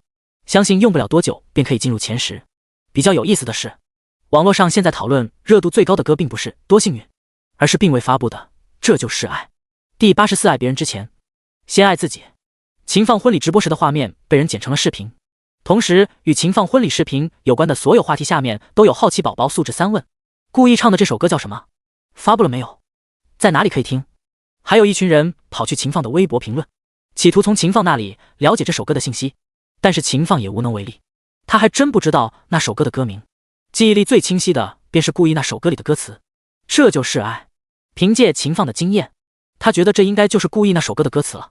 不过他可不会越俎代庖，跑去告诉网友们这首歌的歌名。他现在有更重要的事情，那就是公布与故意的合作。所以秦放的粉丝们没有等到他们想要的消息，却得到了另一条惊喜：秦放新歌预告，由本人演唱，故意作词作曲的抒情之作刚刚好将会在3月15日上线各大音乐平台。据说故意创作这首歌的灵感来源于他的一位粉丝，大家一起期待歌曲中的故事吧。底下评论瞬间爆炸，秦放19年的粉丝累计真的不是开玩笑的。卧槽，新歌，哇，梦幻联动，这好像是秦哥第一唱别人写的歌吧？我最喜欢的2个歌手合作了，双厨狂喜啊，兄弟们！姐妹们有没有时光机，让我穿越到15号去听听。灵感来源于粉丝，好想知道故意哪位粉丝的故意啊！网友们在好奇心爆棚的情况下，迅速调查了起来。终于他们找到了故意点赞的那个评论，找到了那位网名叫爱而不得的粉丝的评论：遗憾就遗憾吧，看他快乐生活一辈子也挺好。嗨，就这样吧，我和他做一辈子朋友。幸好我还没陷太深，现在分手刚刚好，虽然朋友都做不了。看见评论，网友们立马就知道来对地方了。而且因为故意点赞的缘故，早就有很多人询问过爱而不得，只是爱而不得在发出此条评论过后，像是人间蒸发了一般，一直没有再出现。故意此时此刻也在尽力联系这位粉丝，他至少得得到这位粉丝的同意，才会在发歌时将有关这位粉丝的事情说出去，不然就太不尊重人了。只是他的消息已经发出去好几个小时了，却还是没有得到答复，想来应该还在工作。虽然故意可以通过音乐平台拿到这位粉丝注册时的电话号码，但这完全就是在侵犯个人隐私，故意不可能这么做，那就只能慢慢等待了。当全网都在寻找这位粉丝时，这位粉丝正一个人站在笔直的大桥上。田竹便是讨好型人格，从小到大他无论做什么事都先为别人考虑，总是最后才轮到自己，总是觉得只要自己对别人好，别人就一定会对自己好。就连他发现自己女友已经出轨过后，他都在为对方考虑，甚至为了不让对方为难，他率先提出了分手。直到今天他才知道，自己20年来所信奉的道理都是错的。分手那天，他想找人倾诉，才发现自己居然没有一个能够交心的朋友。悲伤、孤独，种种情绪倾泻而来，迫使他不自觉地来到了这里。江上的清风拂过他的脸颊，带来了春的气息。外面的世界生意盎然，只有他如一片枯叶，任风吹拂。他心中只有深深的无力感。田竹低头看着湍急的江水，温柔地笑了笑，随后拿出手机道：还是跟朋友们道个别吧，不然他们找我的时候找不到怎么办？刚刚打开手机，一道通知便出现在了手机上方：您关注的歌手故意私信了您。田竹暗淡的眼神恢复了些许亮光，他怀疑自己看错了，但又期待地点了进去。他很喜欢故意，不知道为什么，他从第一次听见顾意的歌，第一次在手机上注意到顾意这个歌手时，他就喜欢上了顾意。这是他第一次关注一位明星，或许是在因为他在顾意身上看见了他所没有的朝气与自信。点进微博之后，看着顾意的官方认证与已关注3个字，田竹激动得手都有些颤抖。顾意，嗨嗨嗨，兄弟你好啊！看着这么一句开头，田竹差点笑出了声。想不到顾意聊天时竟然是这么一逗逼的人。他继续往下看去，你的评论给了我一些灵感，所以我出了一首新歌，叫做《刚刚好》。冒昧问一下，能了解一下你的经历吗？田竹立马回复道：当然可以。他本以为顾意很久才会回消息，谁知道顾意秒回：顾意，好的，你说。我听着，仅仅是7个字，好像打开了田竹内心的阀门一般。他立马开始述说着自己的经历。顾意从字里行间看出这位粉丝的情绪低落，所以田文浩所说的每一句话说，顾意都在细心的看，仔细的分析，耐心的回答。爱而不得，对不起，你的时间那么珍贵，我还浪费了你这么长的时间。坐在工作室的顾意忍不住哑然失笑，即使是这样，他居然还在担心浪费了我的时间，这样的好人哪找啊？顾意立马回复道：这并没有浪费我的时间，在这段时间里，我听见了一个令人印象深刻故事，也认识了一位处处为他人着想天使，使我受益良多。不过，亲爱的天使，请记住，在爱别人之前，先爱你自己。第85一点小礼物。田竹怔怔地看着手机，轻声念叨着顾意说的话，在爱别人之前，先爱自己。是啊，我应该先爱我自己，爱而不得。谢谢你，顾意。发完这一条消息，田竹趴在大桥的护栏上，江风再次拂过他的脸颊，却是完全不一样的感觉。他感到前所未有的放松。呼，远在江海的顾意也松了一口气。聊天的过程中，顾意很明显感觉到对方有轻生的迹象，所以顾意一直在安慰他。现在看来，自己这位粉丝应该是缓过来了。在这之后，顾意询问了田竹的地址，准备在之后送给田竹一些小礼物。同时，顾意在得到田竹的同意后，也在微博公布了自己与秦放合作的事情，并附上了田竹的经历，且在结尾出了田竹的微博账号。灵感真的来源于粉丝。看完这位顾意这位粉丝的经历，我只能说，多么纯粹的一个人啊！是社会污染了他，我要去鼓励鼓励他。此时田竹的微博账号 ID 已经不再是爱而不得，而是改成了江上清风。一堆网友涌入了田竹的微博，有安慰的，有鼓励的，有赞扬的，使得田竹心中五味杂陈。这还是第一次有那么多人关心他。秦放录完刚刚好之后，顾意在第一时间拿到了这首歌的音乐文件，并且立马让人去做成了 CD。 做成 CD 之后，顾意还不辞辛苦地跑去了秦放所在的公司，签个字吧。秦哥顾意笑着将 CD 递给秦放，秦放拿过这个印着他与顾意头像的 CD 问道：你整这么一张 CD 打算干嘛？送给我哪位粉丝当做礼物？顾意乐呵呵地说道。一听顾意这话，秦放便乐呵呵地签上了字。顾意跟他说了顾意那位粉丝的经历，连他都忍不住哑然，世界上居然还有这么善良的人。秦放签完之后，顾意也在 CD 上写上了自己的名字。谢啦秦哥，我先走了，有空找你玩。说完，顾意也不等秦放挽留，拔腿就走。然后他便回到自己公司，拿到了自己从出道开始出的所有歌曲的实体 CD， 并且让自己工作室所有艺人都在他们唱的歌上面签上了他们的名字。最后顾意再一一签上自己的名字，看得我都羡慕了。徐梦宁在旁有些吃味地说道。顾意边将东西装箱，边自然而然地笑道：他是属于人们的天使，而你是只属于我的天使。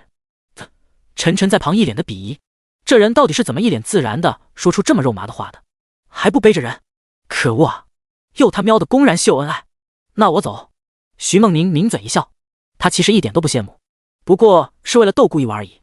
顾意这么一说，他反而有些不好意思了。最关键的是旁边还站着晨晨与杨磊呢。不得不说，顾意的脸皮是真的厚。他此时脸不红心不跳，内心毫无波澜。就在这时，宋海抱着空茶杯大大咧咧地走了进来。顾意啊，你那个事要不要公司帮你宣传一下，增加一点路人缘？宋海嘴巴是这样说的，事实上去却是一直在顾意桌子上找着什么东西。当他看见顾意的茶罐时，便十分自然地走了过去，开罐、倒茶、泡茶一系列动作行云流水。顾意一听是宋海的声音，头也懒得抬，这小老头儿就喜欢来自己这里打秋风。至于宣传，顾意并不希望公司拿这件事来炒作，还是算了吧，也不是啥大事。宋海呵呵一笑道：我就知道，那我先走了哈。话音刚落，宋海就娴熟地朝着门口走去，一边走还一边感叹好茶好茶。他早就摸清顾意的性格了，知道顾意肯定不会同意公司拿这件事来炒作，那他的目的就呼之欲出了，就是为了蹭点茶喝而已。刚走到门口，顾意的助理冯乐又低声念道，又跑来打秋风，也就是老板不允许，不然我直接飞起来凌空 EGO。 听得宋海一脸黑线，你小子以为我听不见是吧？宋海恶狠狠地朝着冯乐看去，冯乐脸色更凶狠地瞪了回去，同时心道，咱弟来蹭吃蹭喝还有理了。按理说以宋海在听弦娱乐的地位，一般人是不敢顶撞他的，但耐不住他自毁形象啊。就算再威严的一个人，天天跑来你这来蹭吃蹭喝，他也威严不起来啊。两人对视了几秒后，一缕茶香飘进了宋海的脑海。宋海突然乐呵了起来，看着冯乐道，不和你小子计较，老夫我呀，我喜欢看你看不惯老夫又干不掉老夫的样子。说完，宋海还贱兮兮的嘿嘿了两声。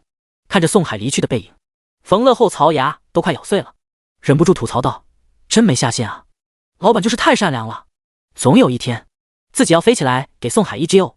15日，歌曲刚刚好准时发布，而田主也在这一天收到了来自顾意、来自秦放、来自顾意整个工作室的礼物。第86，沸腾的粉丝们。刚刚收到顾意的小礼物的田竹便将这件事分享在了微博上，还配上了每张 CD 的图片，以及他与顾意的聊天截图。江上清风，在几天前，我本来有轻生的想法，是顾意安慰了我，给了我继续生活下去的勇气，没想到还能收到顾意送的礼物，实在是太惊喜了，谢谢你顾意，能遇见你这样的偶像实在是我三生有幸。顾意。然后下面便是10几张聊天截图和顾意所有歌曲的签名版实体 CD。 网友们的行动那是相当的迅速，田竹的微博评论开始疯涨，顾意说话好温柔啊，顾意把博主比作天使，他真的我哭死，一句话拯救一个人，博主看开点，世界还是很美好的。比如说我们还可以听顾意的歌，井号34。在安慰完田竹过后，网友们朝着顾意送给田竹看去，这不看不知道，一看立马就把很多网友吓了一跳。哇，好多顾意的实体 CD， 我看见了什么？有何不可？告白气球，就连今天刚发布的刚刚好都有，上面还有顾意和秦放的签名，还有顾意的工作室所有人的祝福语。羡慕的我要死啊！博主是拯救了银河系吧？顾意的粉丝们在看见田竹收到的礼物时就已经沸腾了。顾意歌曲的实体 CD 粉丝们一直都能买到，但听弦娱乐从来没有卖过一份带有顾意签名的实体 CD。 倒不是听弦娱乐不想，只是顾意不同意而已。顾意觉得粉丝们在网上听听就好了，倒是没必要专门去买实体 CD。 所以顾意送出去的这些带有签名的实体 CD 在粉丝们眼中的珍贵程度便可想而知了。当场便有顾意的粉丝私信田竹，想要购买他手中的 CD， 却都被田竹一一拒绝了，并且明确表示永远不会出售顾意送的签名 CD。 粉丝们在田竹这里拿不到签名 CD 怎么办？那就只能去找正主了。就这样，顾意的微博被爆破了，被自家粉丝给爆破了。这自家粉丝冲起自家偶像来，根本没有一点心理负担。老贼故意给我签名 CD， 老公给我签名 CD 好不好？楼上死一死，牛头人滚啊！我是纯爱战士，我只看到顾徐 CP， 谁知道故意根本不搭理他们。故意不搭理他们，那听弦娱乐的官方账号就遭殃了。他们冲故意的时候肯定还会心疼话会不会说太重了，冲听弦娱乐的时候可就没这种负担了。姐我有钱，快点出故意的签名 CD， 不然店给你砸了。为什么你们公司就故意没有签名 CD？ 我有理由怀疑你们故意打压故意。就是你们就是看故意好欺负，故意打压故意。我们要抵制你们公司艺人代言的所有产品，让宋海那个浓眉大眼的老小子出来。这下好了，连代言公司都牵扯出来了。听弦娱乐官方账号的运营人员人都骂了，他们还打压故意，公司就差将故意当爹供着了。没看公司总经理天天往故意的工作室窜啊，宝宝心里苦啊，快去总经理办公室请宋经理。其中一位运营人员大喊道，这种事情已经不是他们能决定的了。10分钟后，宋海抱着茶杯又出现在了故意的工作室，不过这次他没有空手来，居然还拿着一包草莓味的布丁。故意一看是宋海来了，立马又将心思放在了电脑上，随后说道，宋经理，我这儿忙着，麻烦你自己泡一下茶吧。宋海不好意思地咳嗽一声，他今天可不是专门蹭茶喝的，有正事。宋海走到故意身旁，将一大包草莓布丁放在故意桌上说道，天天来你这也没啥送的，就带了点小零食。任谁都想不到，堂堂听闲娱乐总经理在顾意面前居然这么卑微，请顾意办事居然需要贿赂。顾意瞥了一眼草莓布丁，是他最喜欢的那家店的草莓布丁。但是一毛不拔的宋海今天怎么转性了？事出反常必有妖。顾意看了一眼草莓布丁，又了看一眼笑眯眯的宋海，如此循环往复10几次后，顾意最终选择了草莓布丁，然后说道：“宋经理找我有什么事啊？”宋海立马将听闲娱乐被顾意粉丝威胁的事情告诉了顾意，整得顾意一脸懵逼，怎么还有人强行威胁别人赚自己的钱啊？这届粉丝实在是太难带了，他严重怀疑他的粉丝们有什么特殊癖好。顾意思考良久之后说道：“等下个月吧，粉丝们一张一张的买 CD 太亏了，等下个月我会发布我出道后的第1张专辑，到时候再出售签名版的实体专辑吧。”宋海满意的点着头，还好顾意同意了。他是不是错过了什么？专辑？宋海眼珠子都差点瞪了出来，他直勾勾的看着顾意，用快破音的喉咙道：“你刚刚说什么？”顾意无奈的再次说了一遍：“我说我下个月会发布我出道后的第1张专辑，第87霸占新歌榜前10。”卧槽！宋海惊呼，他是真的没想到顾意在如此高强度出歌的情况下，居然还要出专辑。其他哪个歌手出专辑不得准备个1年半载的呀？就拿听闲娱乐旗下的艺人来说，出个专辑起码要提起1年准备，并且期间会不断宣传造势，以达到最好的效果。哪有像顾意这样的不声不响的准备好了，刚出道没3个月就发专辑，在整个蓝星音乐史上都是第一次。宋海感觉这条消息一旦公布出去，怕是整个音乐界都得震动一下。而且本月顾意拿下新歌榜第1已经是板上钉钉的事情了，也就是说顾意已经连续霸占新歌榜4个月了。现在公布新专辑的事，那基本上就是向全世界宣告他准备冲击屈神词神了。刚出道就开始冲击词神曲神，在蓝星也是头一回了。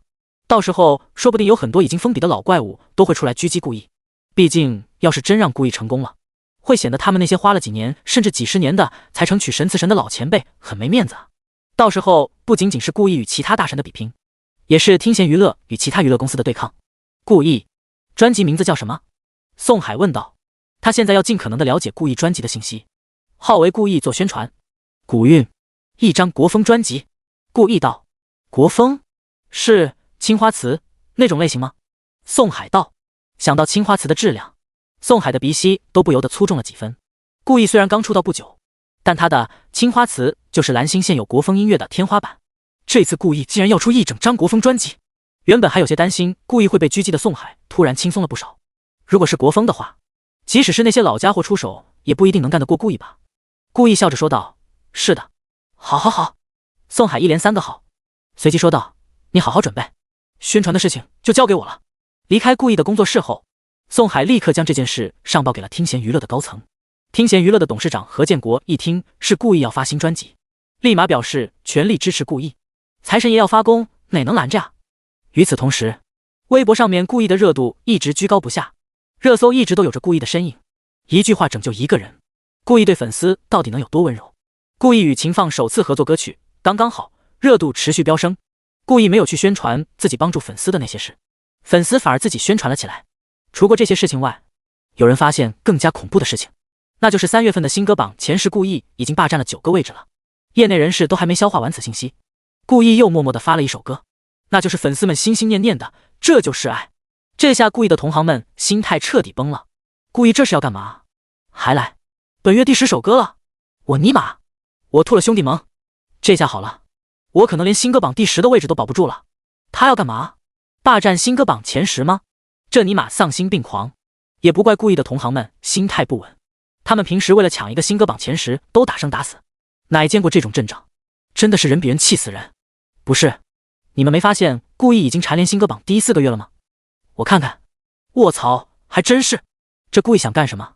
冲击曲神词神？我尼玛，不太可能吧？他们不敢相信。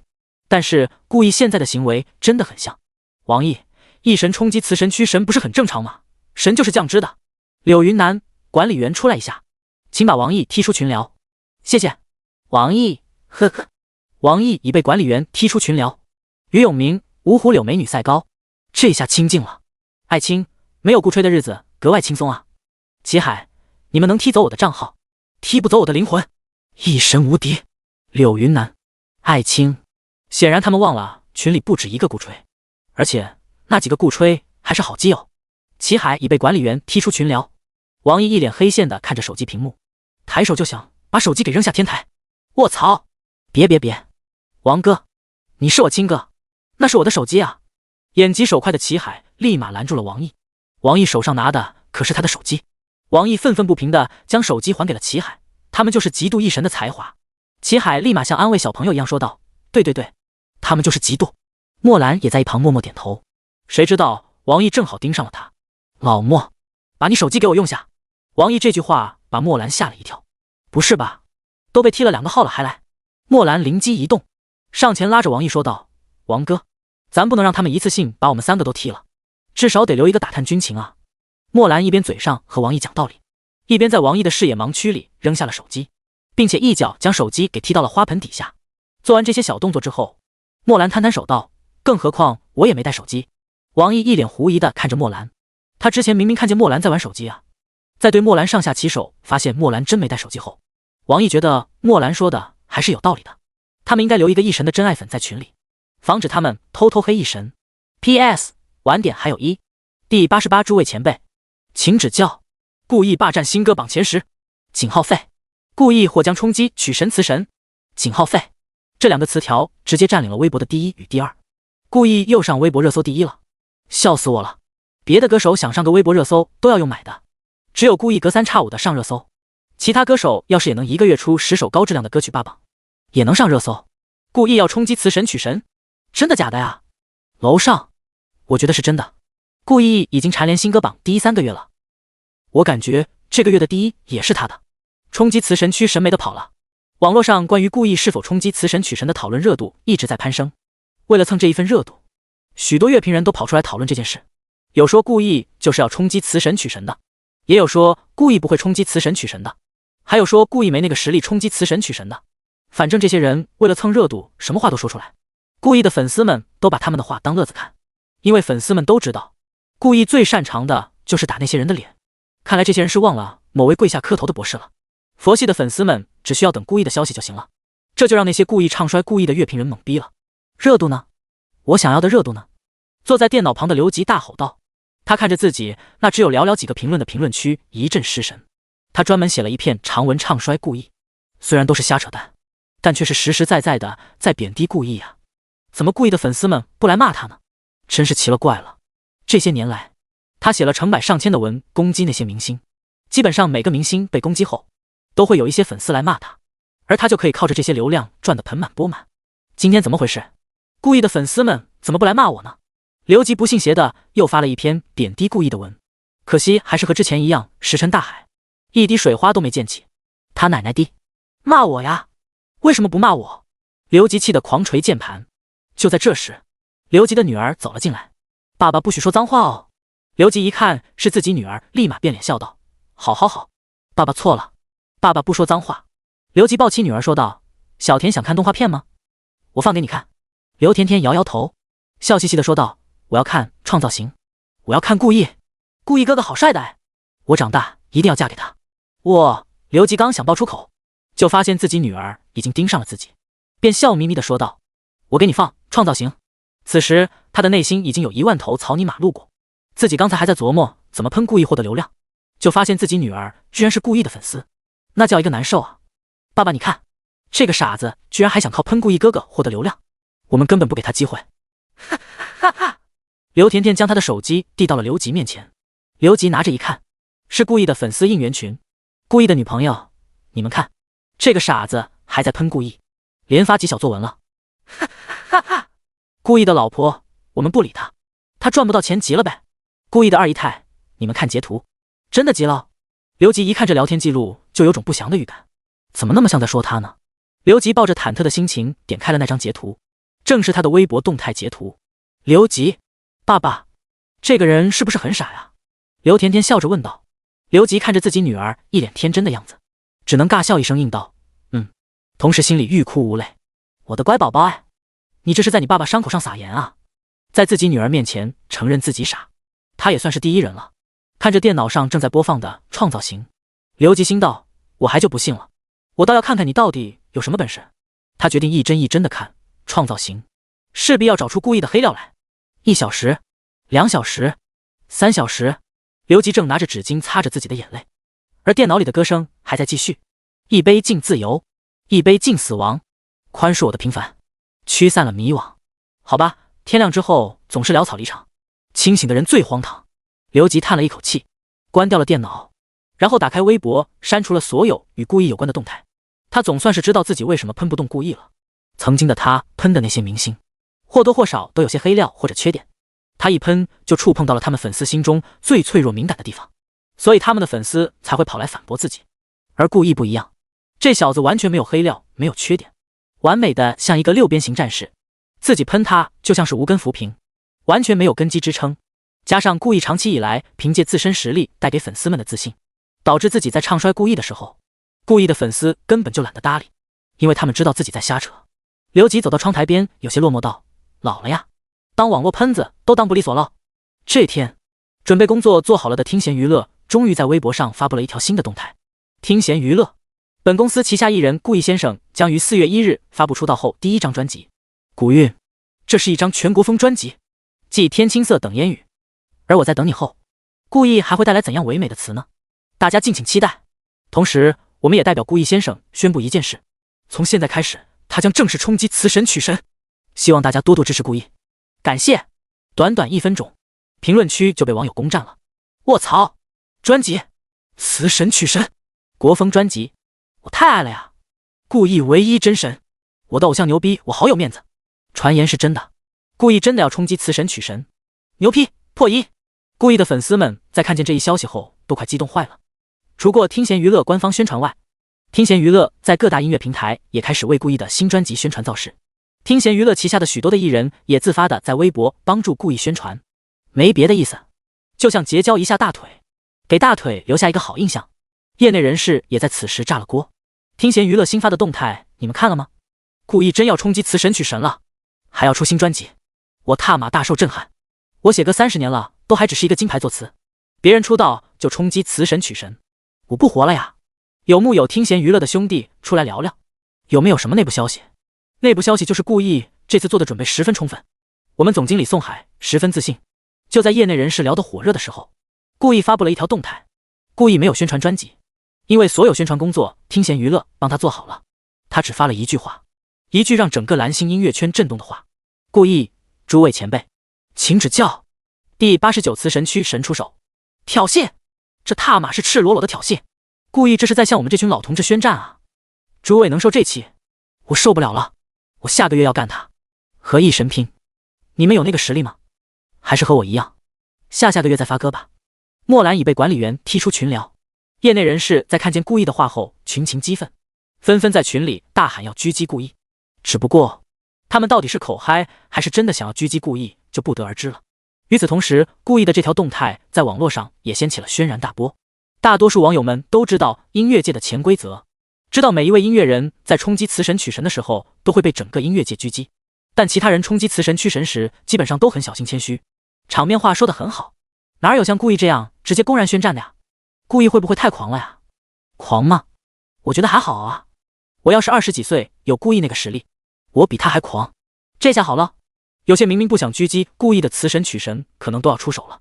看清楚了，顾意下个月要发的国风专辑，国风一出，水与争锋，华文娱乐，专属于词神夏雨与曲神段志的休息室里，陆浩然推门走了进来，他笑着说道：老段老夏，要不要搞他一手？段志疑惑道：搞谁啊？顾意啊。陆浩然不假思索道：他不是要冲击词神曲神吗？咱们狙击他，报仇。夏雨一听是搞顾意，立刻说道：搞他搞他，报仇报仇。段志也附和道：必须搞他。陆浩然这时嘿嘿一笑道：我就知道，不就是国风专辑吗？我们杀穿他。陆浩然刚刚说完这句话，夏雨和段志就愣住了。国风专辑？我尼玛，国风专辑还是故意出的国风专辑？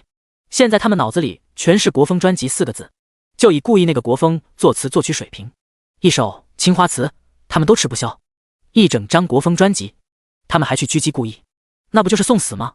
两人对视一眼，顿时便萌生退意。夏雨率先说道：哼，那个我觉得这次还是得先放故意一马，下次再战我们得给他留点面子，要是他一上来就输了，会很没面子的。我们要爱幼吗？段志将手背在身后，十分老成的说道：“那个我说两句哦。首先，不是我认怂了呀。其次，尊老爱幼是我们华夏的传统美德，我们得发扬光大。所以，我们下个月再狙击顾意。我和老夏也好好准备一下。”骆浩然狐疑的看了两位老伙计一眼，最终还是点头道：“好吧，那就下个月再狙击他。”然后三位便勾肩搭，朝着外面走去，边走边狡辩：“我们这叫什么？韬光养晦啊！对，其实业内人士认为最有可能狙击顾意的人便是陆浩然等人了。毕竟陆浩然他们与顾意有着一点小小的恩怨来着。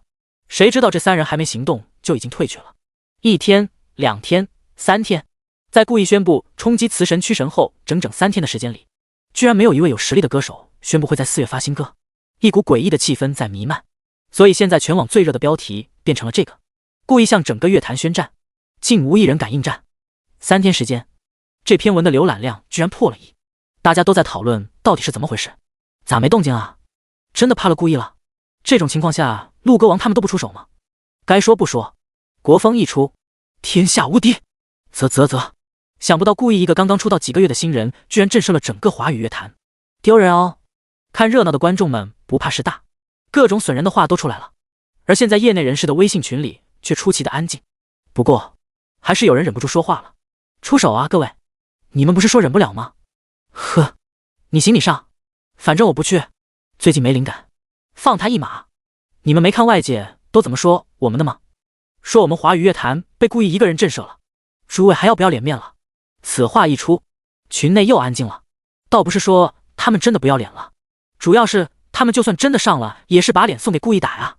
顾意的国风他们是真没把握能干过，现在只能等曲神雌神出手了。突然，一条消息出现在了群里：柳云南，不行，美女要注意形象。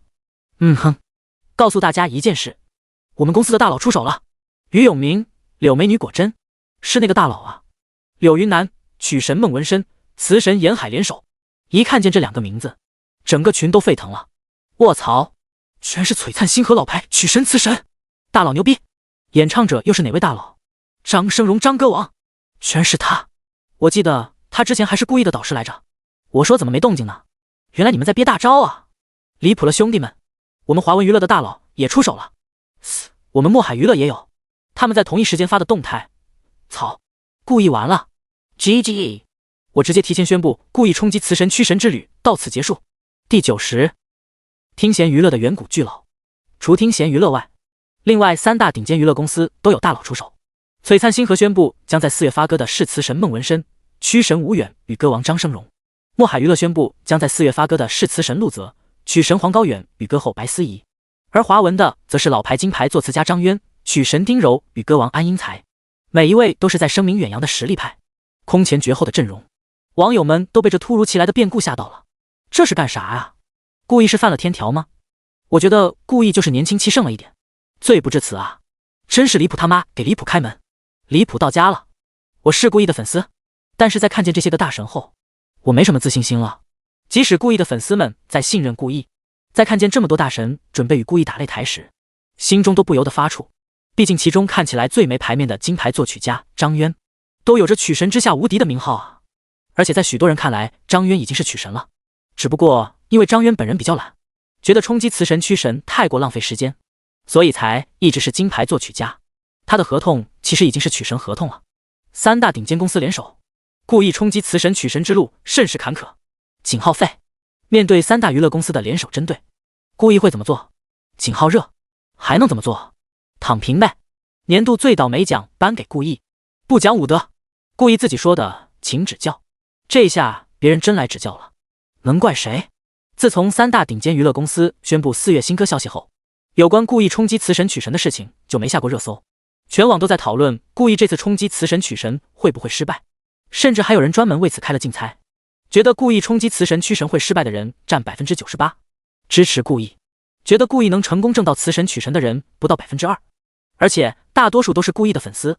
听弦娱乐大厦总经理办公室，宋海愁的满地打转，且口中不停口吐芬芳。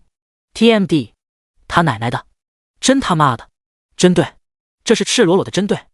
这次另外3家的意图很明显，得不到那就毁掉，他们就是想把故意扼杀在冲击雌神曲神的摇篮里。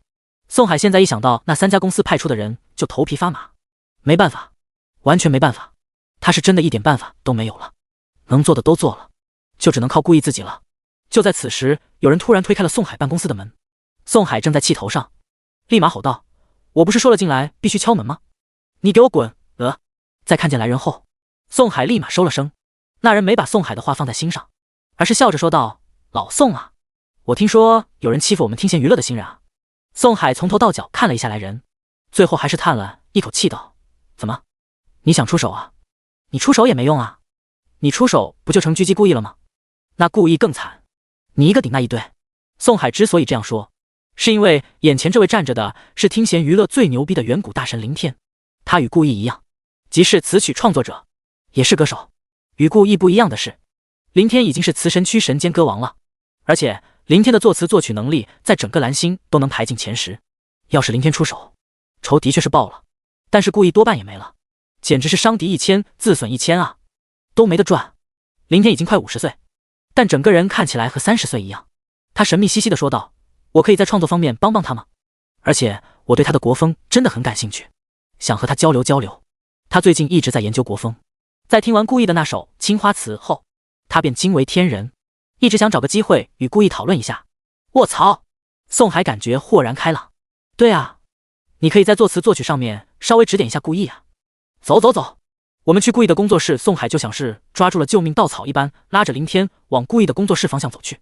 来到顾意的办公室，宋海没发现顾意的身影，便拉着一旁满眼鄙夷的冯乐问道：“小子，顾意呢？”冯乐摊摊手，一副看穿了宋海的模样道：“宋经理，你就别装模作样了。一哥的茶在桌上，你自己拿就好了。一哥不会说你的。我问你顾意在哪儿？”宋海声音严厉了不少。冯乐没被宋海吓到，只是感觉宋海真的找顾意有事，便果断说道：“一哥在录音室录歌呢，一时半会可能还不会出来。”话音刚落，宋海两人就朝着录音室方向走去。两人站在录音室门口，轻轻敲了2下门。徐梦宁轻轻地给两人开了门，并小声地打了声招呼。两人进去，发现陈晨、杨磊居然也在，而隔音玻璃后面站着的便是顾意，看样子是在准备唱歌。在陈晨与杨磊将视线移在林天身上时，他俩差点惊呼出声。嘘！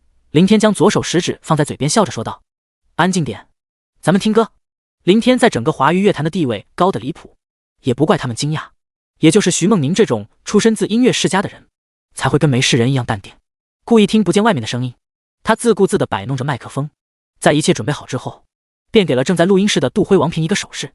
两人会意，立马开启录制与伴奏。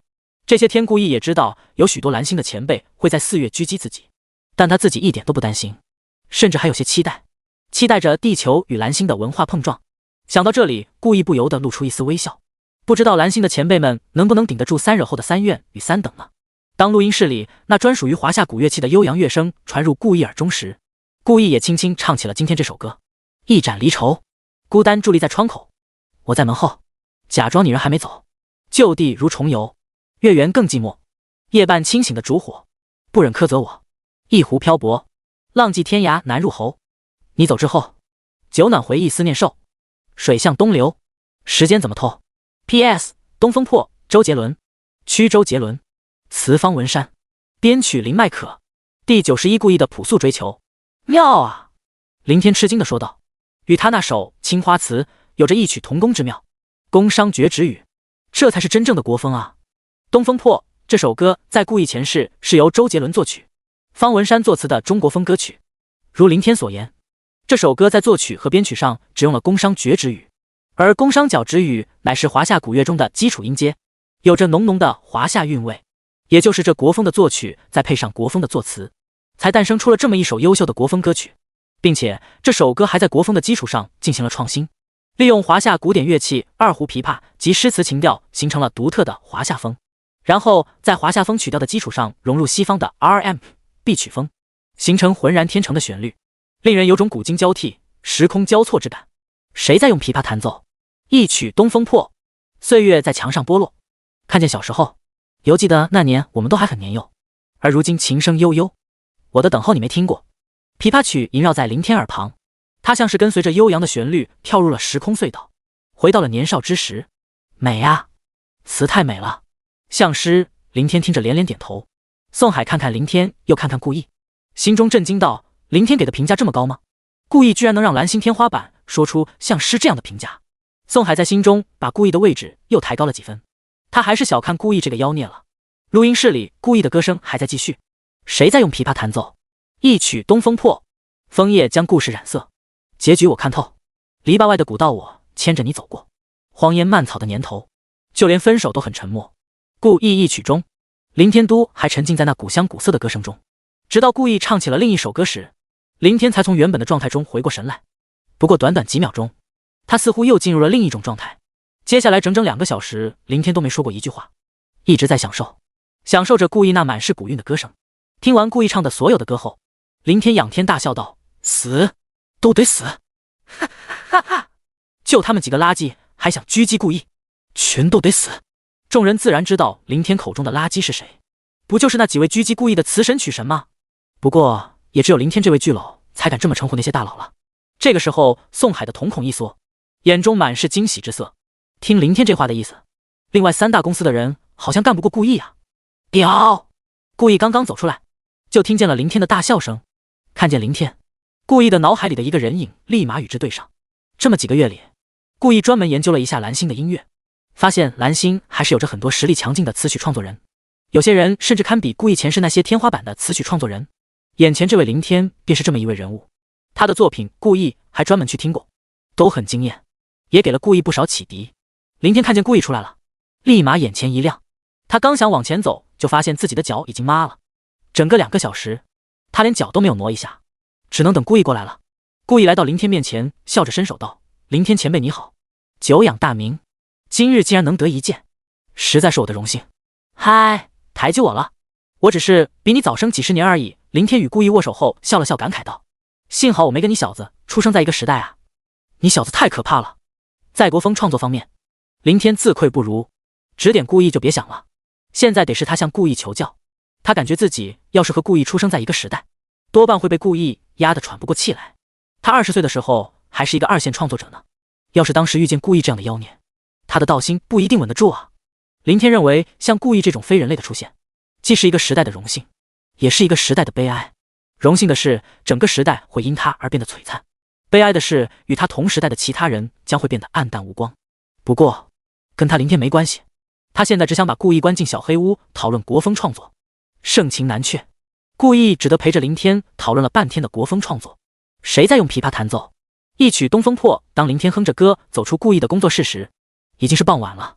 顾意一脸疲惫地趴在电脑桌上，林天实在是太能唠嗑了，音乐聊完了还要聊八卦，八卦聊着聊着居然还能扯到科技上去。忙了一整天的顾意感觉自己整个人都要虚脱了。徐梦宁站在顾意身后，有些心疼地揉着顾意的肩膀道：谁叫你不早点录歌，非要把所有歌堆在一天来录，累死你算了，活该。嘿嘿，小小的偷懒一下，没事的。顾意闭着眼睛，十分享受徐梦宁的温柔。少请。顾意的呼吸变得平稳了起来。徐梦宁脑袋靠近顾意，发现顾意已经睡着了，便找来一件顾意的衣服披在了顾意身上。他小心翼翼地看了一眼周围，在确定所有人都下班回家了后，他关上房门，来到了顾意身旁，看着顾意熟睡的脸庞，徐梦宁俯身用嘴唇在顾意脸上轻点了一下。晚上8点，顾意迷迷糊糊地睁开了眼睛，正好发现徐梦宁正撑着双手看着自己。看见顾意醒了，徐梦宁微微一笑，轻声道：醒了。顾意伸手揉了揉徐梦宁的头发。我睡了多久啊？徐梦宁握着顾意伸出来的手说道：别揉了，我不想再梳头发了，你都睡了2个小时了。懒住！顾意反手牵着徐梦宁道：走，我们去吃火锅，我请客。徐梦宁甜甜笑道：那我可得都点贵的，吃垮你，能吃垮我算你厉害。怎么，你不信？我饭量很大的好吧？信啊，我怎么可能不信？你好假呀，那我下次尽量装得真一点。咦，火锅店包间里，顾意正看着一桌子菜，怀疑人生。此时某位演大肚皮小的女士说话了：快吃呀，都归你了。出了火锅店，徐梦宁十分羡慕地吐槽道：大胃王，每次都吃那么多还不长胖，羡慕死我了。可恶啊！顾意笑而不语，转移话题道：要去那儿逛逛吗？他总不能说他每天都在偷偷健身，一个人默默撸铁吧。顾意之所以每天健身，其实也是有目的。第一个是老生常谈的保持身体健康，第二个便是想学一学前世的梦龙乐队，在开演唱会的时候秀一秀身材，说白了就是装逼。对，没错，故意健身就是为了装逼，不仅能在演唱会装逼，最重要的是时机到了还能在徐梦宁嗨嗨。他之所以不告诉徐梦宁，就是因为他想等以后在徐梦宁面前装逼。多么朴素的追求啊！就在故意胡思乱想之际，徐梦宁抱着故意明显硬了不少的胳膊道：那我们回学校逛逛吧。好。第92演播室里的歌声。现在这个时间点，江海国际艺术大学的学生们刚刚下晚自习，学院各个角落都有着他们的身影。此时故意与徐梦宁正牵着手悠闲的散步，暗淡的灯光下不断有人从两人身旁跑过去，看着路边朦胧的灯光，徐梦宁笑道：好怀念学校的时光啊，说起来这还是我俩第一次在学校散步呢。故意点点头笑着道：是啊，这是他们第一次以情侣的身份在校园散步。听着广播里播放的歌曲，故意突然灵机一动笑道：徐大小姐，要不要玩点刺激的？徐梦宁脸色一红，很明显想歪了。他疑惑道：你想干嘛？灯光不太明显。故意没注意徐梦宁的变化，反而朝着播音室方向看去，随后说道：我们去演播室唱首歌。徐梦宁知道自己想歪了，故作镇定道：好呀。他刚才还以为故意是想这里亲。演播室里，李芊芊正在收拾东西，放完这首歌他今天的工作就完成了，他得准备回寝室了。以前这些工作都是他逼迫晨晨做的，现在晨晨不在了，就只能他自己一个人做了。可恶啊！李芊芊越收拾越气，一想到晨晨那渐渐的笑容，李芊芊就像打爆他的狗头。可恶啊，晨晨！呀，芊芊这是想晨晨了啊！徐梦宁从李芊芊身后突然出现，并且一把抱住了李芊芊道。李芊芊听见是徐梦宁的声音，立马惊喜道：梦宁你来了呀！两姐妹见面很开心，然后李芊芊就看了徐梦宁身后的故意，她的脸立马就红了。故意也来了，那他刚才说的话不全让故意听见了？本来他说的那些话让徐梦宁听见无所谓，反正他与徐梦宁平常也无话不说，甚至更露骨，但让故意听见了可就不一样了呀。故意是晨晨的好兄弟，他该不会要告诉晨晨吧？李芊芊心中不断犯嘀咕。故意，我刚刚说的话你不准告诉晨晨知道不？李芊芊恶狠狠地看着故意道。故意表面笑嘻嘻地说道：没问题，同时心道：放心，你不是想晨晨吗？我今天晚上回去就怂恿晨晨来学校。嗨，自己还是那么乐于助人。徐梦宁与李芊芊一阵叙旧，李芊芊得知两人的来意后，立马表示她也要参与。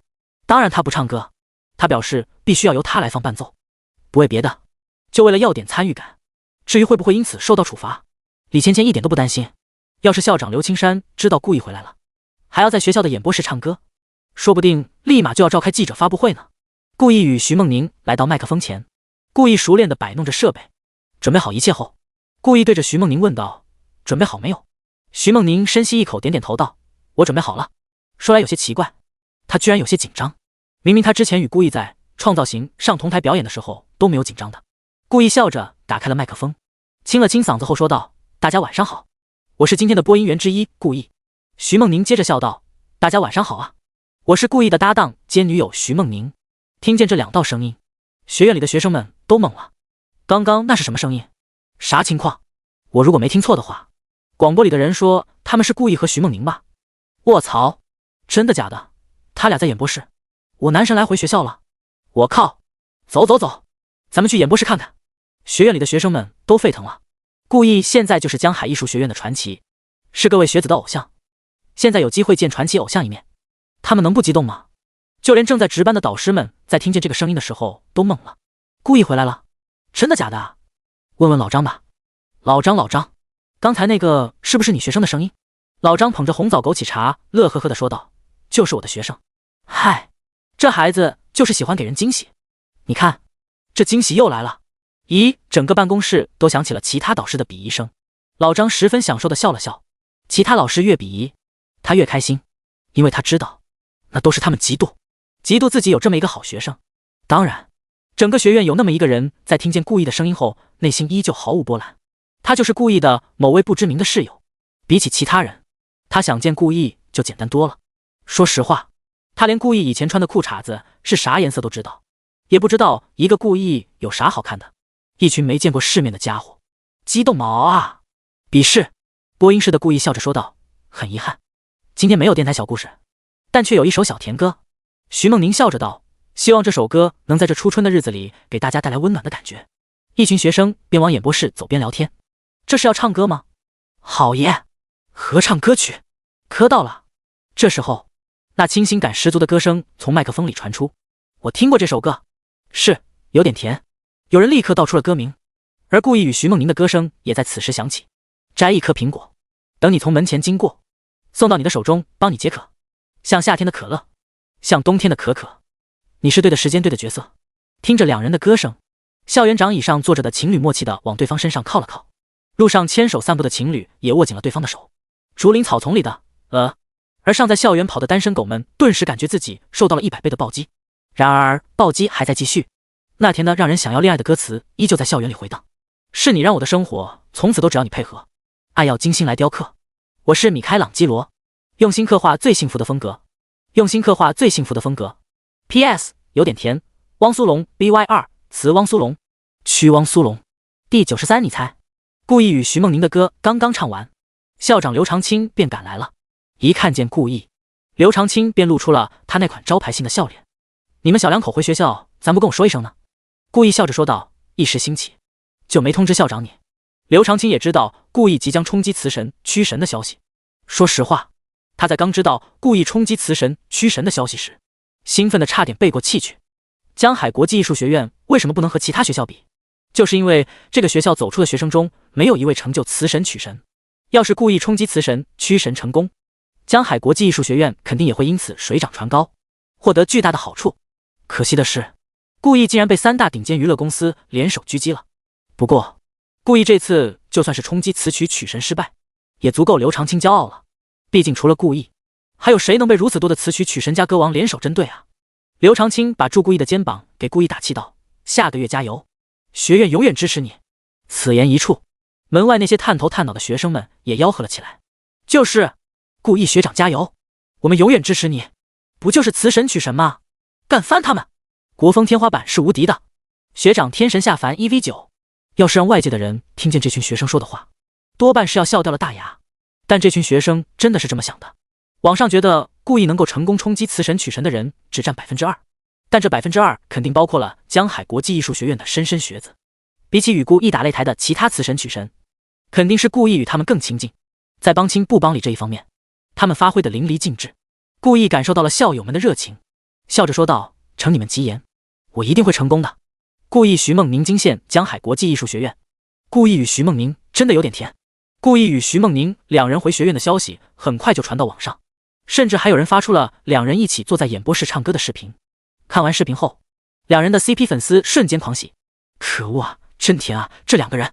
徐梦宁那句我是故意的搭档兼女友真的磕死我了。好羡慕江海国际艺术学院的呀，为什么故意不是我们学校的呀？这个视频是那个睿智拍的呀。一直晃。李芊芊看着自己发出的视频评论区，本来还挺开心的，但在她看见这条评论后，心态直接崩了。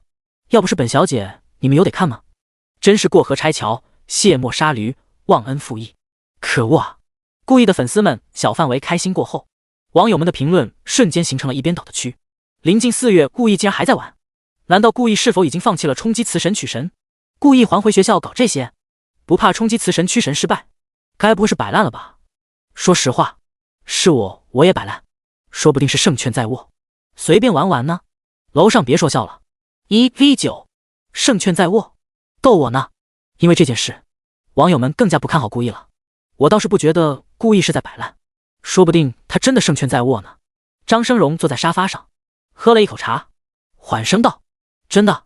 张歌王你这么看好故意？”璀璨星河的词神吴远反问道。张生荣放下茶，回忆着自己第一次在创造型上见到顾意的时候，他那会儿从来没想过一个练习生会在短短几个月成长到这种地步，但是顾意的确办到了。在他看来，顾意是一个很神奇的年轻人。张生荣笑了笑，没有直接回答吴远的问题，而是意味深长地说道：“他是一个很擅长创作奇迹的人。”孟文深这时也说道：“那小子确实有点神奇。”顾意所在的团体天青的出道歌曲就是由孟文深作曲的，所以他与顾意还是有着一些交集。而他也亲眼看见了顾意改良舞蹈大师邢荣凯的作品。一个刚出道的新人改良舞蹈大师的作品，这真的很神奇。吴远听不惯两人如此夸赞顾意，便说道：“你俩也太不自信了吧，反正我觉得他肯定无法逃脱我们的手掌心。孟文深这时脑海中灵光一闪，怂恿张生荣道：“张歌王，要不你问问顾意是不是胜券在握呗？”他知道张生荣有顾意的联系方式。孟文深这样一说，吴远也来了兴趣。吴远站在张生荣身旁，用手指戳戳张生荣道：“问问也不会少块肉。”张生荣无奈拿出手机，翻出顾意的微信，发消息直截了当的发了消息：“张生荣，顾意，有把握干掉我们这群老家伙没？”消息一发出去，孟文深和吴远的眼睛就好像粘在了张生荣的手机上了一般，一刻都没有移开。不多时，消息来了：“顾意，张哥你猜？第94没有主打歌，你猜？”哎呦卧槽，这小子，瞧我这暴脾气！吴远瞬间暴起，抓起凳子就朝着张生荣的手机砸去，凳子挥在半空。吴远突然发现张生荣与孟文深居然没有拦着自己，眼睛余光发现此时俩人正乐呵呵地看着自己，特别是张生荣一脸的期待。吴远看着张生荣那带着裂纹的手机，立马就明白了什么，这是想换手机了呀。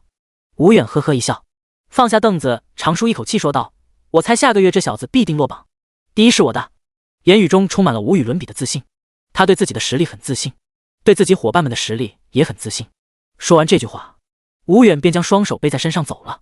张生荣看着吴远的背影，叹了一口气道：“可惜了，我还以为我能换手机了呢。”他就等着吴远砸下去呢。孟文深笑着说道：“老吴被你坑多了，看明白了。”吴远的脾气比较暴躁，一生气就爱砸东西。张生荣这些年没少靠这个坑吴远，他一旦想换什么东西了，便会有意无意的激怒吴远，然后再将自己想换的东西放在吴远最顺手的地方。一旦吴远动手，张生荣就会顺理成的让吴远赔偿。想到这里，孟文深说道：“老张啊，你还是得对自己好点。”张生荣笑着摆摆手，乐呵呵的说道：“别劝我，没用的熬。”见此，孟文深无奈笑道：“那行，有空带我去看看你的那些学生。”张生荣面色一喜说道：“当然可以，不过不能空手啊。”“肯定不会空手的。”孟文深深深的看了张生荣一眼，无奈的叹口气，摆摆手也离开了这里。张生荣作为一个老牌歌王，真的会买不起一个新手机吗？当然不是，他只是将他的钱全都用在公益事业上罢了。换手机对他来说是很简单的事，但他认为自己少换一个新手机，便可以让那些生活在边远地区的孩子多穿一件保暖的衣服，也就值得了。至于手机，能用就凑合着用吧。时间一点点的流逝，4月如期而至，3大音乐平台的封面也出现了本月新歌的推荐，4张推荐图片轮番播放。在资源争夺上面，4大顶尖的娱乐公司打了个平局，当4强相争，小鬼遭殃。这个月的推荐位上只会有4大娱乐公司的推荐，当然就算给他们那些小公司推荐，这个月他们也捞不着一点油水。在众多歌手眼中，本月已经算得上诸神之战了，神战他们就不该掺和。璀璨星河的歌王张生荣带来抒情歌曲《所谓的爱情》，墨海娱乐的歌后白思怡带来歌曲《花香》，华文娱乐的歌王安英才带来励志歌曲《在路上》。3首歌一经发出，便霸占了新歌榜前3，歌王歌后的影响力可见一斑。顾意的粉丝们也在同一时间点开了顾意的专辑，顾意的粉丝也不少，但顾意本次发的歌太多了，导致人流量被分散了，以至于顾意的所有歌曲数据涨幅都不如其他3位歌王的歌曲。粉丝们点进顾意的专辑《古韵》之后，惊奇的发现竟然没有主打歌。一般的歌曲专辑都会选一首最好的或者最具代表性的歌曲当做主打歌，但顾意这8首歌却没有主打歌。有人在专辑评论区问道：“兄弟姐妹们，知道哪一首是主打歌吗？”同问+1，好像就是没有主打歌。该不会是顾意最近压力太大，忘了吧？不应该啊。顾意的粉丝们在评论区讨论着。同一时间，业内人士的群里也有人发现了这个问题。喂，你们看见了吗？顾意的专辑里没主打歌哎。什么？没主打歌？他是不是被吓傻了？主打歌都忘了？不至于吧？你们有没有想过另一种可能？啥可能？没有主打歌，也就等于每一首都是主打歌。PS， 那几首书里角色唱的歌都是我瞎编的，如有雷同，纯属巧合。第95，愁与秋心，每一首都是主打歌。想到这个可能，群里的人都倒吸了一口凉气。可能性很小，但不为零。应该，可能，大概不是吧？这句话出来之后，他们才发现，他们竟然没有一个人敢直接否定这种可能。终于，有人受不了了，发言说道：“吴远，我看你们聊半天也没聊出个屁来，是不是你们自己听听不就知道了？”“对啊，兄台高见，卧槽，什么兄台？这不是词神吴远吗？词神都出来了，卧槽！吴老加油，干翻故意！走走走，听大佬的，我们去听听。原本聊得火热的群一下子安静了下来，吴远总算是松了一口气，看这群人聊天都把他弄紧张了，全是主打歌，怎么可能？作为一位资深的作曲人，他不认为故意一个新人出的专辑中的所有歌曲都有主打歌的水平，在他看来，那种水平的歌曲都是可遇而不求的，需要灵感加上一丢丢运气。不过吴远还是不知不觉地打开了音乐软件，点进了故意的新专辑《古韵》的主页，一共8首歌，完全是按照英文首字母排序的，的确没有主打歌。第一首《东风破》，吴远点开了播放，古香古色的旋律传出，吴远听得暗自点头，自己这个对手的确很强啊，作词功底很深，反正他自己做不出如此国风满满的歌词，他心底承认故意这首歌在作词方面高他一筹，但这还不够，就凭这一首歌干不掉我们这群老家伙。吴远知道，但从歌曲质量上来说，他已经输了，但他还有着一个优势，那就是比故意更大的粉丝群体，所以即使他知道他的歌不如故意，也不认为故意能够超越他拿到本月的新歌榜第一。那么下一首《菊花台》，随着吴远的鼠标点下，带着淡淡忧伤的大提琴声缓慢响起，吴远也随之沉浸到了音乐中所勾勒的世界里。你的泪光，柔弱中带伤，惨白的月弯弯，勾住过往，夜太漫长，凝结成了霜。是谁在阁楼上冰冷的绝望？这是一首描写外出征战的将军与独自在家守候的妻子互相思念的一首歌曲。一个凄冷的夜晚，妇人独自登阁楼，眼中含着泪水，望着惨白的默默思念着在外征战的丈夫。接下来却是视角一转，转到将军身上，雨轻轻弹，朱红色的窗，我一生在纸上，被风吹乱，梦在远方，化成一缕香，随风飘散你的模样。将军那对妻子的思念与实现自我抱负的期望不断交织，吴远已经完全的融入了歌声之中，仿佛他就是哪位远在战场的将军，陷入了那无尽的纠结之中。思念已久的妻子和无休止的功名战场，究竟该如何选择？自古忠孝两难全，吴远也不知该作何选择，只能静静倾听歌声中接下来的故事。他想知道故事的主人公会如何选择。故意那带着哀伤的歌声再次传入了他的耳中。花已向晚，飘落了灿烂，凋谢的世道上，命运不堪，愁墨渡江，秋心拆两半，怕你上不了岸，一辈子摇晃。又是妻子的视角，她在担心，担心丈夫上不了岸，担心丈夫无法回来与自己团聚。吴远看着电脑屏幕上的歌词，只剩下惊叹：愁分两半不正是秋心吗？情景交融，好似浑然天成。愁与秋心，实在是太好了。吴远一时词穷，最终只能用这最朴素的形容词来表达心中的赞叹。谁的江山？马蹄声狂乱，我一身的戎装，呼啸沧桑，天微微亮，你轻声的叹，一夜惆怅，如此委婉。视角又回到将军身上，他既担忧自己无法建功立业，又担忧自己回不了家乡，见不到思念已久的妻子。随着歌声来到高潮，歌声中的故事似乎也到了结尾。菊花残，满地伤，你的笑容已泛黄，花落人断肠，我心事静静躺，北风乱，夜未央，你的影子剪不断，徒留我孤单在湖面。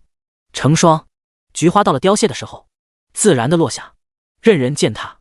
而那久未见面的妻子，在脑海中的模样也已然模糊，只剩下他一个坐在湖边与湖中的影子相互依偎。吴远关掉了电脑，来到窗台边，惆怅地点燃了一根烟。他看着天边的明月，陷入了沉思。歌词中并没有给出他想要的答案。他在想，如果是他的话，在梦想与家人之间会选择什么呢？他想不出来。想必故意你自己也不知道该选什么吧。少请，吴远平静地说道。不过，故意你赢了。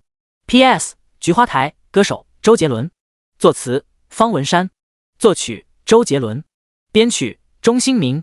第96新歌发布会，听弦娱乐的衣帽间内，徐梦宁抚平了故意衣服上的褶皱，笑着拍了拍故意道：这可是你第一次开新歌发布会，认真点吗？故意笑了笑，点点头道：好，认真点。与此同时，听弦娱乐内专属的会场内已经坐满了故意的粉丝以及各大媒体派来的记者。故意什么时候出来啊？可恶啊！我已经忍不住想看到故意了。上次看见故意还是在创造型现场呢，我想死故意了。你们听故意的新歌没有啊？那肯定听了呀，巨好听好吧？故意的粉丝们兴致勃勃地讨论着与故意有关的一切。各大媒体的记者也在期待着顾毅的到来，他们等这个机会等太久了。顾毅出道至今很少接受采访，导致他们现在已经饥渴难耐了。他们此时都在警惕地看着周围的同行，避免被自己同行抢先一步。所有人都在紧张地盯着前门，顾毅却和听弦娱乐的工作人员一起出现在了后门。顾毅一进门，本打算直接上台，却听见后排座位上有2位粉丝正在讨论自己。顾毅顿时来了兴趣，便蹑手蹑脚地来到2人身后，偷听2人的对话。2人穿着情侣装，一看就是小情侣。男生此时一脸期待地问道：“顾毅应该快出来了吧？”女生一脸无奈地点点头道：“快出来了，快出来了，你已经问了10遍了。”男生不好意思地摸摸头道：“这不是没见过活的顾毅，好奇吗？”女生长长地叹了一口气，这还能怪谁呢？毕竟是她自己将自己男友带入这条不归路的。3个月前，她向自己男友推荐了顾毅，谁知道自己那一向不追星的男友居然很快就喜欢上了顾毅，甚至比自己都疯狂。2人有着共同的爱好，按理说她应该开心才对，但她总觉得有些怪怪的。女生看了看自己男友那狂热的眼神，纠结了半天，还是突然开口问出了那个死亡问题：“我和顾毅你选谁？”男生狂热的眼神突然一泄，怎么突然问这个？顾毅一听这问题，立马竖起了耳朵，并且伸出脑袋问男生道：“你选谁？”男生看着突然冒出来的顾毅，瞬间惊呼：“顾毅！”女生听见这句话，刚想生气，就看见了夹在2人中间的那个脑袋。她仔细一看，立马激动喊道：“啊！顾毅，我爱你！”感觉不对劲的顾毅立马躲闪，2个小情侣立马亲在了一起。顾毅长舒一口气，幸好哥反应快，差点真结不保了。2个小情侣这么一喊，会场内的其他人也看见顾毅，纷纷激动了起来。顾毅来了！顾毅，我要和你生猴子！咦，那2个小情侣居然大庭广众底下亲亲，本来单身就烦，顾毅本月第一一定是你的，我们永远支持你。顾毅一路穿过人群，来到台上，拿起话筒笑着说道：“感谢大家能来到我的新歌发布会，本人荣幸之至。接下来大家有什么想问的都可以问我。”顾毅这句话刚刚说完，一堆记者的话筒就伸到了顾毅面前，数不清的问题倾泻而来，立马有听弦娱乐的工作人员出来控制现场。大家别着急，一个一个来，我们时间很多，接下来我们会一个个叫你们媒体的名字，叫到之后再提问就好了。此话一出，一些记者立马泄了气，他们的如意算盘被打破了。一些心怀不轨的记者本想蹭着顾毅第一次开新歌发布会不熟悉流程，率先问一些刁钻的问题，用来博话题的，谁知道听弦娱乐根本不给他们这个机会，而且一个个叫。听弦娱乐肯定会先叫关系好的新闻媒体提问，而那些排在后面的新闻媒体到时候可能会没有问题可问，毕竟前面的问完了，你还能说什么？一位听弦娱乐的工作人员看着这群泄了气的记者，轻蔑地笑了笑：“开什么玩笑？就凭你们也想从我们听弦的宝贝上找话题？不知道我们宋经理是故意的舔狗啊！”第97华流才是最屌的。在听弦娱乐工作人员的组织下，记者们的提问按部就班地开始了。玄武网的美女记者笑问道：“外界传闻已经您放弃了冲击词神曲神，您对此怎么看？”网友们就是喜欢瞎猜测。顾毅无奈摊摊手道：“我还能怎么看？坐着看呗，我自己都不知道我已经放弃了。”玄武网的美女又问：“众所周知，您的新专辑《古韵》里面并没有主打歌，这是为什么呢？”顾毅的粉丝们都满眼期待地看着顾毅，他们也很好奇这个问题。顾毅不假思索地笑道：“因为我认为其中每一首歌都有着不同特点，选一首主打歌出来会对其他歌曲不公平。”公平？玄武网的美女记者有些懵逼，喃喃道：“歌曲也讲公平吗？”顾毅自然笑道：“自然，因为每一首歌都承载着创作者的心血与灵魂。”哇！玄武网的美女记者听完这句话后，满眼都是小星星。实不相瞒，她也是顾毅的粉丝。这就是顶级创作者对待自己歌曲的想法吗？本来记者采访的时候是不能带个人情绪的，但是他就是忍不住崇拜顾毅啊。怎么办？在线等。很急。但是现场的其他粉丝可就没有这种顾忌了。难怪顾毅的歌都那么好听，原来是有灵魂的。我粉的偶像实在是太屌了，这才是对待音乐的态度吗？我爱死顾毅了。看着玄武网美女记者的星星眼，听弦娱乐的工作人员无奈地拍了拍额头，这怎么还有一个花痴记者啊？业务能力到底行不行啊？看他这样子也没办法继续采访了，那就下一个。本月有很多词神区神发歌狙击你，你有感到压力吗？顾毅稍微思索了一下道：“压力自然是有的，不过我想更多的是兴奋吧。”你的意思是与他们交手会让你很兴奋吗？是的。我还有最后一个问题，那就是你为什么会想着发布这么一张国风专辑呢？为什么会发布这么一张国风专辑？顾意笑了笑，想到了前世哪位前辈说过的话，因为华流才是最屌的。听到这句话，现场的记者们立马就兴奋起来了，他们手中的长枪短炮的迫不及待的往顾意所在的方向伸。话题来了，这还不是他们故意引导的，是顾意自己说的。顾意的粉丝们则是彻底沸腾了，华流才是最屌的，难怪顾意那么执着于国风。对，顾意说的没错，就是，不要让韩流越来越嚣张，我们华流才是最屌的。顾意永远低神。有记者抓住机会提问道：顾意，你的意思是其他流派的歌手不行吗？听弦娱乐的工作人员立马警惕地看着这位记者，明眼人都能看出这个记者的问题暗藏讥讽。顾意若是一个回答不好，很可能被断曲艺，毕竟这些娱乐圈的记者最擅长的便是断曲艺，他们已经准备好将这个记者赶出去了。顾意呵呵一笑，十分认真地说道：我并没有看不起其他流派的歌手的意思，不过比起他们的文化，我想我华夏上下5000年的悠长历史文化更值得我们研究学习。说完，顾意双手合拢，撑着下巴，盯着哪位记者平静地问道：不是吗？第98，南山义第一更。那位记者看着顾意那深邃的眼神愣住了，一个才20岁出头的年轻人，为什么会有如此深邃的眼神？而且他竟然感受到了一股莫名的心理压力，有种不敢与之对视的感觉。这种压力他只在那些老艺术家的身上体会过。丝丝冷汗出现在他的额头，他不由自主地应和道：是的。等他回过神来时，顾意已经在回答其他记者的问题了。接下来是粉丝们提问的时间，由顾意来挑选提问的粉丝。顾意一眼就看见坐在后排的那2位小情侣，他俩的手举得老高了。顾意一个示意，便有话筒交到了2人手上。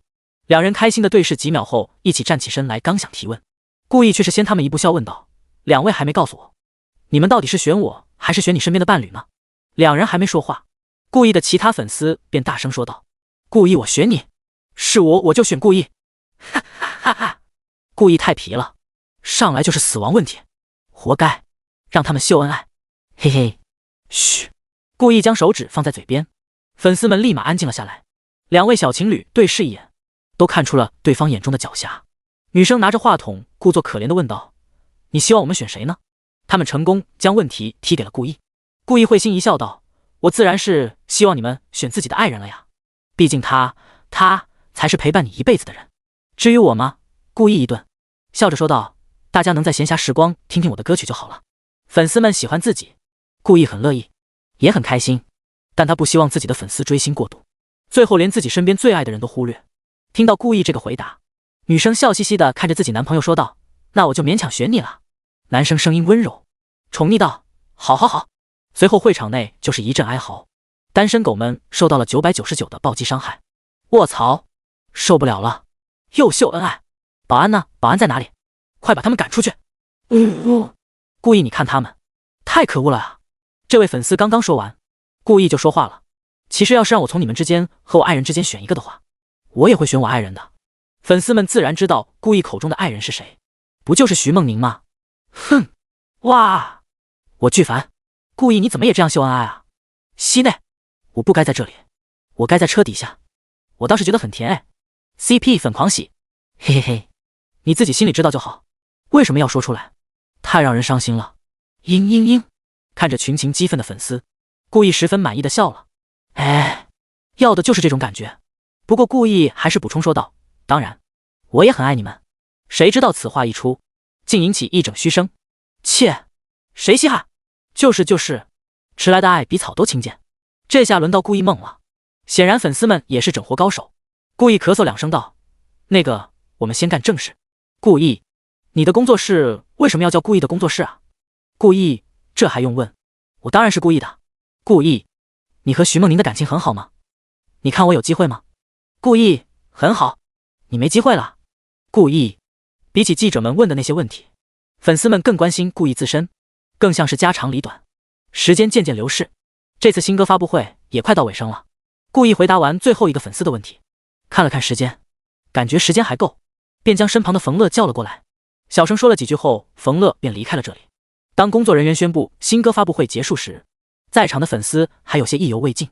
就在他们准备离场时，清婉的笛音在整个会场内回荡起来，粉丝们立马反应过来，是顾意新专辑里的南山忆。哎，我最喜欢这首歌了。有粉丝走到一半，恋恋不舍地朝着台上看去，突然发现顾意站了起来，手中还拿着话筒，他立马停滞不前。其他粉丝们也顺着他的目光看去，顾意站在台上，笑着对他们挥挥手，随后跟着伴奏唱起 PS 谢氏以立，第99崩溃的沉沉，第二更乘一叶扁舟，入井随风望江畔渔火，转竹林深处，残碑小筑僧侣始复诵，伟岸红亭中，抖抖绿缩腰南山对酌，只前晚风送，谁家又添心痛。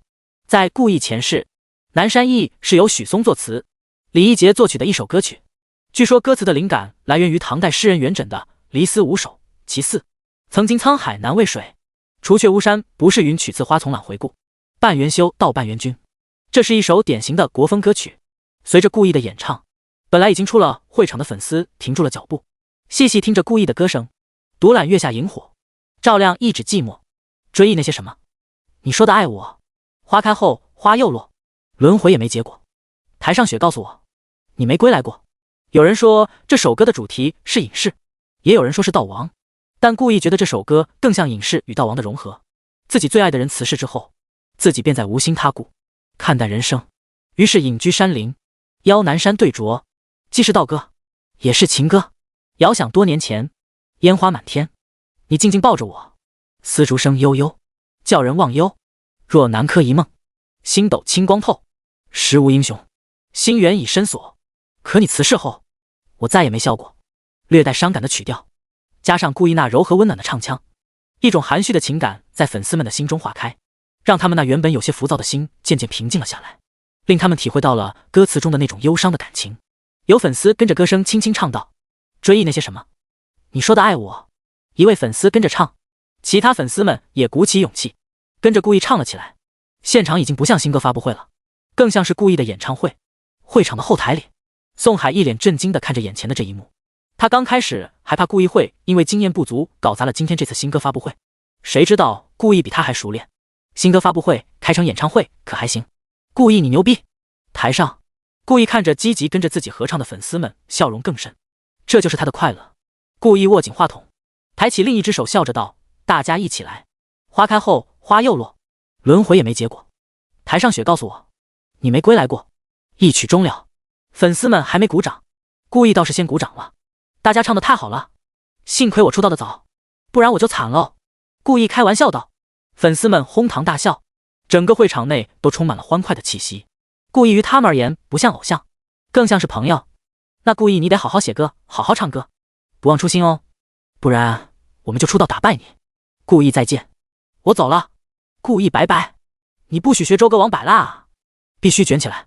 顾意笑着点点头，挥挥手道，大家再见。当粉丝们都离开后，顾意也走出了会场。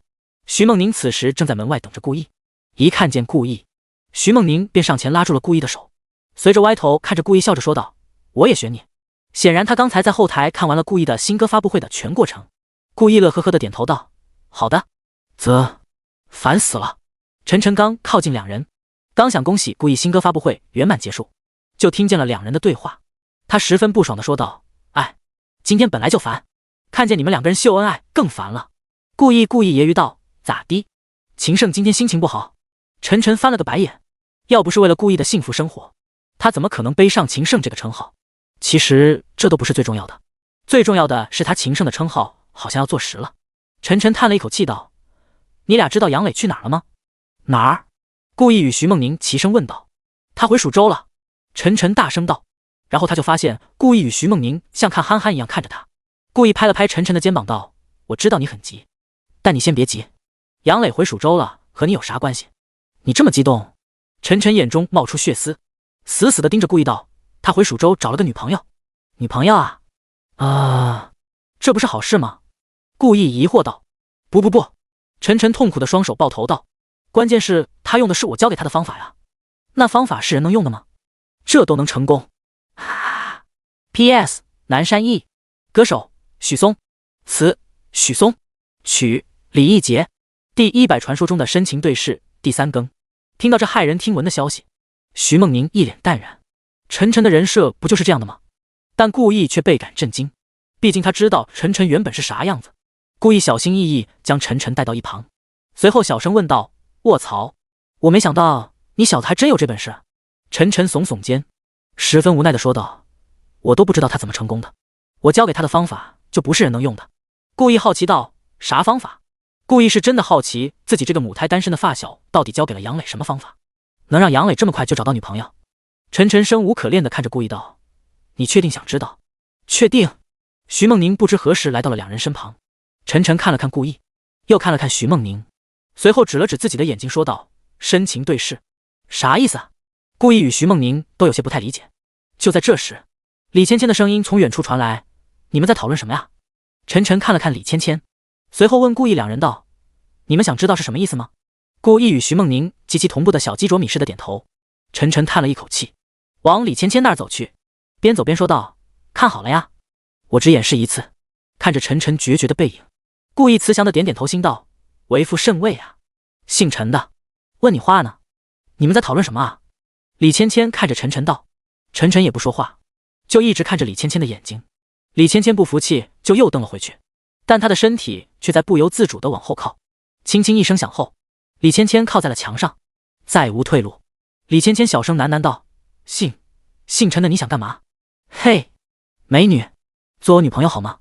看着眼前的一幕，顾意心中直呼卧槽，这是什么傻瓜霸道总裁式表白啊？蓝心张翰，这能成功？杨磊真是靠这招成功的。不过顾意看李芊芊的反应，总感觉陈晨能成功啊。当事人李芊芊愣在了原地，顿了好一会才开口：“那个。”他话还没说完，陈晨便转头对着顾意两人耸耸肩道：“看吧，我就是这样教他的，这种招数太憨批了，怎么可能成功啊？我靠，我是真的想不明白。”说完，陈晨便笑嘻嘻地对着李芊芊道：“嘿嘿，不好意思啊，我刚刚跟他们做示范呢。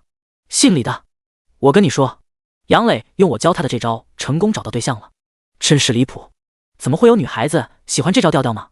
我就随口瞎编的。”陈晨还在与李芊芊说着他的高谈阔论，却没有发现李芊芊的眼神正在逐渐变化，渐渐的从娇羞变成了凶悍，浑身都散发着一股冲天的杀气。“陈晨，你去死！”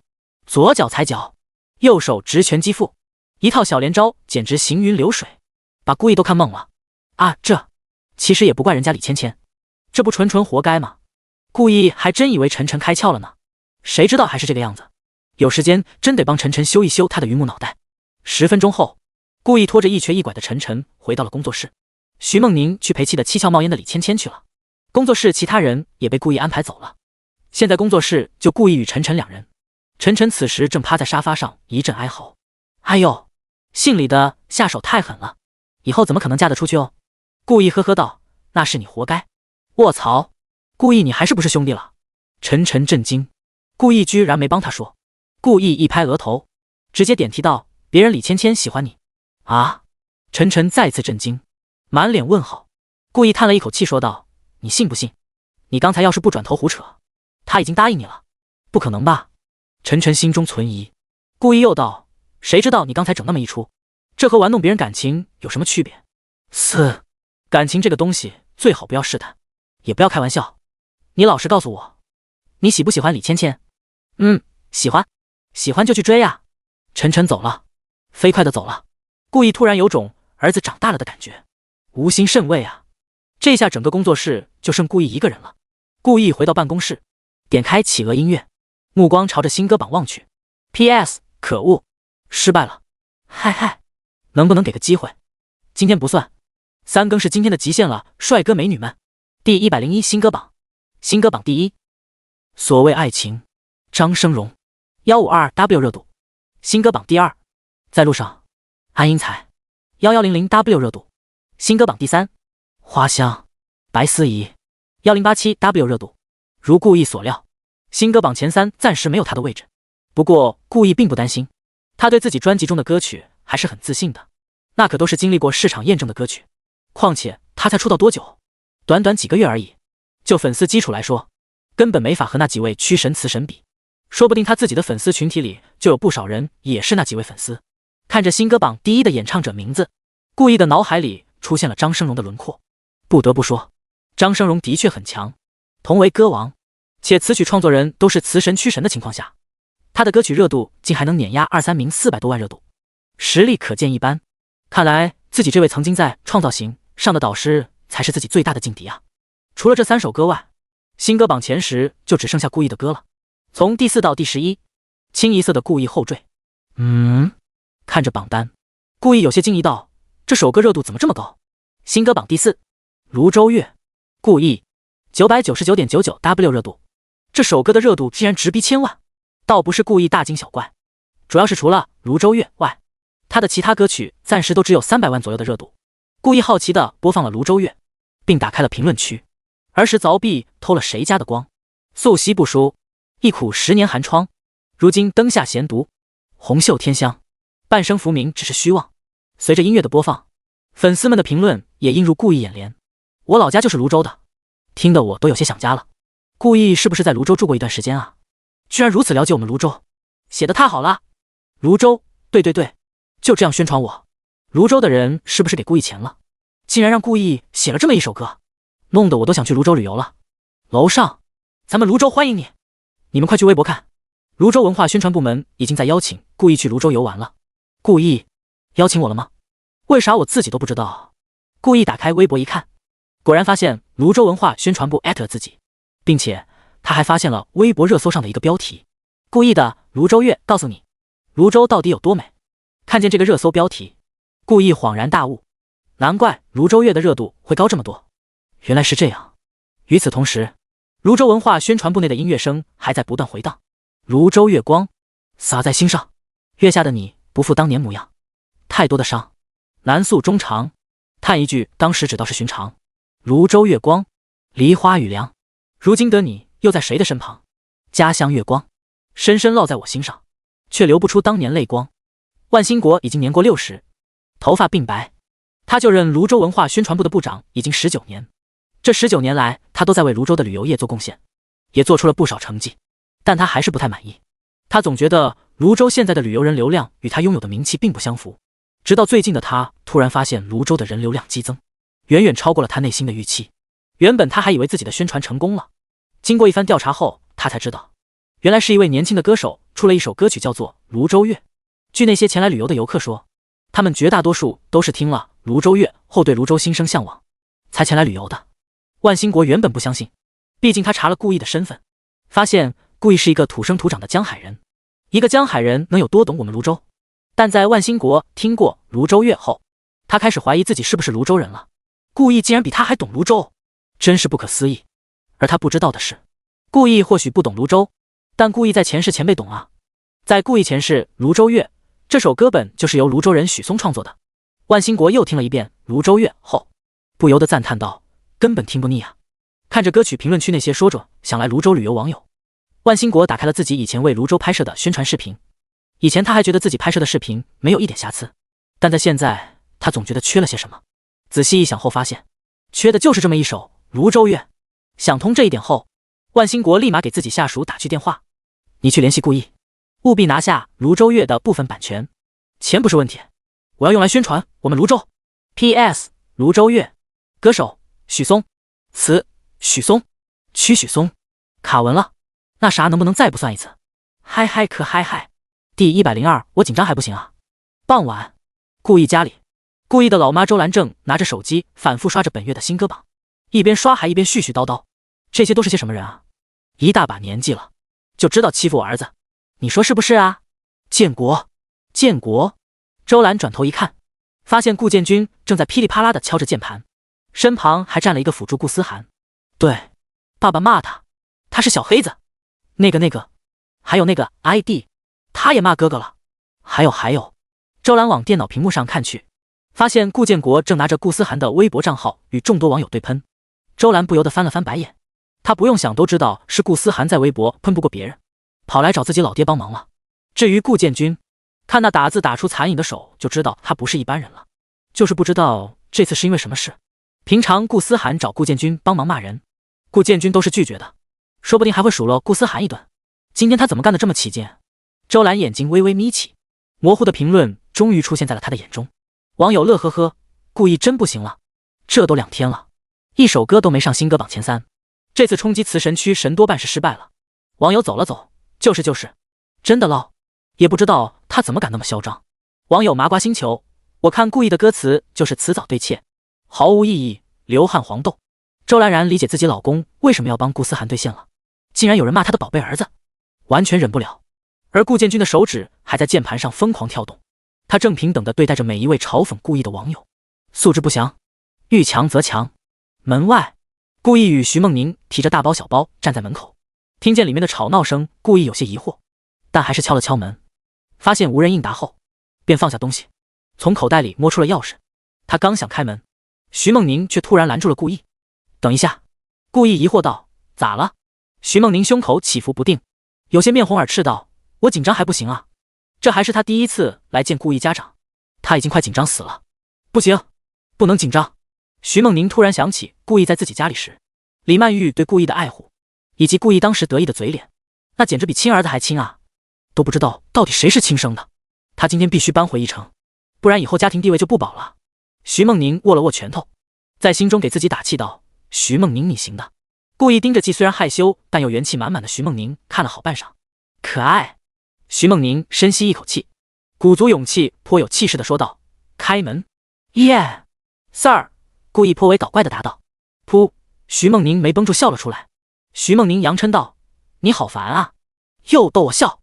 不过他的心里却是甜丝丝的。经过顾意这么一逗，他心中的紧张之感顿时降低了不少。不过我还是不会放过你的，今天我徐梦宁必须要在你顾意父母面前扳回一城。嘻嘻。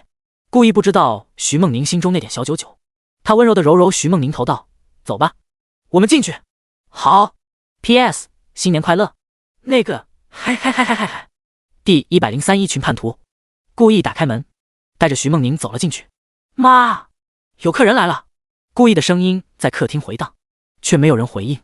远处书房里有着不小的喧哗声。顾意让徐梦宁随便一点，便放下东西朝着房间走去。行不行啊你？不行让老娘来。那必须行啊，你就好好看我操作就行了。刚靠近房门，顾意便听见了自己父母的聊天声与噼里啪啦的键盘声，听语气很是激动，在玩游戏。顾意直接推开了虚掩的房门，然后就看到自己老爸正在键盘上疯狂操作，而自己老妈与妹妹在一旁指点江山。周兰眼睛的余光发现了顾意，便转头盯着顾意问道，就你一个人，我儿媳妇呢？顾意话还没说，周兰便一脸嫌弃的挥挥手道，去，一边去，不想看见你，碍眼。自从顾意与徐梦宁官宣后，周兰就天天念叨着要见儿媳妇，每次顾意只要是一个人回来的，都会被周兰百般嫌弃。顾意微笑的走到周兰身边，把住周兰的肩膀，温柔道，妈，把手拿开，我讨厌没有边界感的儿子。周兰一把打开顾意的手，说完还嫌弃的拍了拍衣服。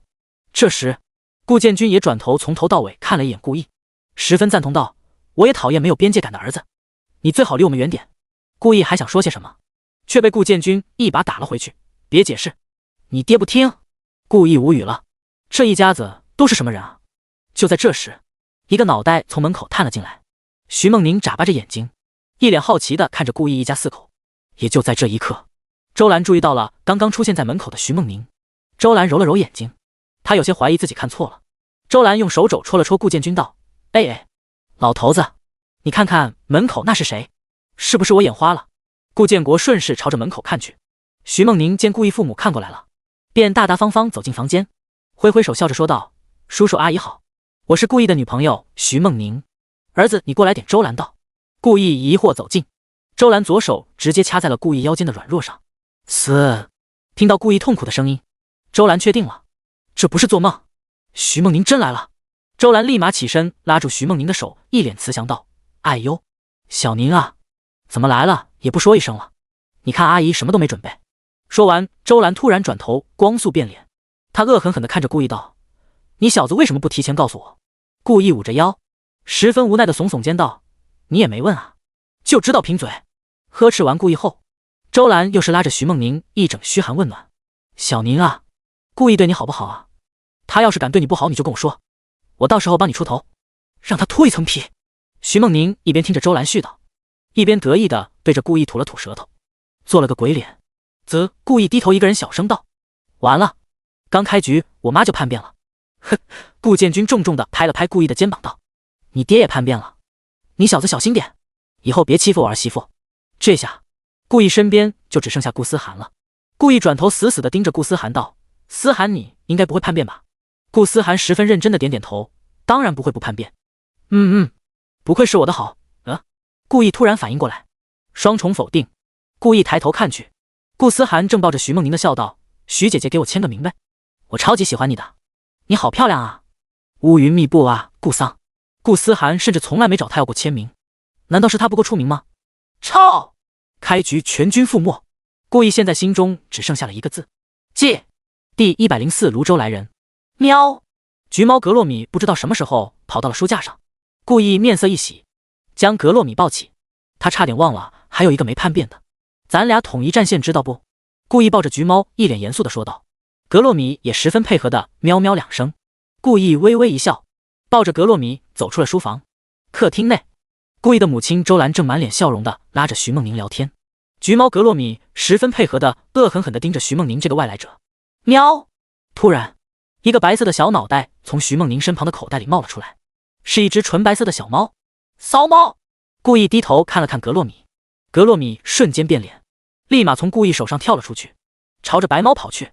重色轻友，顾意脸色一黑，人差点走了。格洛米也是叛徒，全盘皆输。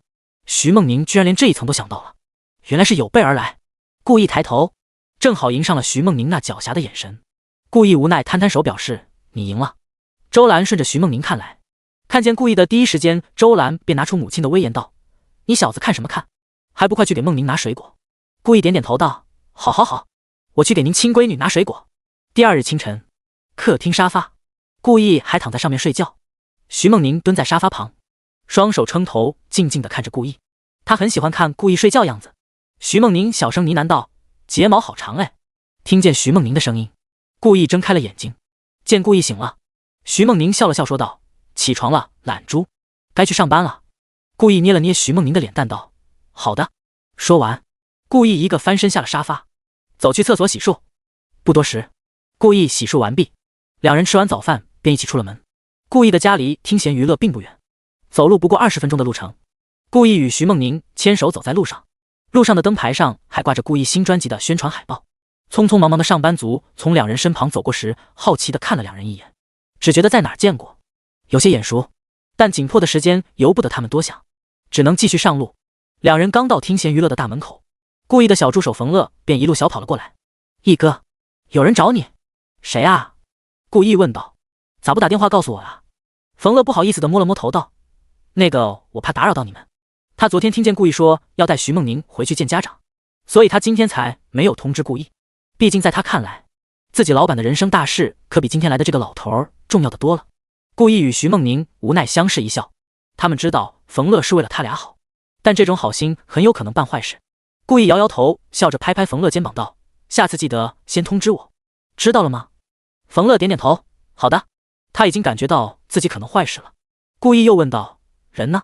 冯乐道：“在接待室呢，是泸州文化宣传部的部长，叫做万兴国，年纪挺大的。他说想要买泸州乐的部分版权，据他说是用来宣传泸州。宋经理正在接待他用的你办公室里的茶。”顾意一边朝着接待室走去，一边听冯乐说话，也算是了解了来人。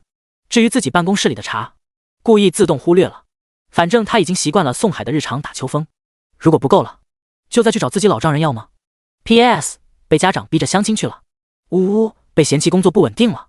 我才20，相什么亲呀？可恶！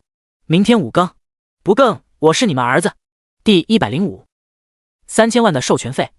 接待室，宋海将刚泡好的茶叶推到万兴国面前，笑道：“万部长尝尝。”万兴国仅仅是一闻，便知宋海所言不虚，的确是好茶。